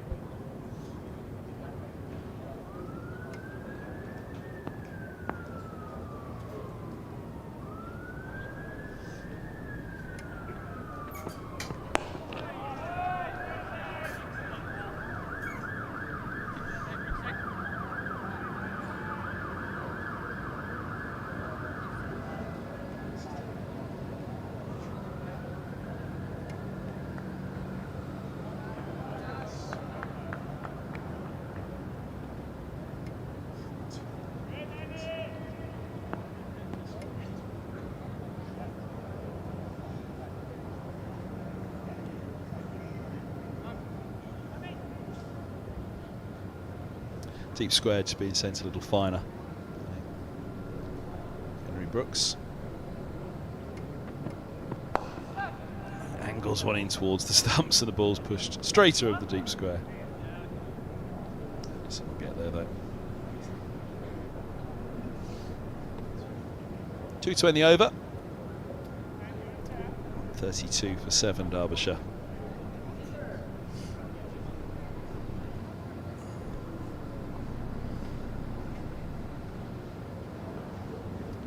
No beer snake now. But it does look as though all those glasses have been reused.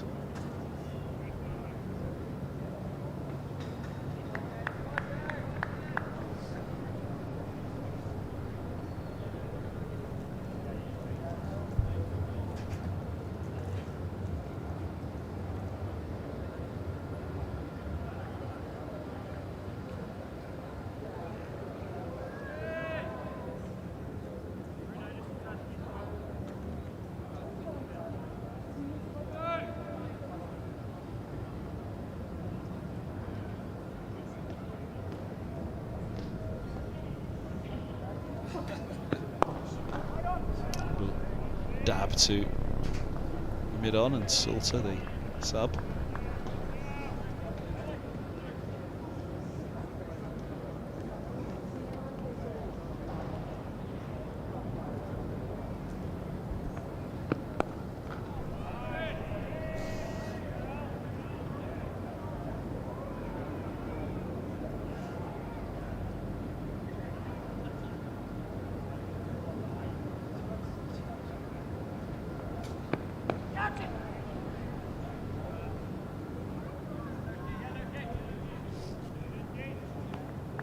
Tea is 30 minutes away. The immovable feast on the final day. So even though we've only had 50 overs now, 49.3 with this, 46 still to come, but tea will be taken come what may in 30 minutes.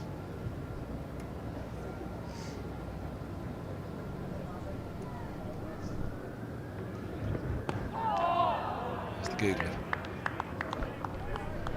Good thing is, if this game does go to tea, we get more cake and fruit. Oh.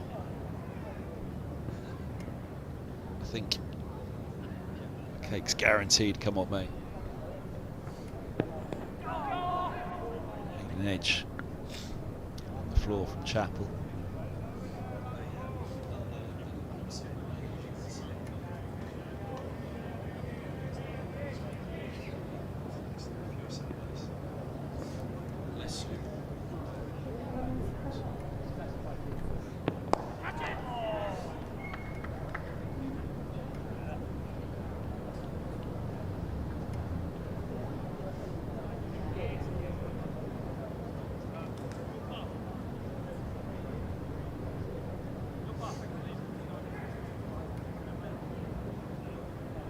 Oh.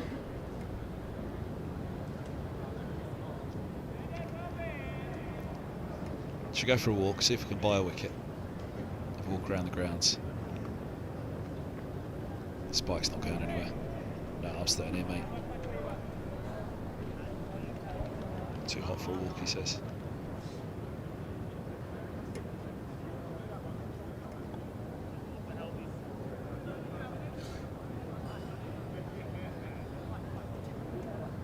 Pensive way to finish this off for Middlesex. 34 for 7. Far into these 96 overs before Derbyshire fans start to have hope for themselves.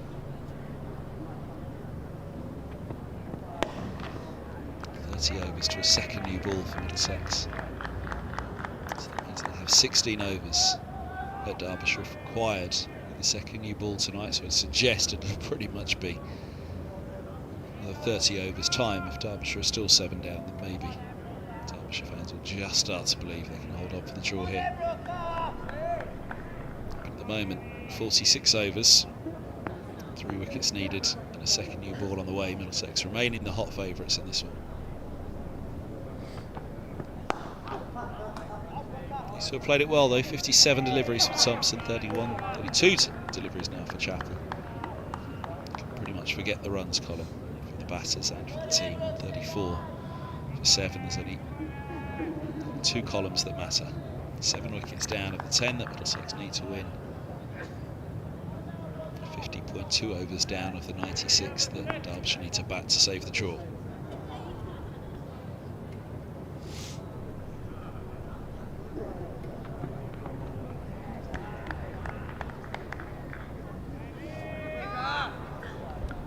One for the overcalled. Henry Brooks banging that one in. Zach Chapel, he's a tall man.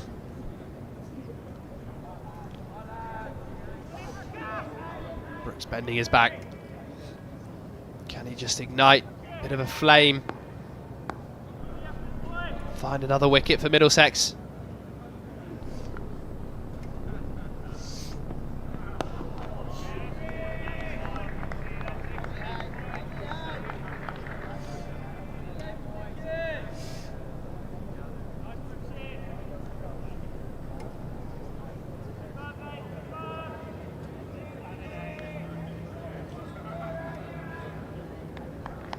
Tom Helm getting a little run out, a substitute fielder in at short mid-wicket.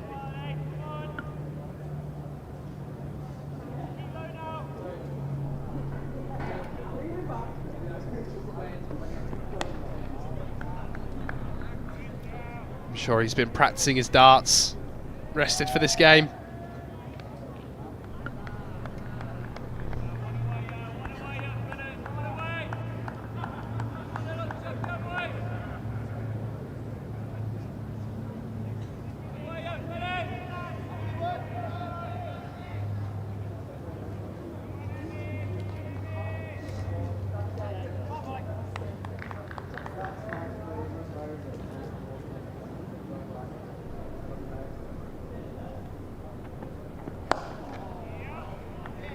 One bowls of the 96, 135 for 7, 25 minutes to tea.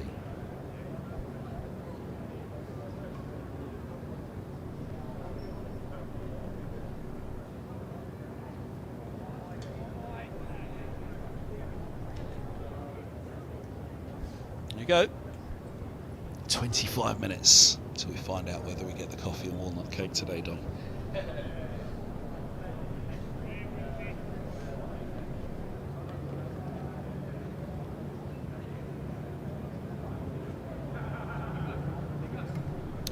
Meagher. We're the first ones to rush down there, get to the counter. Smiles on our faces, anticipation.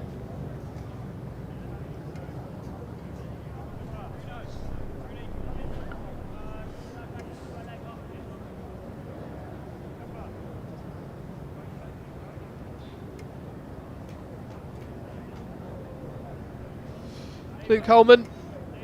I don't think he's taken the sun cream off his face these last few days.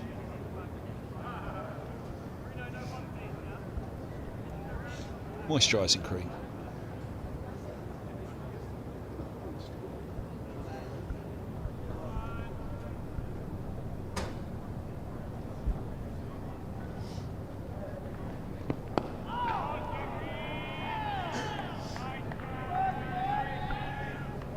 I wonder if Roland Jones might have a little look at one of Leas Deploy or Nathan Fernandez before tea as well.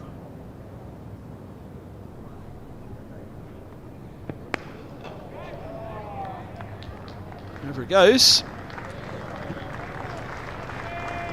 I don't think they'll hit Holman out of the attack, but we don't want to leave him happily bowling at you. It's clearing that front foot chapel.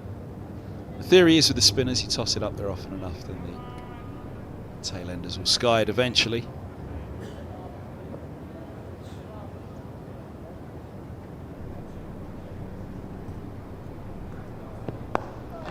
It's hard again. On the floor though to Roland Jones.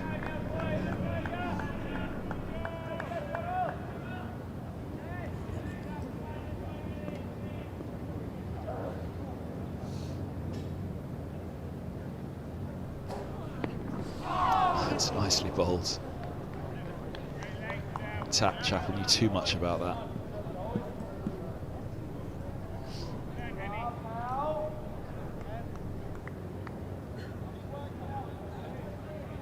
Up and yeah, his feet didn't know where to go.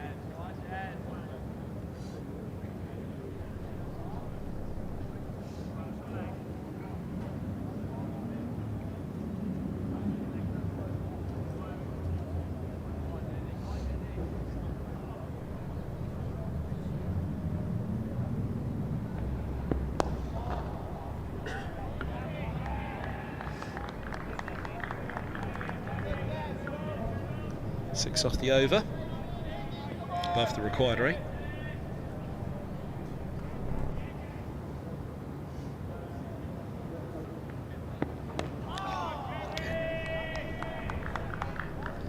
trying to have a little bit of fun. Some fun for Chappell as well, though. 4 and a 2, he's on to 18. 1:41 for 7. 22 minutes to tea, 21 minutes to tea now. So, a drink being run out in the meantime. Change of gloves. Oh, change of gloves underneath there. Main protective gloves. And a drink as well. I'm sure the umpire's too impressed. Nearly tea, lads, what are you doing?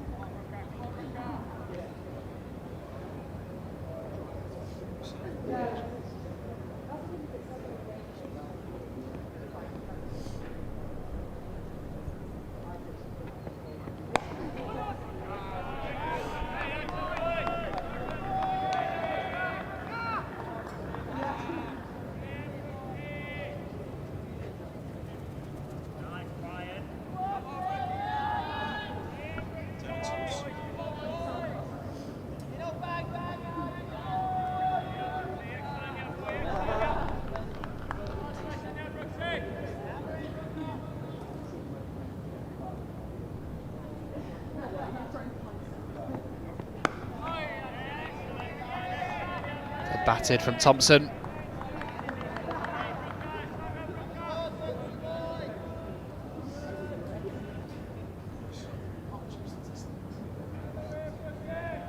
Partnership now 24 off 62 deliveries. This will be frustrating, Middlesex. They need to stay patient. It's been a game where one wicket has bought a couple.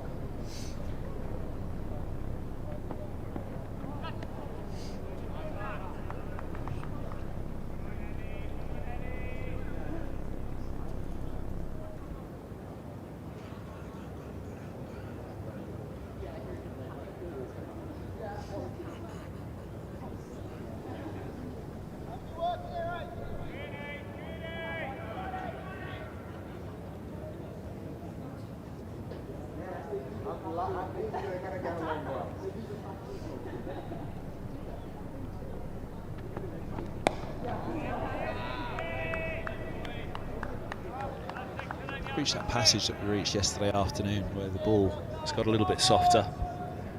The pitch certainly doesn't have quite the same zip in it that it had on days 1 and 2.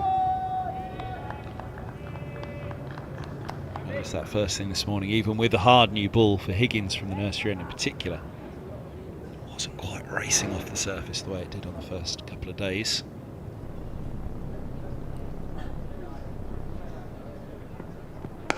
It's been a really interesting game from that perspective.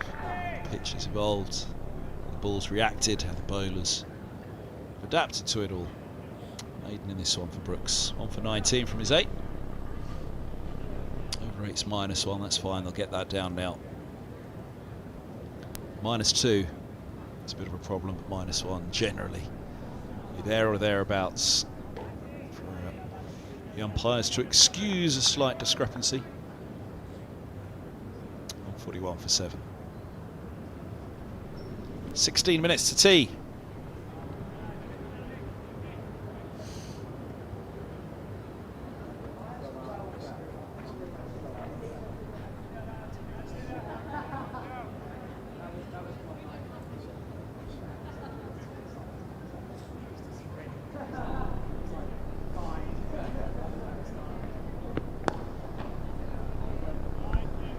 can see Chappell take on Holman. A couple overs ago, clearing that front foot, going over mid-wicket, finding the boundary.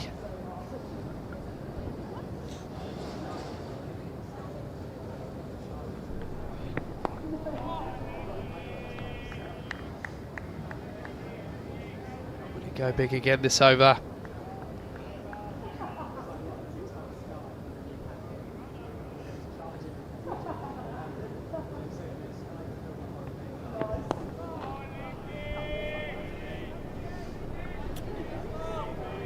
Playing nicely here, Chappell.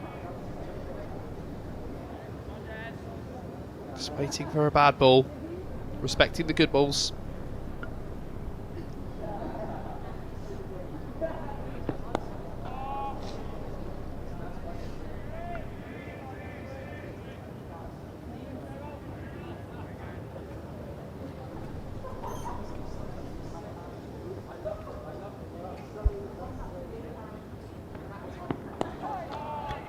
What's your style, Dom? Are you a swing it out of the park man, or are you a respecter of good balls? I respect a good ball when I see one.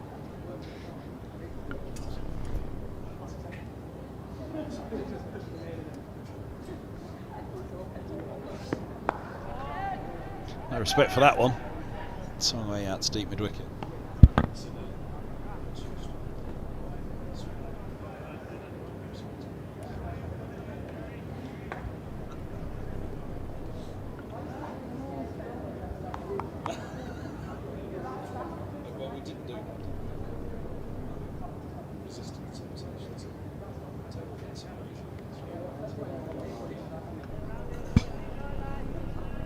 Minutes to tea. It's a countdown in the commentary box at the moment. We all fancy a cuppa. It's been a long, hot afternoon. Again, I'm sure they all fancy getting off the field, but ideally for Middlesex with a result sooner rather than later. Thompson and Chappell get off, put their feet up for 20 minutes, reconvene. 42 overs remain of this match. So there's a long, long way to go. A lot of cricket still to be played. And a second new ball in the offing.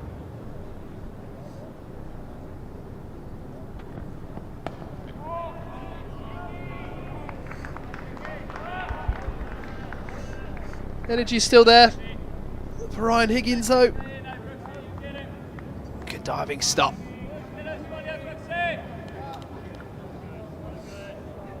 There have been these periods of play where it can be quite hard to see where a wicket will come from, but just takes that one delivery to spice things up again.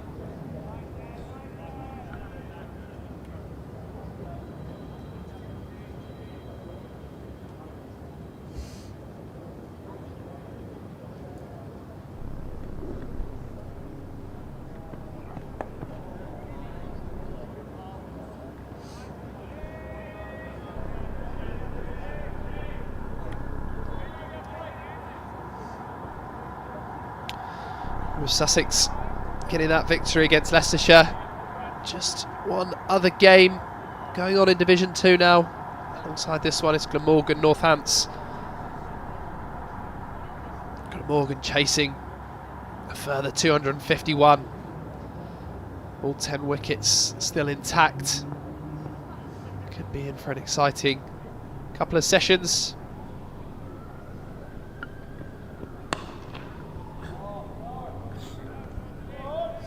Rotates the strike. Just another thing we often talk about in cricket. Certainly in this situation, it's not so much for the runs, keeping the scoreboard ticking. It's just to keep the bowlers from settling into a pattern against the batters and working them out that way.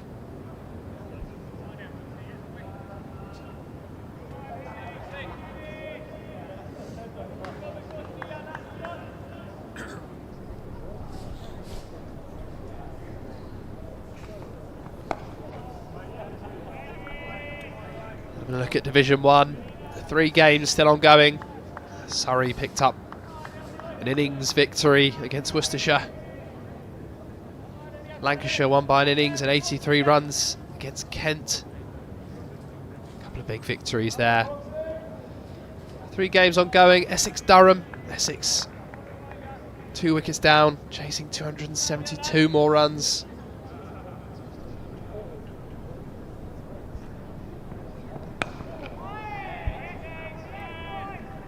Nottinghamshire versus Somerset.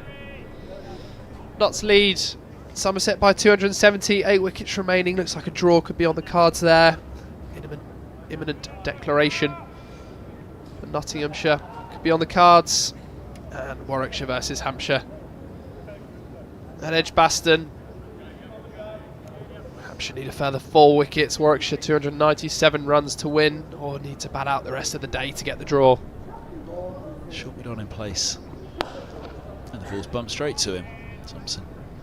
24. Anderson does the fielding. 55 done. 41 remain. This match in Division 2. Just over 10 minutes to tea on day 4.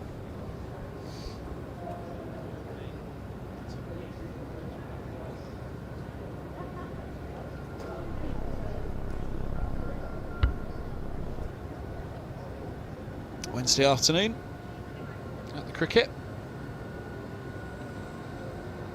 Office excursion, is it? That looked good in the back row. What was being scoffed there?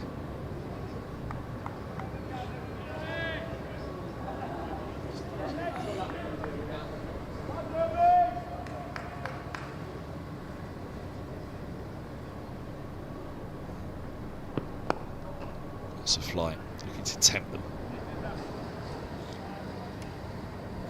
Where do we go?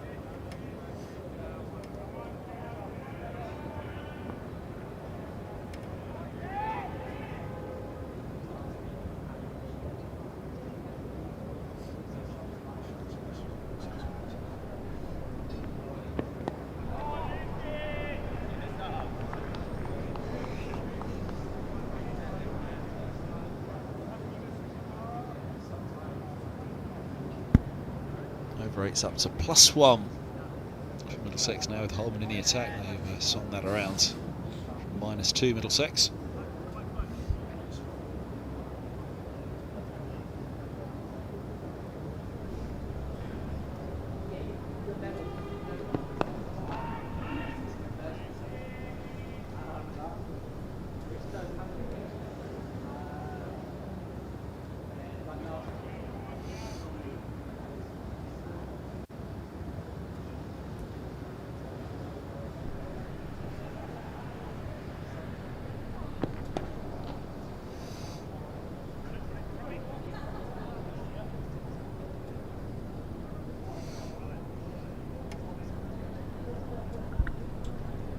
Eight minutes to go till tea.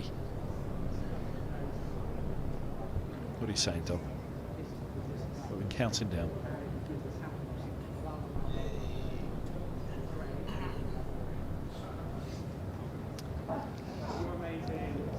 Oh, tough wears out. What's in there? A bit of afternoon tea. Pringles on the back row.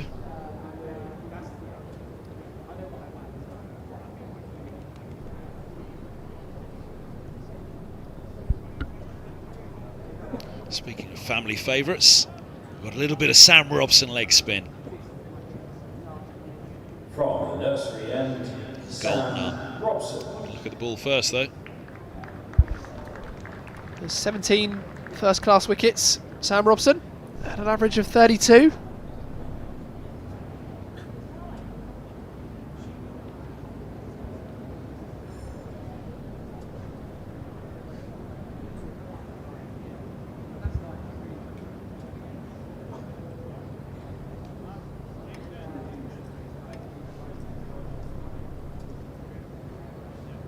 For his first bowl of the season.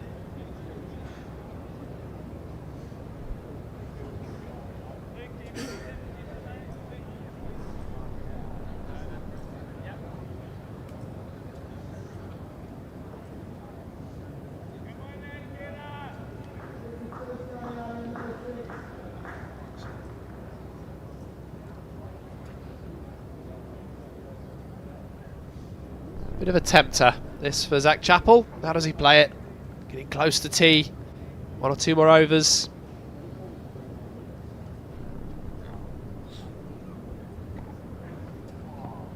That's the first one, a little short, and he's punished. Chappell moves to 24, 144 for 7.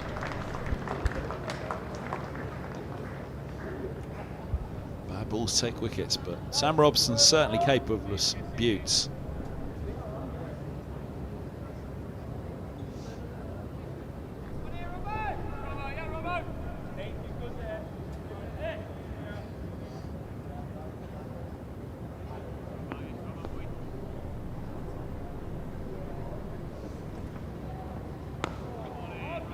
Better.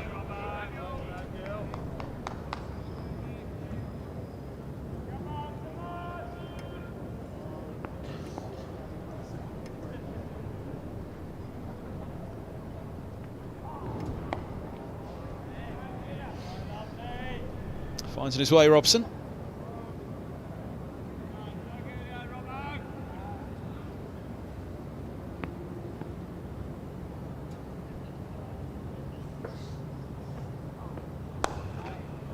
It's a little bit too short at the moment. Chappell's happily rocking back to most of the deliveries. Been a huge amount of turn for the wrist spinners.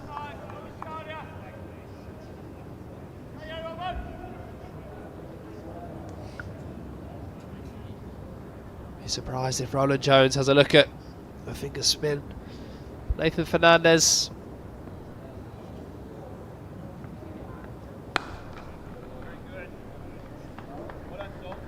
It's another boundary, despite the efforts. Salter as a sub.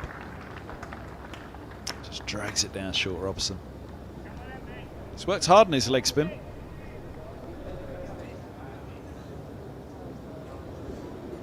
The first bowl of the season's proving a little costly.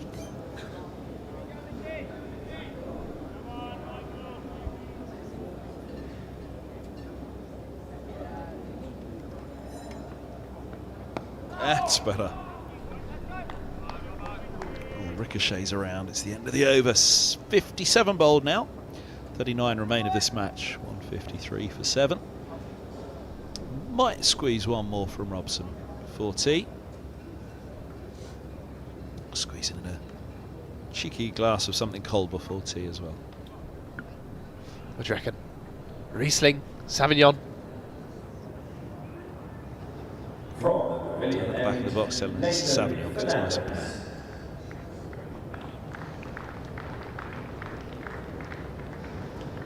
Here we go, finger spin at last for Middlesex, first time in the match. They're going to turn to finger spin. Fernandez will get the go. Played in 7 T20s last year as a spinner. Nathan Fernandez, an opening batter now in the championship side. A chance for a bit of spin. 2 right-handed bats, it makes a lot of sense.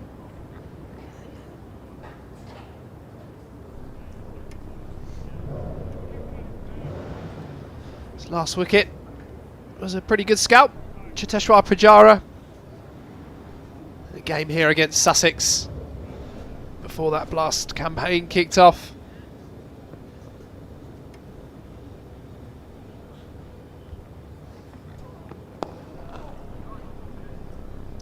Flighted nicely with Chappell equally. He's clipped it away with a fair amount of ease. It's Thompson. 2 wickets so far this season for Fernandez.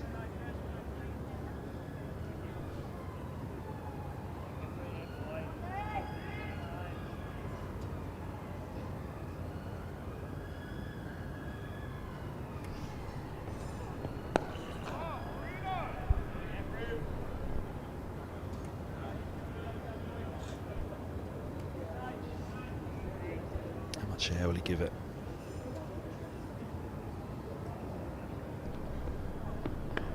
On that occasion, and he finds the edge, it gets through. Lovely ball by Fernandez. Drifted it up there. Plenty of air time on this. That's the temptation for the tail enders. That's a Cracking delivery. Now, did it edge, or is that just turned? They've given it as a run. Drags this one a little flatter to Chaplin, an inside edge on this.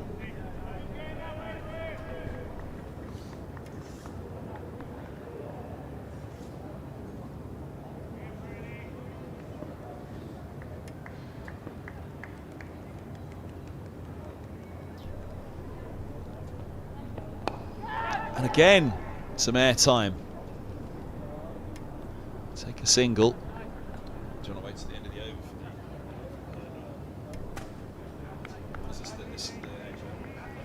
for that? Did he get Baton? Why not 6? Davies will see.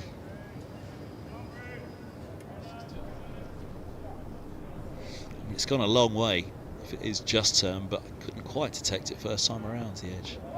That's left alone. 3 off the over, and it looks as though that may well be T. Did it take the edge, or was it just turn?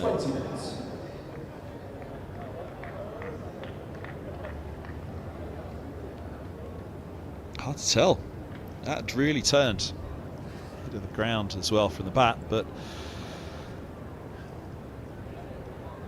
very difficult to tell if there was any bat involved in it. May well have been. Sharp chance, not taken. 156 for 7. 38 remain of the match. Can these two hold on, save the draw for Derbyshire? We'll find out after tea. Play to resume at 4 o'clock. From the live enhanced stream here at Lords, though, we'll take a break for tea with our commentary in association with Daffabet.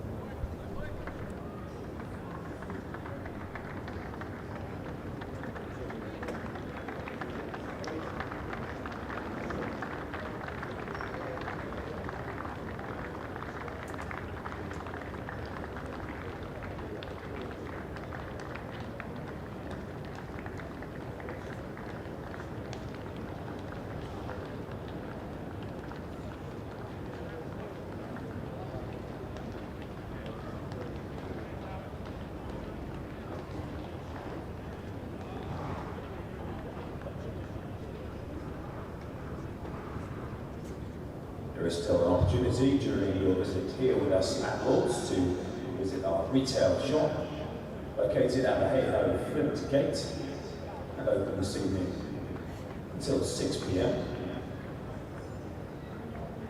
Reminder to always find our stores online via store.lords.org. And the MCC Museum and Library also remain open until 5 p.m. today.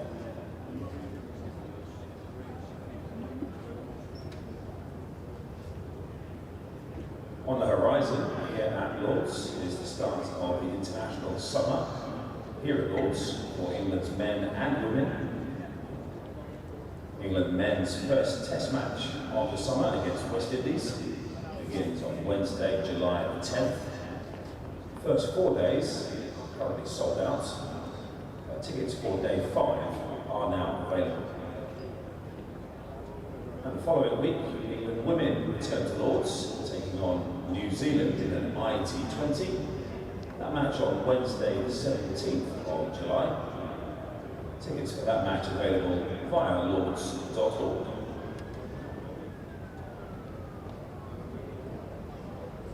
And Middlesex's next home fixture after this one is back to Vitality Blast action on Saturday the 6th of July. They face Hampshire Hawks, and that match takes place at Ranelagh with a 2:30 start on Saturday, the 6th of July. It's Middlesex's next home fixture.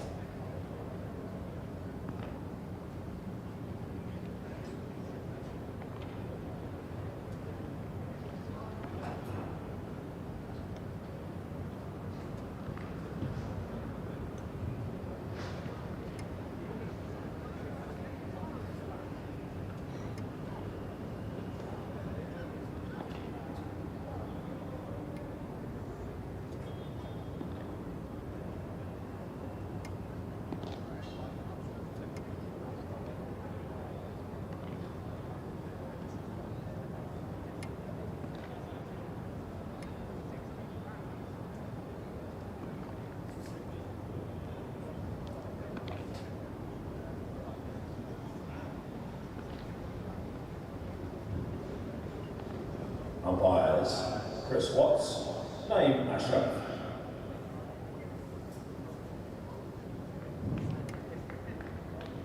Toby Rowley-Jones, leading out Middlesex.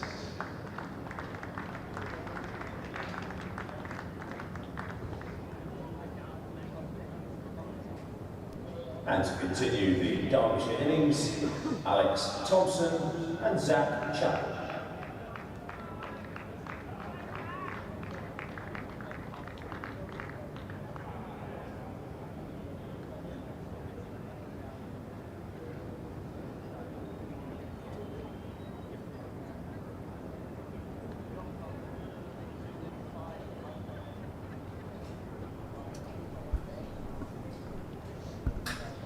Good evening and welcome back to Lords, the final session.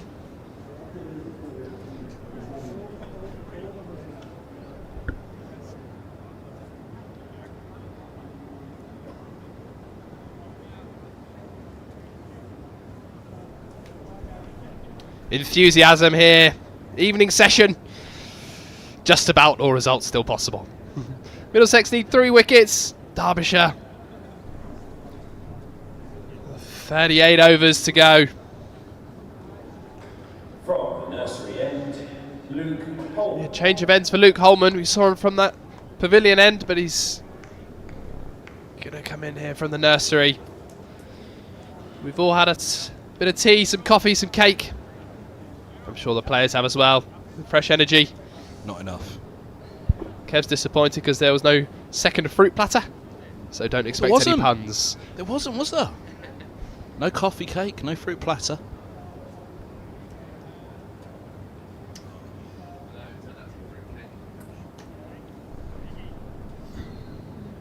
Here's Holman.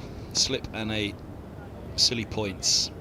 Short cover, short extra cover. Not far away as well. Fernandez had some joy from the pavilion ends. Holman from the nursery. Could be the way. First ball ripped in by Holman, just a little too straight. And a single taken. Thompson and Chappell, high scores in this second innings for Derbyshire. They did very well.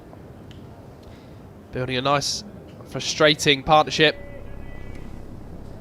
Partnership worth 40 now. Occupying the crease as well. 97 deliveries. And just the 3 boundaries in that. But they'll look to keep going here in the evening session.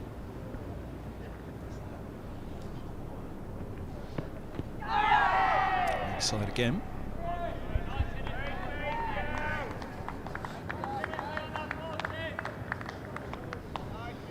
Sliding down.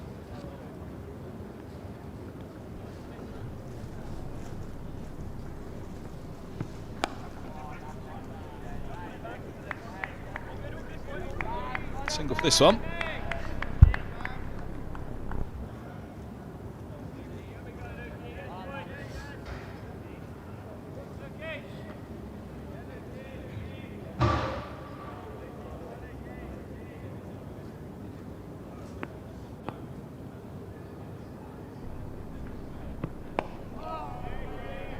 Ullman did pick up the wicket of Lamb in the afternoon session. That's a good catch from Ryan Higgins.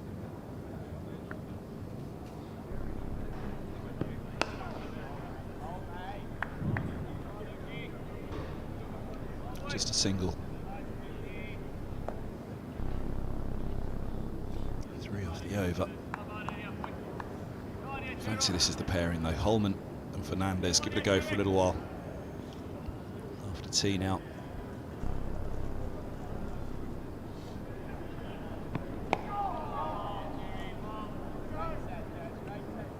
Three runs from it. The first one after tea done. Yeah, the equation now really, that required run rate up at 6.5. Derbyshire won't be going for that. The equation is bat out the overs. Middlesex, 3 wickets needed. 3 important wickets. Sussex getting that victory. Close victory over Leicestershire down at Hove. Just puts that little bit more pressure on Middlesex to get victory here. The skipper's going to call on himself. 1 wicket so far from the pavilion end. They'll continue proceedings after tea.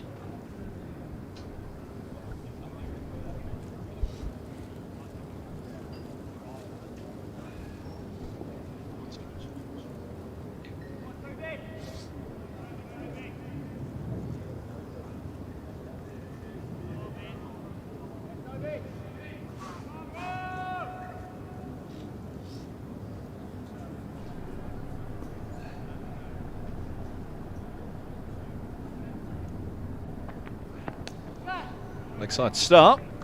Could be boundary as well. Long chase here for the sub. Salter sliding around. Good eye from Carl, head groundsman, for the mess he's made of that. He saved the boundary. And not particularly in the equation in this one. 236 more to win. But 3 wickets. Can they hold on? Short extra cover and 2 short mid wickets as well as slip in place. It's out to the deep square. Fernandez.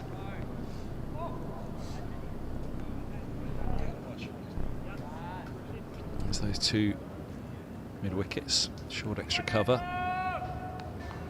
Slip as well.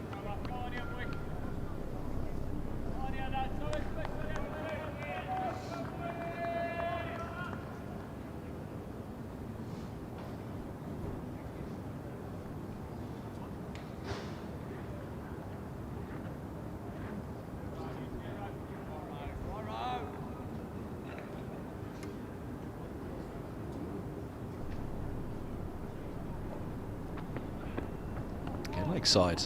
Roland Jones just gone a little bit too straight after tea here. Second new ball's 20 overs away. And we'll have 16 overs with it tonight. If it gets that far, Derbyshire will certainly hope it does. Still a lot of cricket to be played, more than a session. Middlesex will fancy their chances of getting these final 3, but Derbyshire, Thompson and Chappell in particular, doing a fine job of defying them.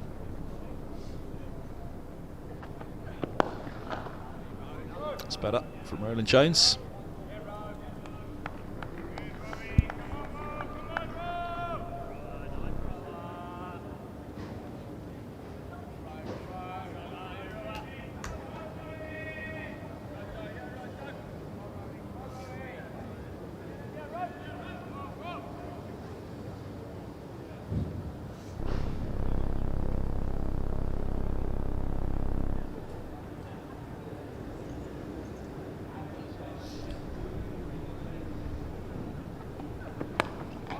at her again.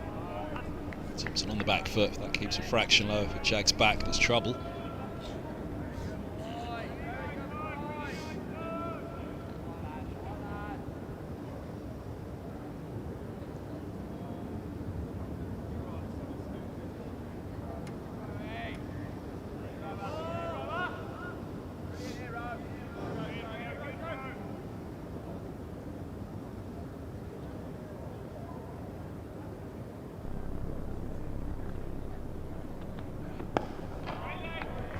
Good end to the over. Got his radar right in the end. Roland Jones, 1 for 33 from his 13, 162 for 7. Derbyshire.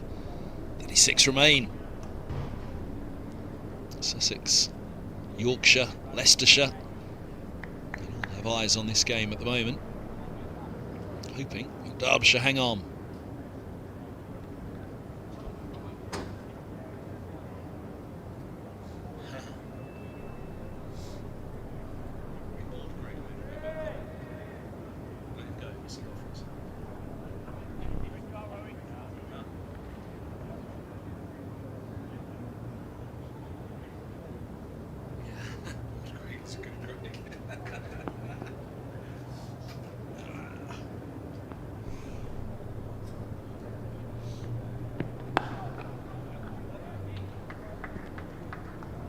Oh, slipping a slides, bump and a roll.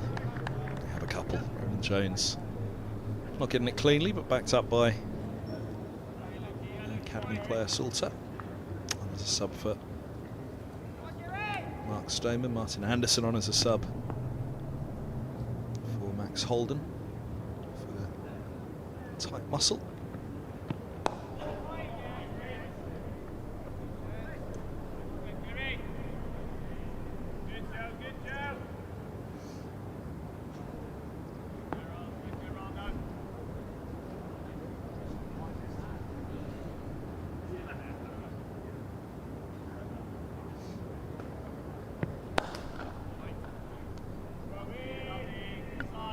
Nicely driven from Chapel.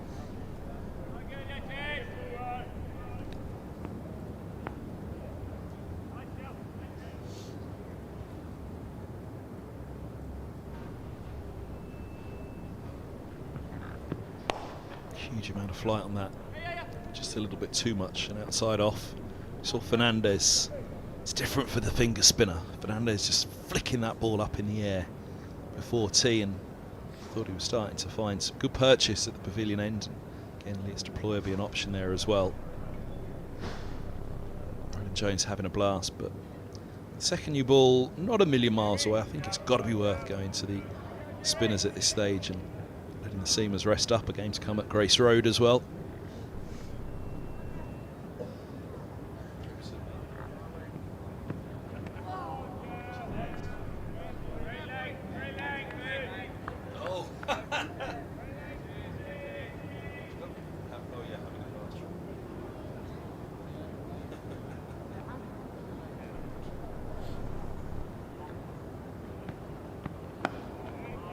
To the over for Holman. That's where he wants to probe away on and around that length there. 165 for 7. No doubt about it, the finger spinners have got more turn off this pitch than the wrist spinners. See how long Roland Jones persists at the pavilion end before he returns to spin. That's the hospitality boxes in the mound stands. Just the 2 open today.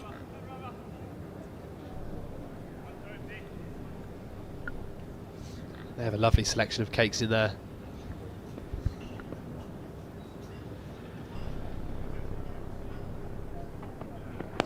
So you've burgled your way into a hospitality box, and the selection you've gone after is the cake. Well, while we're on stream, endless Official fruit. Yeah, the beer festival's passed us by this week, isn't it? Samples never made it to the commentary box. Adam Matthews, MCC media manager.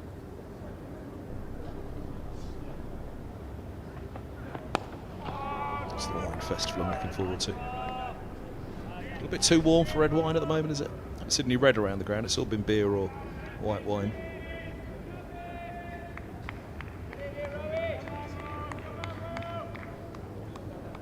Could go for a chilled red.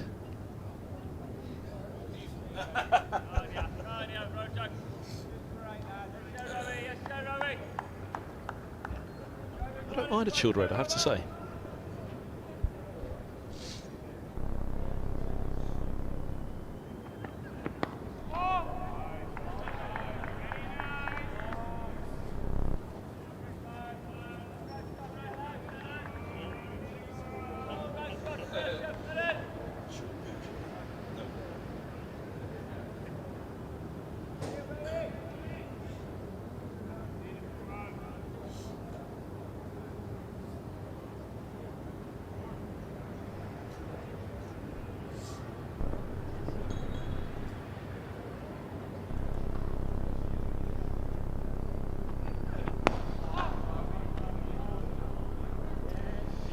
Feels like the pace has come out of this pitch on the final day. Felt it yesterday in that afternoon session, and indeed when Middlesex were trying to hit out yesterday evening.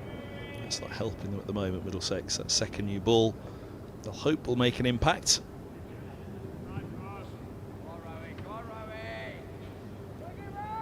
But whether the spinners will be the ones. And as I say, I thought that was a good spell, or a good over just before tea.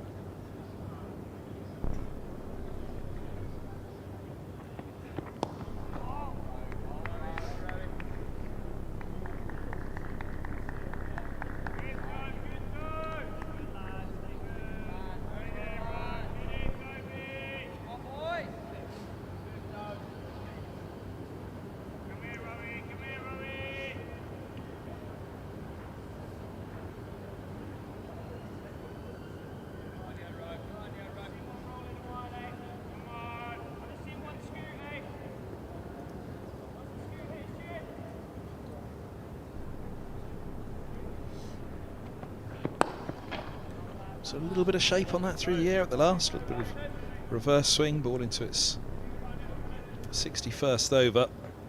It is an abrasive surface. Just go there a little bit maybe. Not only great pace. End of the over, 166 for 7, 34 to go. We're nearly down to a session. 32 per session is the scheduled hours of play, but tea on the final day, an immovable feast, so it comes at 340 no matter how many overs left. Still Holman at the nursery ends. Over 8's up at +1.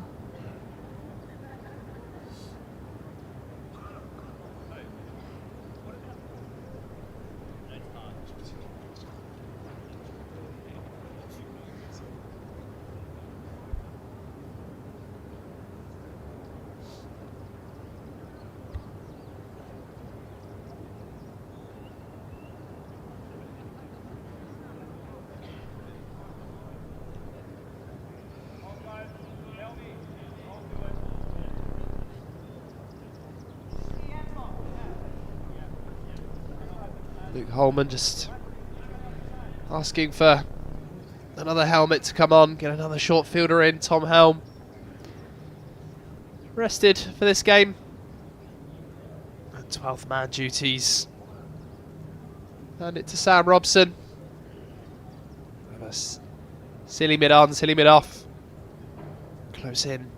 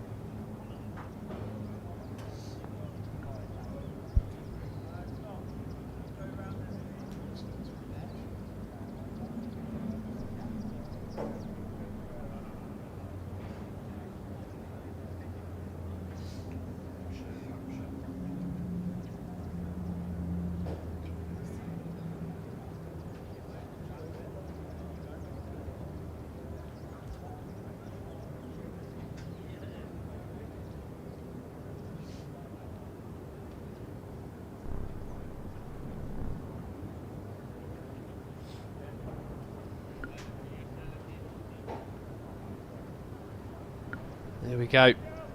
Just about ready. This next Luke Holman over.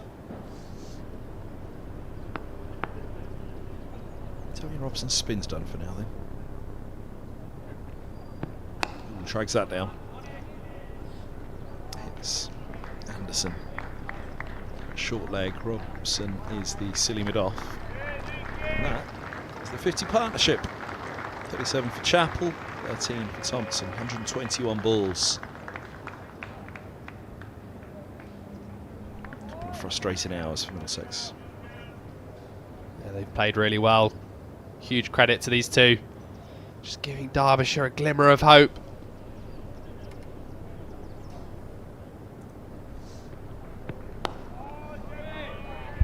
Not too many moments of alarm either in this partnership. It's been very solid. They've played very straight. Very patient.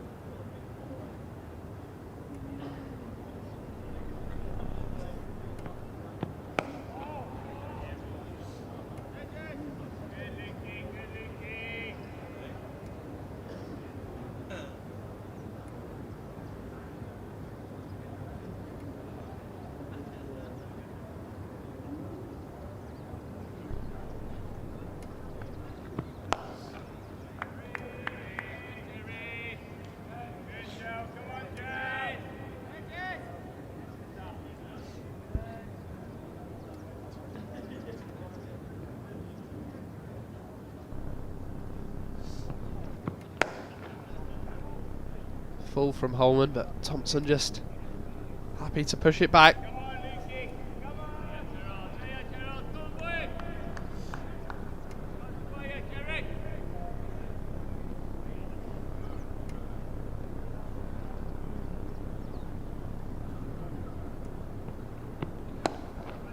It's closer to the length that he wants to be, Holman. It just allowed Thompson to rock back a little bit too much. 167 for 7, 63 bowled, 33 remain of the match. We're nearly down to the final session.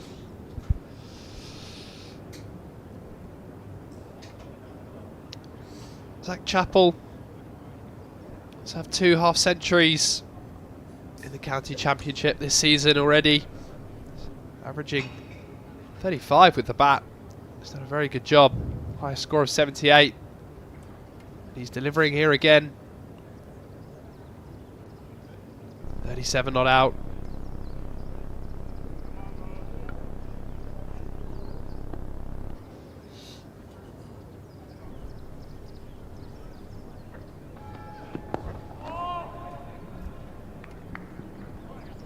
Single starts the over again. Middlesex fielders in front of the bat.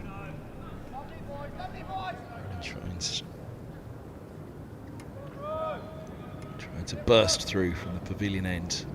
With an older ball, 64th over now. Do get the feeling that he's probably worth holding himself back now. He's got Fernandez, he's got Deploy. He's even got Super Sammy Robson. Turn his arm over a bit alongside the wrist spin of Holman.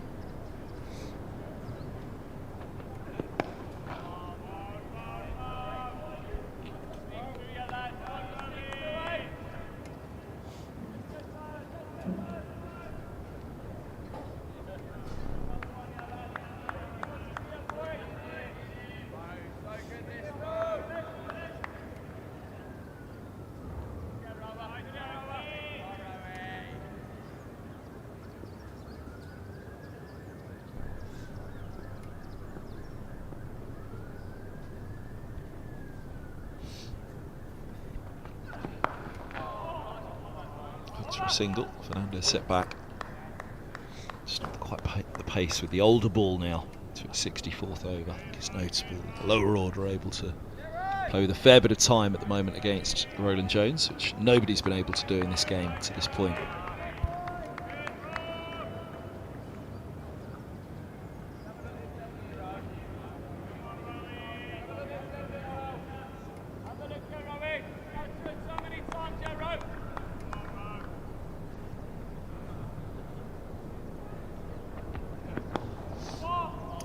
Bristly works off the top of middle and off, really, that from Chappell. Derbyshire Just be starting to believe now.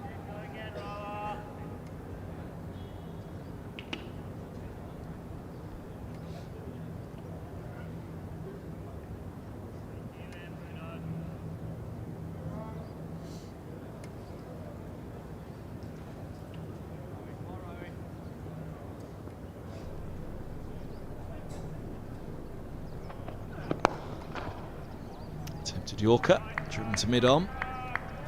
Jones putting out all the tricks.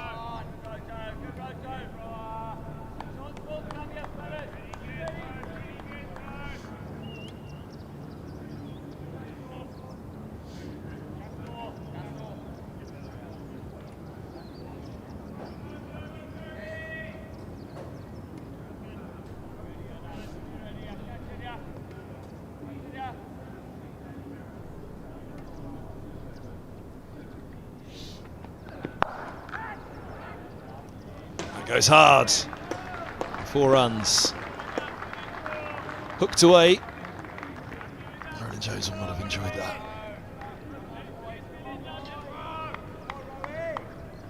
An attempt by Fernandez down there, flat on the floor, trying to stop that one. And the runs don't really matter at this stage. Required rates up over 7. The final 32 overs of the match, the final session in terms of the guidelines for overs per session about to begin. 32 to go, 16 to the second new ball. Can they bat through? 174 for 7. Holman will be doing his best to stop them. There's a slip, a short leg, a silly mid-off, short extra cover, a cover. Deepish mid-off is Roland Jones, inviting the single. Use their feet and try and push onto him. Is rejected. It's hit hard to Roland Jones. It's a mid-on, mid-wicket and deep point.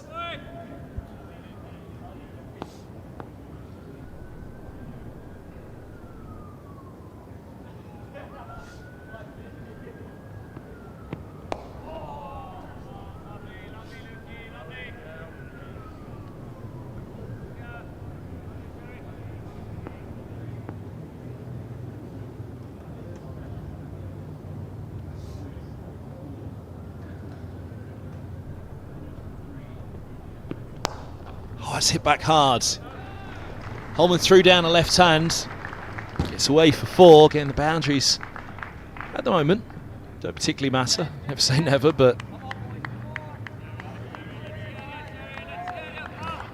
just out of reach. May have been a bump ball. It went so quickly that I fancied it was in the air low for a while, but well wide of Holman's outstretched left hand. 1 for 26 in his 13th over. So not getting him away easily, just going at a couple per over.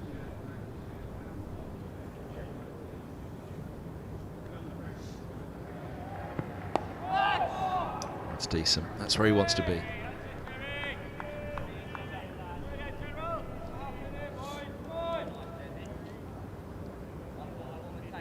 No doubt about it though, that the finger spinners are getting more out of the pitch than the wrist spinner.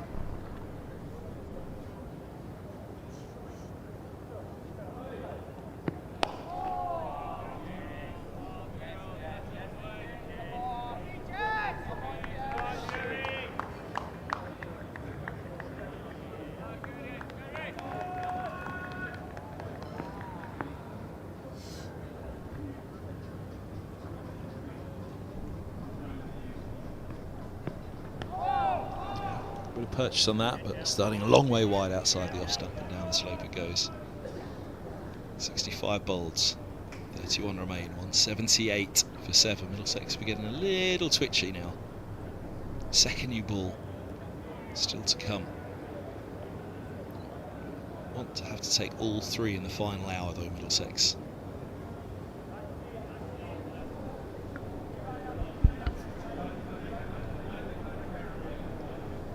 Jones takes off the cap and continues. Word for Higgins as he walks past. Bamba's an option.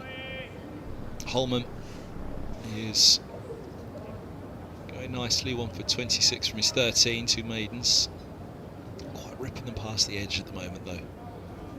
which I think he'd like to be.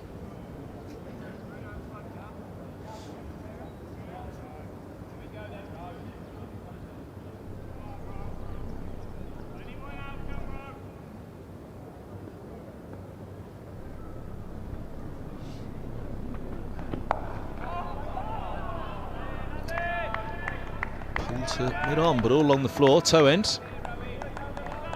Give yourself a yard there, Ryan. And Higgins pushed back, so too is Bamba. There's a line. Fielders, mid-wicket, straight mid-wicket, square leg. Wall of leg side fielders. There's a deep square as well, and a long leg.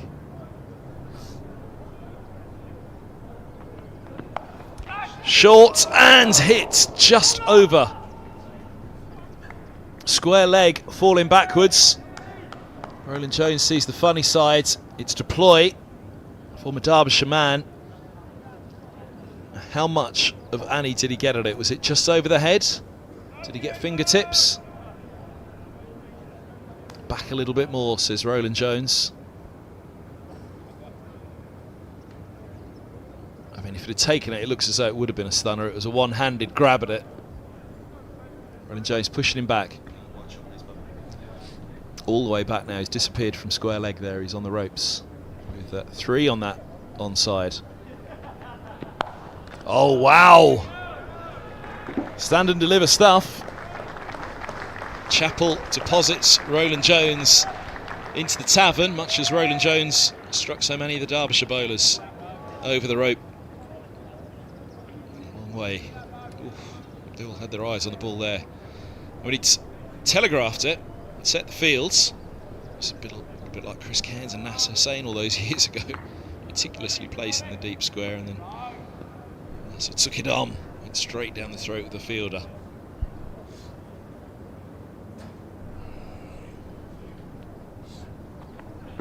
Oh dear. Well.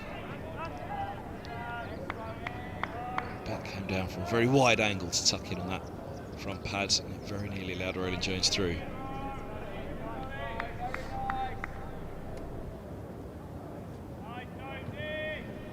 You can see Chappell just sitting on that back foot, waiting for the short ball, that maximum, but Roland Jones just offering a double bluff, going a little bit fuller.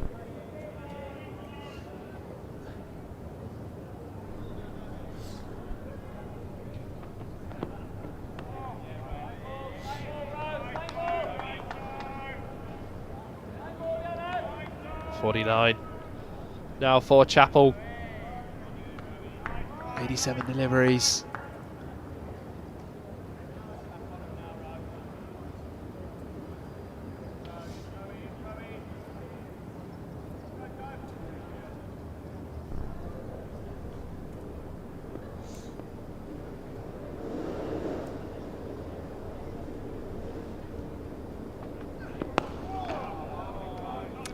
.66 done, 30 to go. 185 for 7.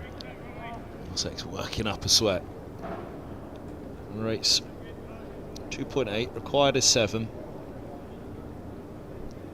Pretty much forget about that, despite the tussle between Roland Jones and Chappell in particular at the moment. No tussling in the pavilion, everybody rocking back with a cold one on a hot Wednesday evening. So Chappell will be rocking back with a cold one later, very happily if he holds on for the draw here for Derbyshire.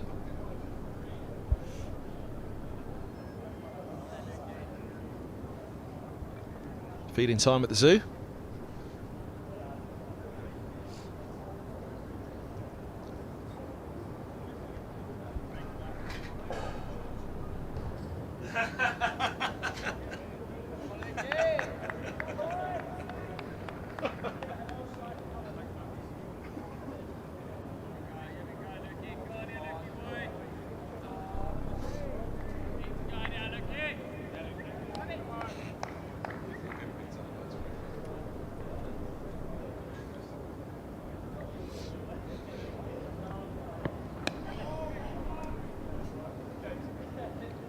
Huge amount of turnout there for his leg spin. This one, Holman What's happened with the pitch? Can offer more assistance to a finger spinner than a wrist spinner, and likewise the other way as well.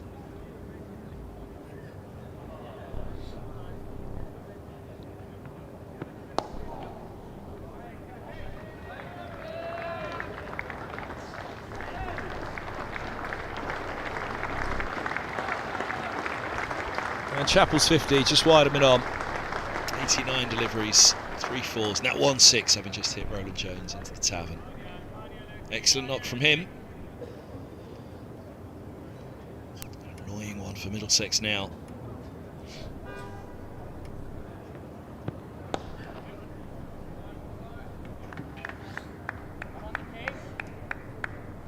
Yeah, really well played, Zach Chappell. Third half century of the season.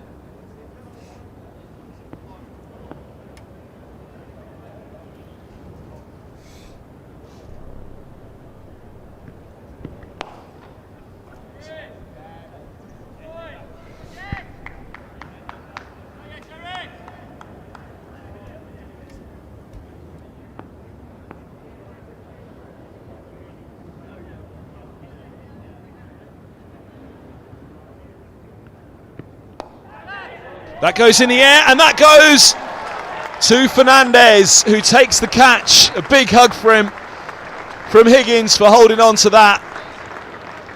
A pat on the head from Henry Brooks. And then they all turn to Holman as well, remembering he was the bowler. Look at that, says it all.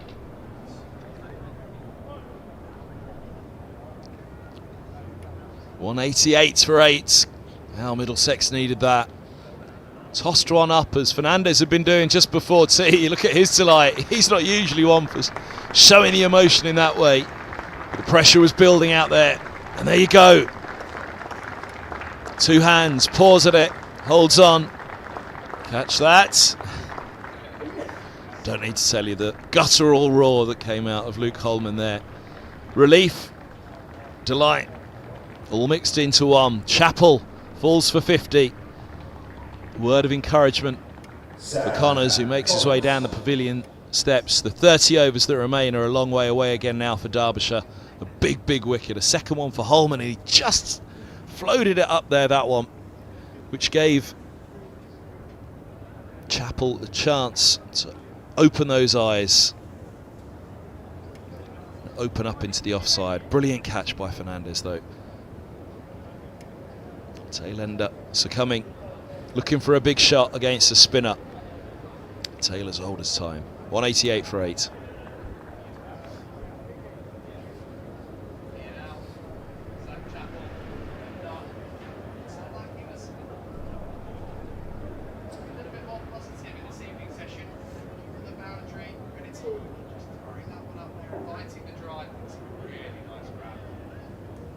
Fernandez in the covers, diving to his right. Offside field, see elation on his face. Always one for a good expression. Just saw Higgins in the foreground as well there. I was watching Holman on the first replay of that angle. Higgins' delight as well. 2 to go for Middlesex. Try and keep pace with Sussex at the top of Division 2.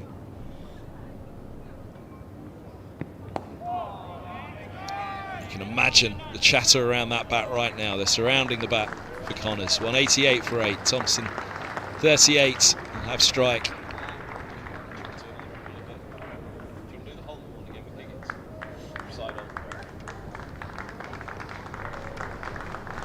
I was watching Holman the first time. Watch Higgins' face in the foreground here as well.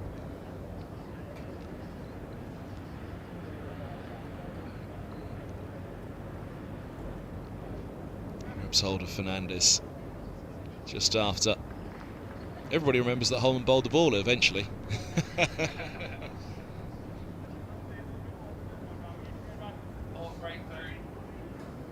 Middlesex. Really frustrating partnership. Credit. It's good Thompson and Chappell stuck at it. Middlesex now have it over the end.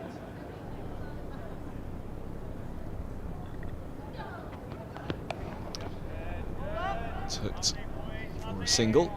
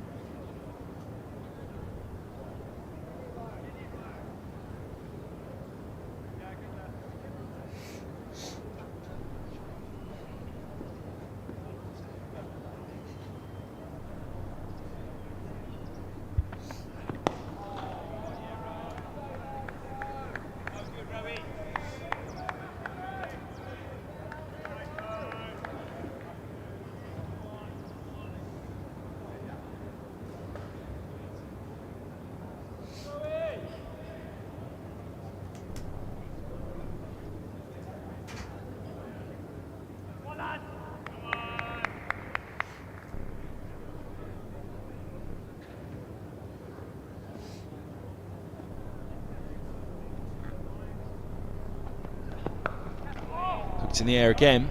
In fact, he's over the top of it. Didn't think he did manage to roll the hands on that one. Fernandez feels at deep square.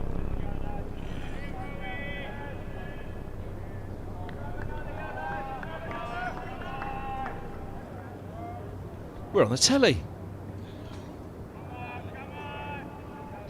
What's he got in his hand there? Pims on one side. Nibbling away in the other. What goes with the Pims?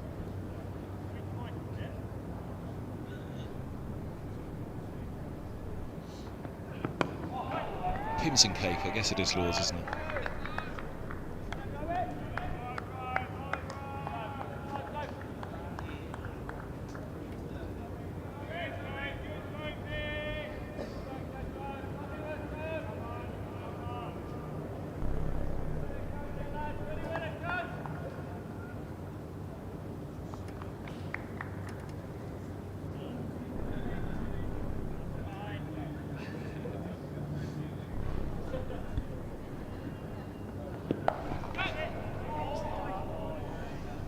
Hands on heads around the field. Roland Jones is seeing the funny side of it.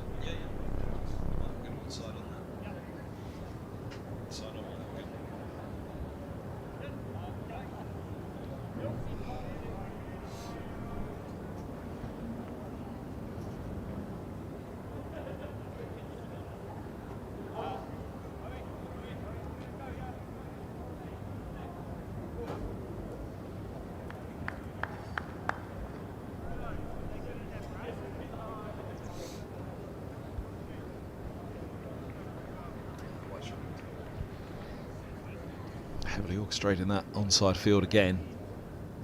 Retreated short leg, square leg, deep mid wicket, deep square, long leg.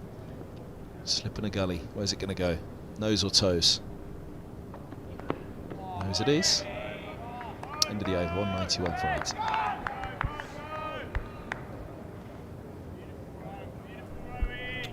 Not usually known for short, hostile bowling. Toby Roland Jones. But he's getting it up there.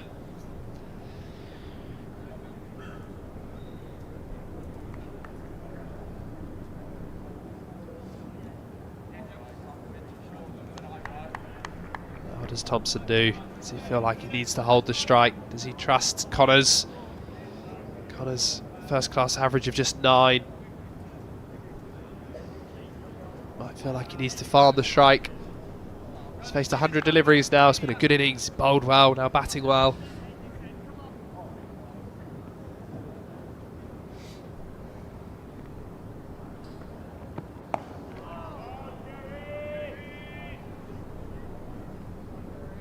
How many of the 27.5 overs remaining can Thompson face? 101 balls so far.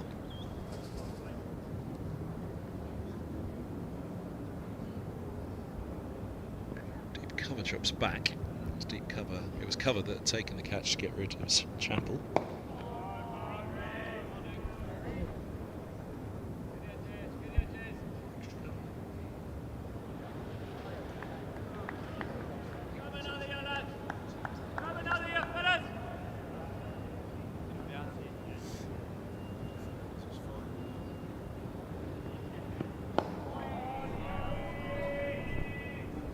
Zoning in on a good length here, Holman. Keep it there or thereabouts. Occasional googly. Get them spinning down the slope.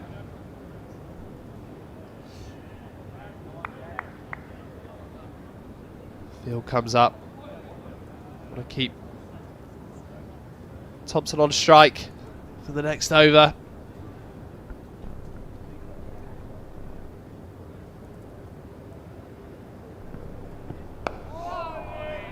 Late down on that one.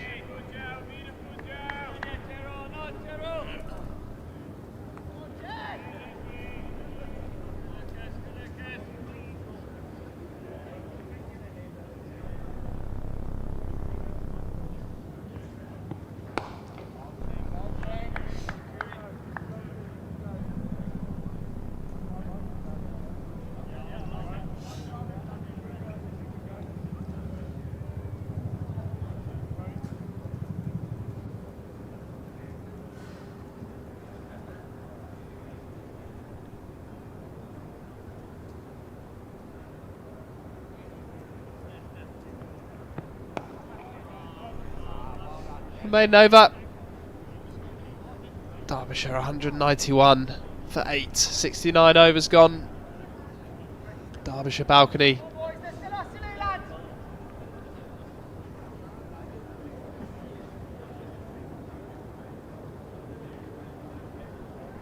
Mickey Arthur on the right.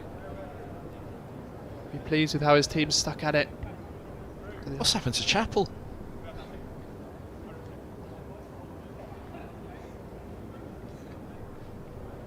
I'm sure he's deflated by his dismissal.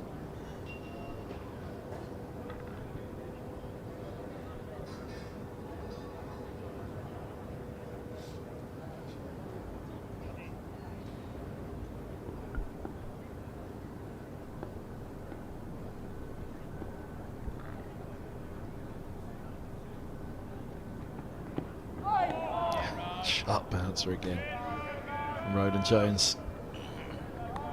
No bowlers union out in the middle. Your match to be saved. He's played that well, Connors. Sharp from Roland Jones and jagging back in. He's got his gloves down. Watched it. Got out of the way.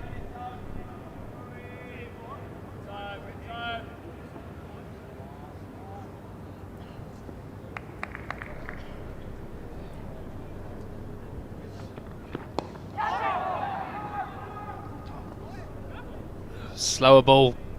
Pitching it fuller, nearly chipped. It's a packed leg side field. Roland Jones mixing it up nicely here.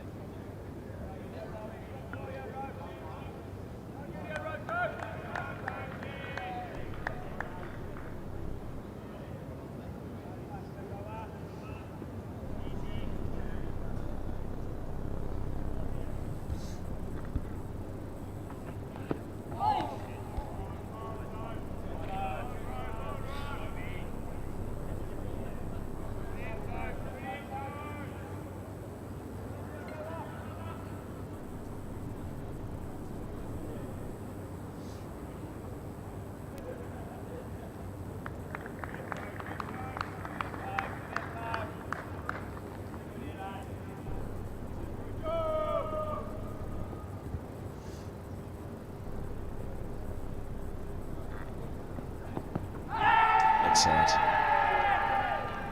On the pavilion end as well, Slope's taking the ball off to leg.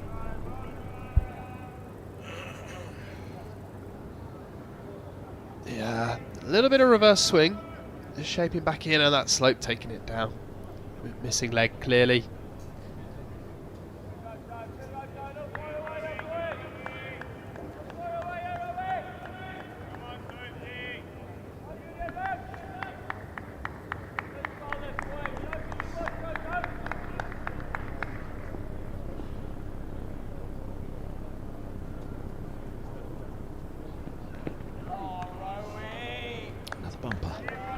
Still nose and toes stuff from Roland Jones.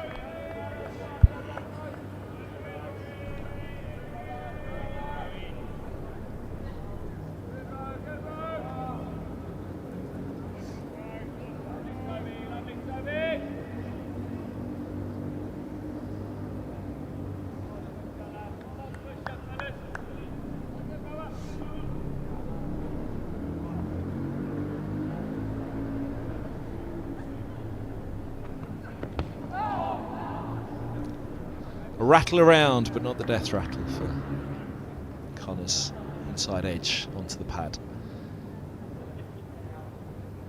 What was wrong with that one, umps? I wonder what the chat is. He's just teeing him up for the next LBW appeal, isn't he? 191 for 8.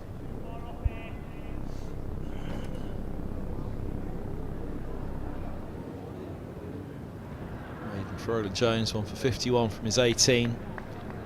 Now that Chappell has departed, you imagine the runs will dry up even more.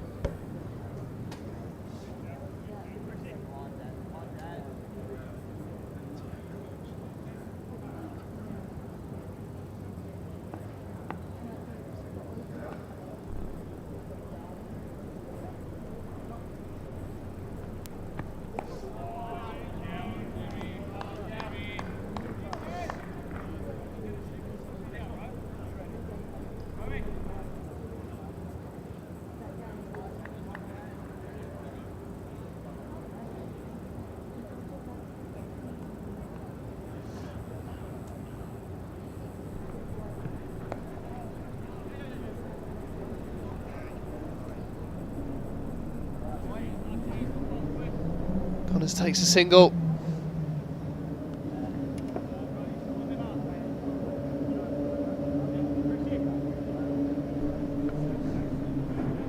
Bringing that field up. Fancy Holman to Thompson and Roland Jones to Connors.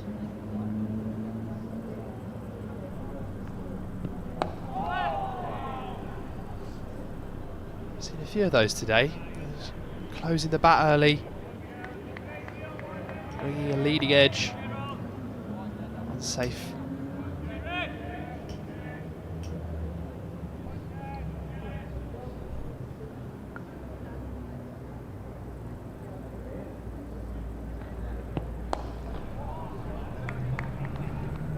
Too much flight on that, but worn by Anderson at short leg.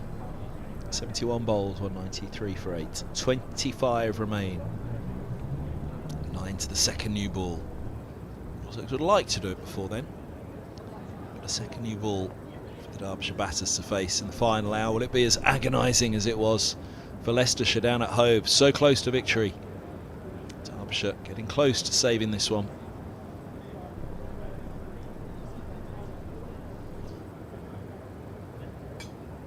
It's Mark Stoneman who's off the field in the middle there.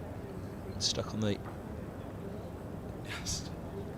back of his head by what we think was an overthrow. Ollie Coleman. Now, Henry Brooks on to replace Roland Jones, trying to blast the tail out still.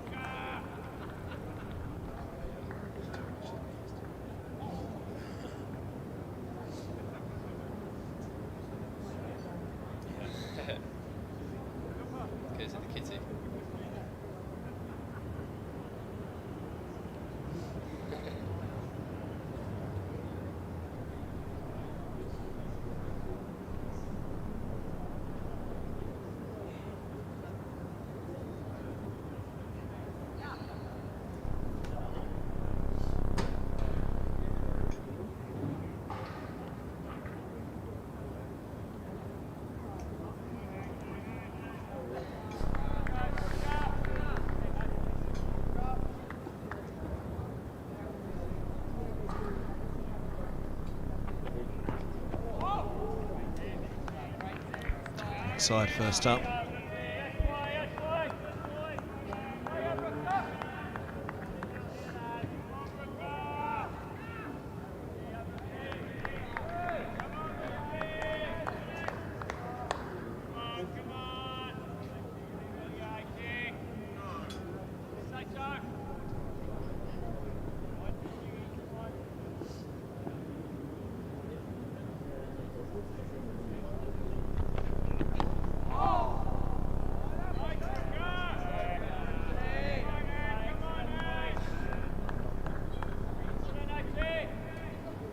also Mark Stoneman's birthday. Big happy birthday to you, Rocky. 21 again.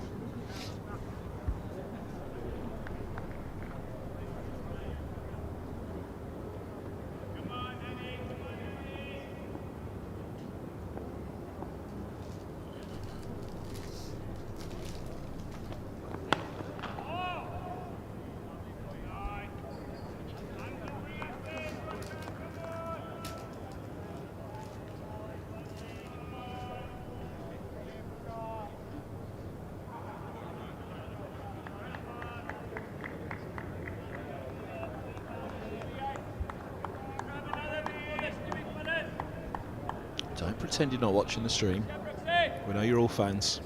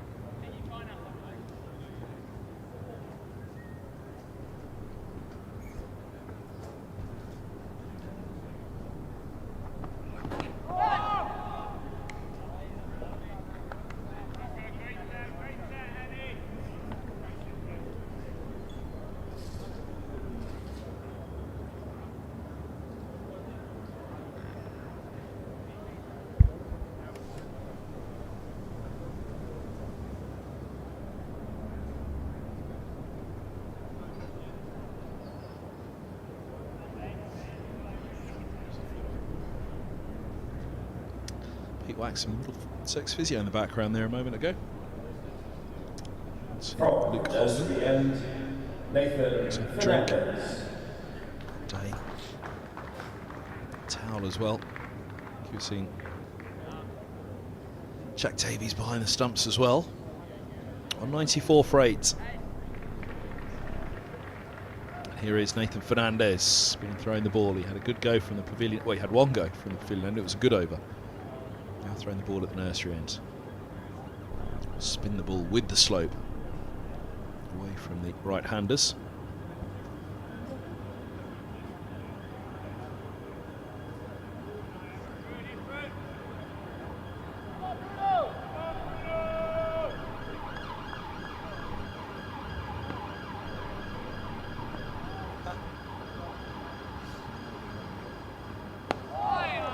Crowd, come on Bruno. Decent nickname. Or is he a Man United fan? Or a Portugal fan? They're playing today?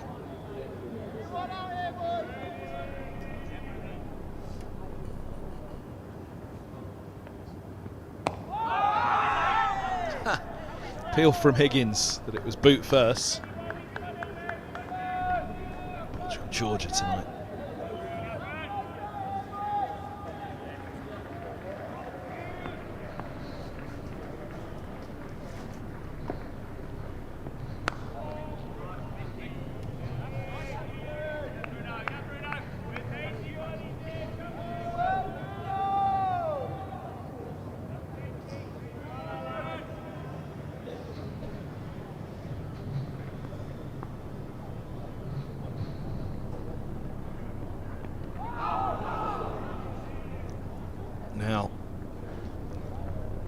He's in the game, Fernandez, as he was at the pavilion end.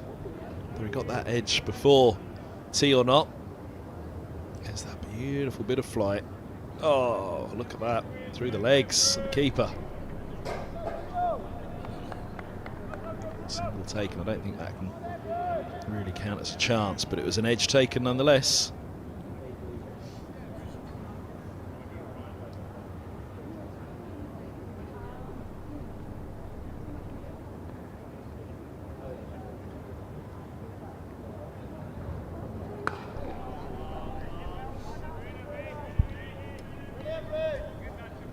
New ball just 7 overs away after this delivery.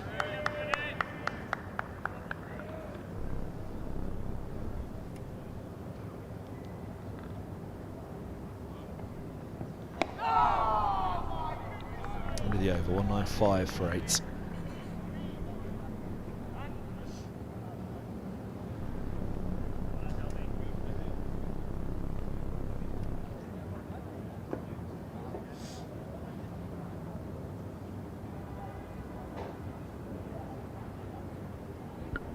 See that partnership.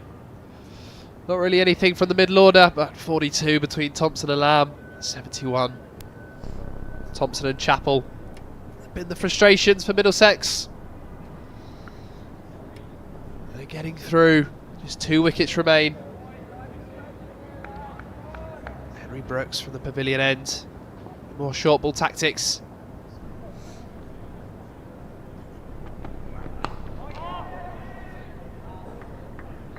Connor's got up and over the top of it.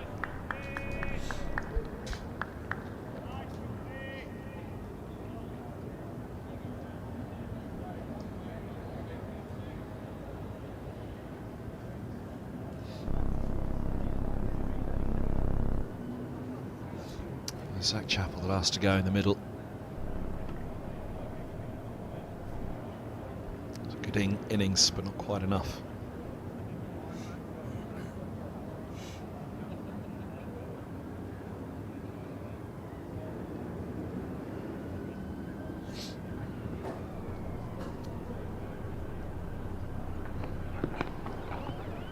Not yet, anyway.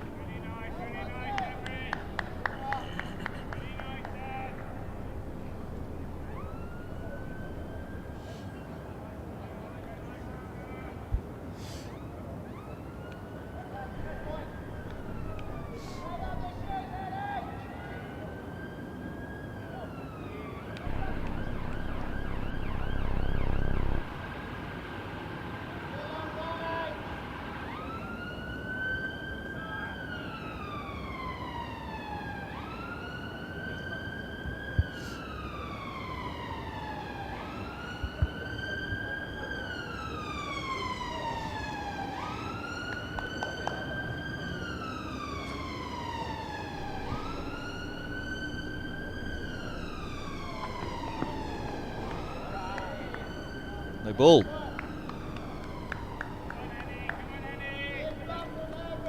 My toes and nose, that nearly hit the bowler's own toes.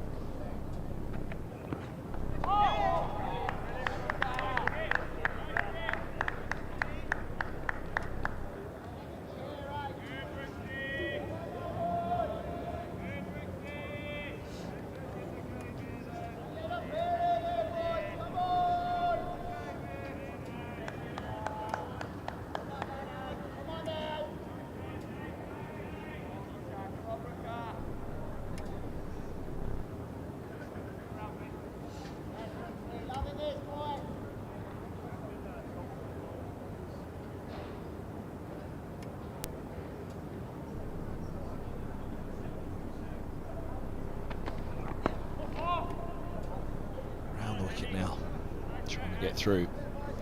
Middlesex trying everything.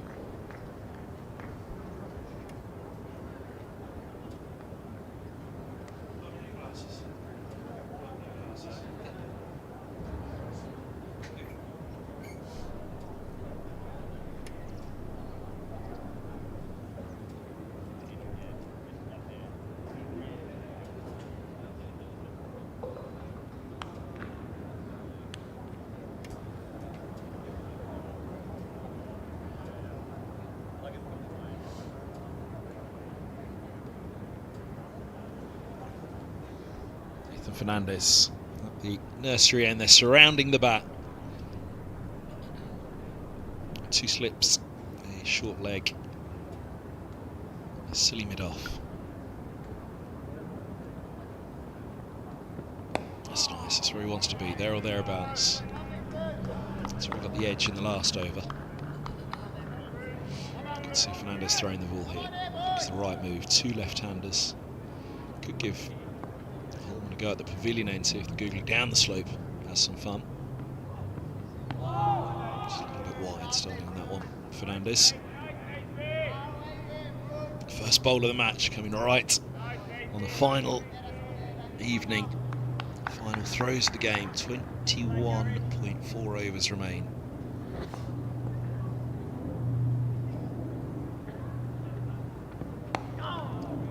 It's nice.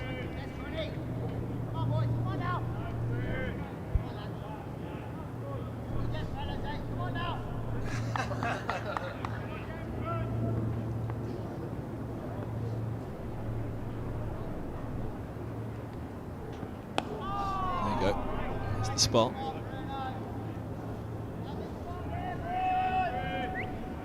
Connors has looked assured here at the crease. 27 deliveries.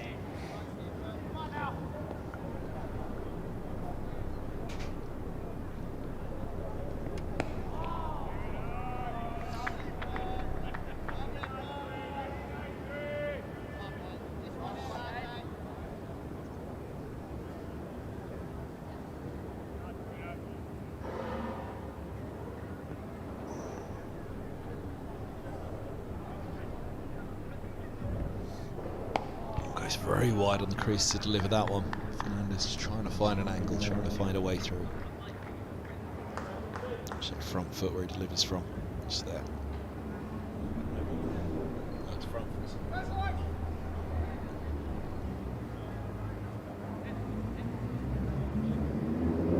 Lying dormant at the moment. The Middlesex flag.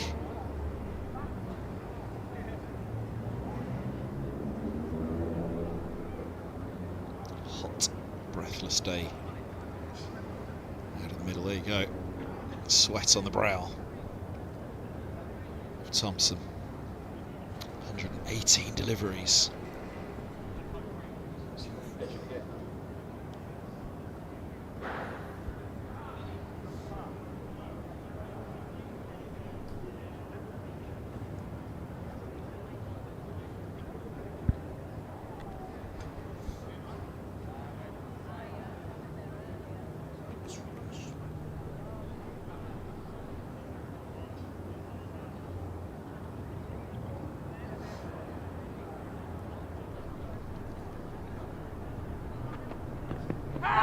Now that's close, it's gone. Thompson's out for 41. Derbyshire 9 down. Brooks has the breakthrough. 2 for 25 now. Extra bit of pace down the slope for Middlesex. And Thompson going forward, going across. Disappointed to look up and see that the finger showing it was out. Look at where he's finished. He was still on the move when he was hit. That won't have helped him. So as he finished his move, you could see leg stump. LBW to Brooks for 41, 119. The number of balls faced. Outstanding from Thompson. Still 20 overs to go. Derbyshire 9 down. Yeah, well played, Alex Thompson. Good game. Comes to an end for him. his resistance ended 119 deliveries for that 41. Gave his team a bit of hope, but Henry Brooks finds a way through, just jagging back. He was across those stumps. You can see a bit of leg stump there. This looks pretty adjacent. Deserved for Henry Brooks. He's bowled really well in this second innings. Past 100 first-class wickets.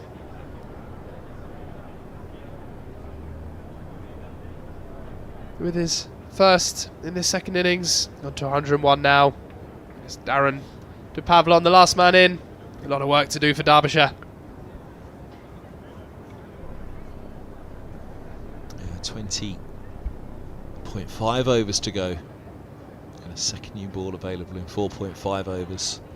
Middlesex all day would have hoped that they wouldn't need the second new ball. They'd have hoped that they'd done it a lot quicker than this, but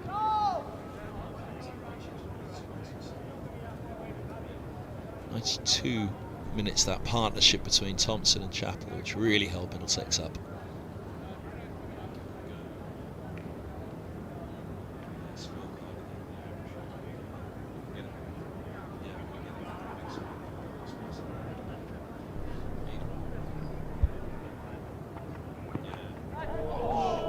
Where's that gone? Fine of Gully. Away for 4. Behind the machinery.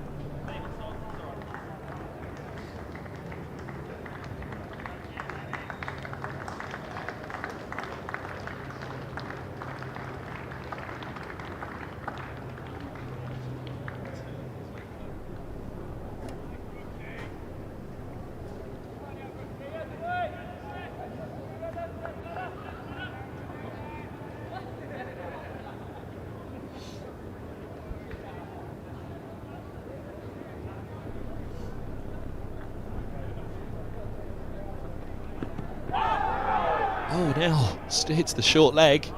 Cry of catch. Anderson under the lid.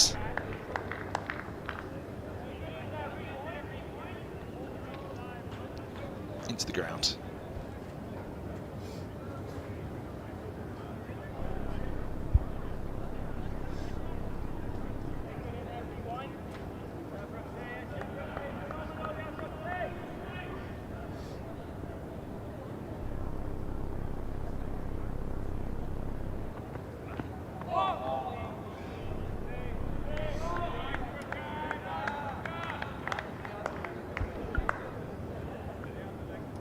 Middlesex just one delivery away, 1 wicket away.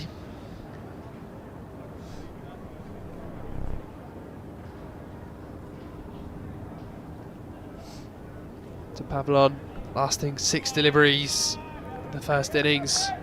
Was the last wicket to fall. Roland Jones collecting his 5th.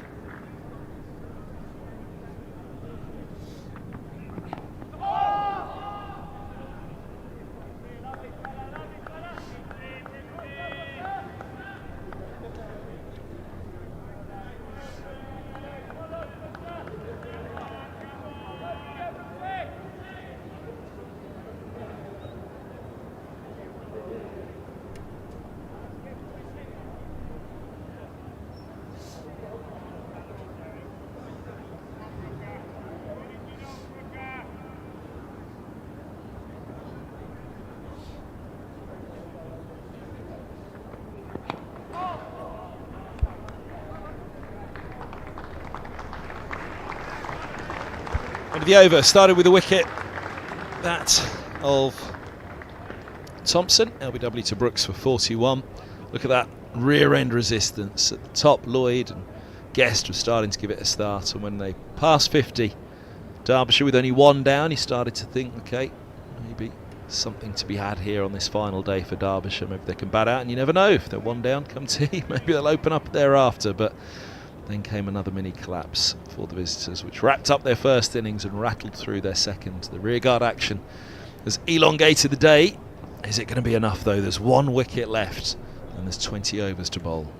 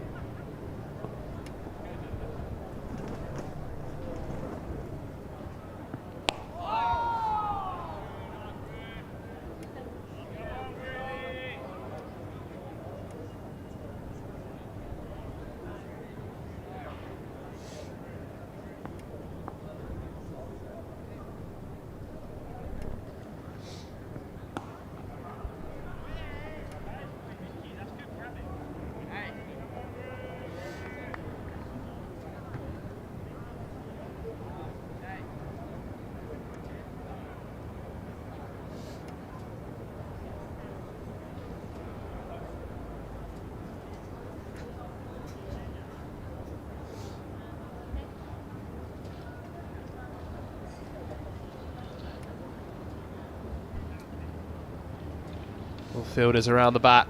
Fernandez up and over the wicket. Oh, that's nice. Ask Connors to open up. That front leg out of the way to get the bat down. That really well bring the edge into play. This could be fun, actually. Fernandez. Could be a real test for Connors, this.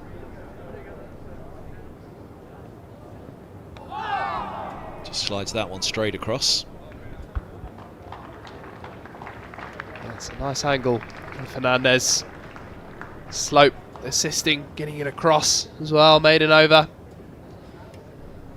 Derbyshire 202 for 9, 3 overs until that new ball. Middlesex need 1 wicket to win. Mr. Pavlon on strike. Henry Brooks.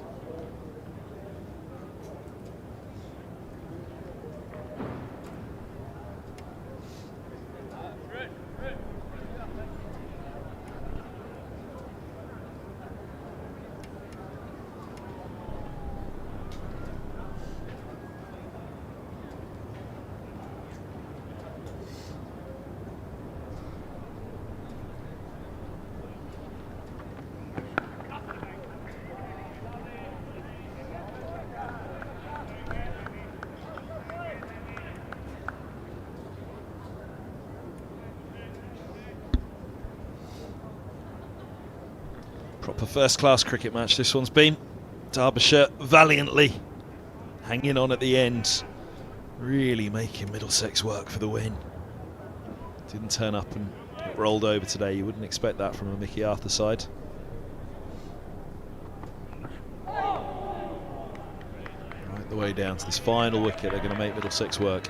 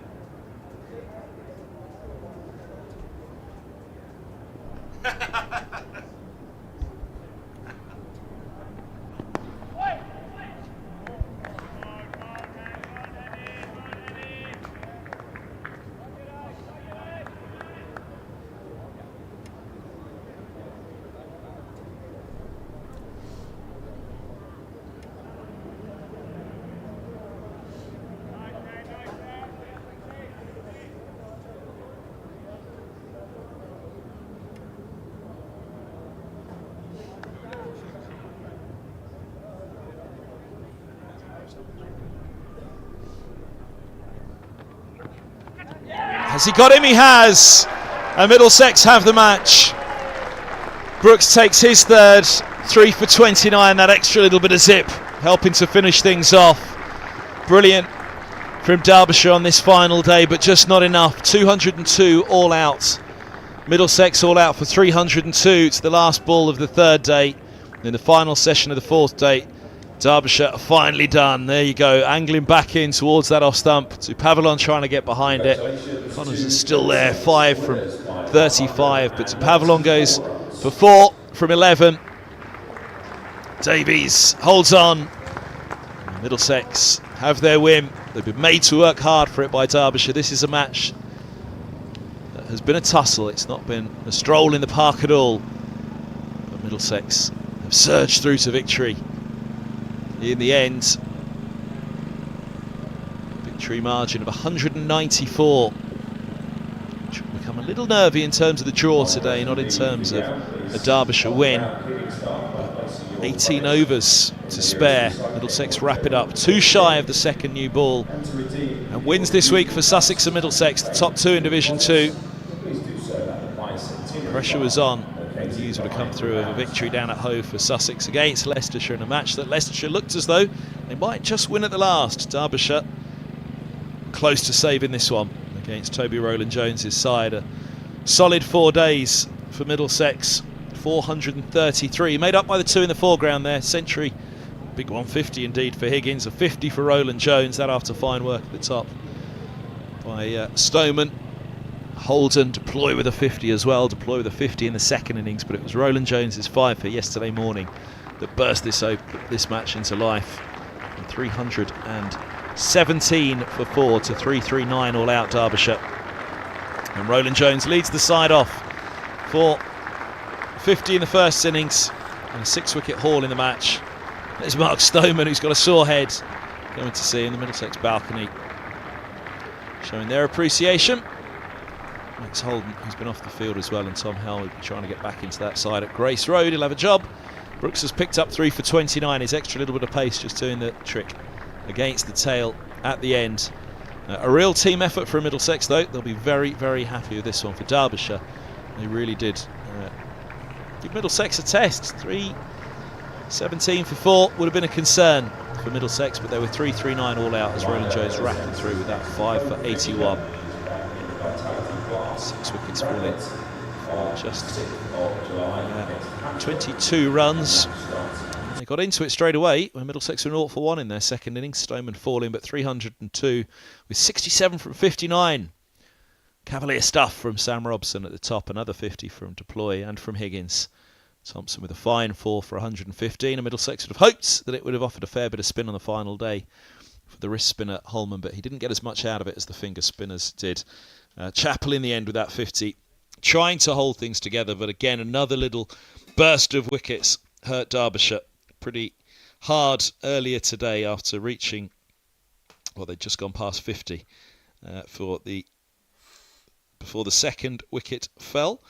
The first wicket was Rees going 1 for 15 and 58 for 2. That quickly became 75 for 6, and at that point it was a case of saving the game at all costs. Not to be in the end. They came close, but a really, really good effort. Tom Ford alongside myself, Kevin Hand in this one, and well done. After all eyes on Hove and that victory for Sussex after a fine fight back by the Foxes, this was a much needed win for Middlesex. Yeah, very important victory. Like you say, Kev, that pressure would have been on when Sussex got over the line. But yeah, very important win, and they stuck at it well. Both teams did throughout this whole game, but there's just those passages of play that swung it in Middlesex's favour. And a draw did look at one point like it could be on when Chappell and Thompson really dug in, frustrated the Middlesex attack, but credit to the bowling lineup, they stuck at it, and Henry Brooks coming through 3 wickets for 29, 13 overs. He made the difference towards the back end of this day. The only side that remain undefeated in the county championship this season in either division, Middlesex. Another win to go. Defeats in Division 1 for Surrey, Somerset and Essex, the top 3 there. And in Division 2, Sussex defeated the Once. This for Derbyshire is the second defeat of the season for them, with the 6 draws as well. Middlesex remain second. They moved to 124 points, 8 points behind Sussex, both having played the same number. 4 wins for Sussex, 3 for Middlesex, who've drawn 5, and they go to Leicestershire now with 25 points between them and Yorkshire. Join us for that one if you can up at Leicestershire. You can pick up the stream via the Middlesex website. For that, we'll have all the previews and updates and all you need. Close of play from that one as well. You catch the close of play tonight on the social media channels and on the website for Middlesex. For now, though, from the stream team here at Lords, from Tom Ford, myself, Kevin Hand, it's a very good evening to you all as Middlesex wrap up the victory by 194 runs.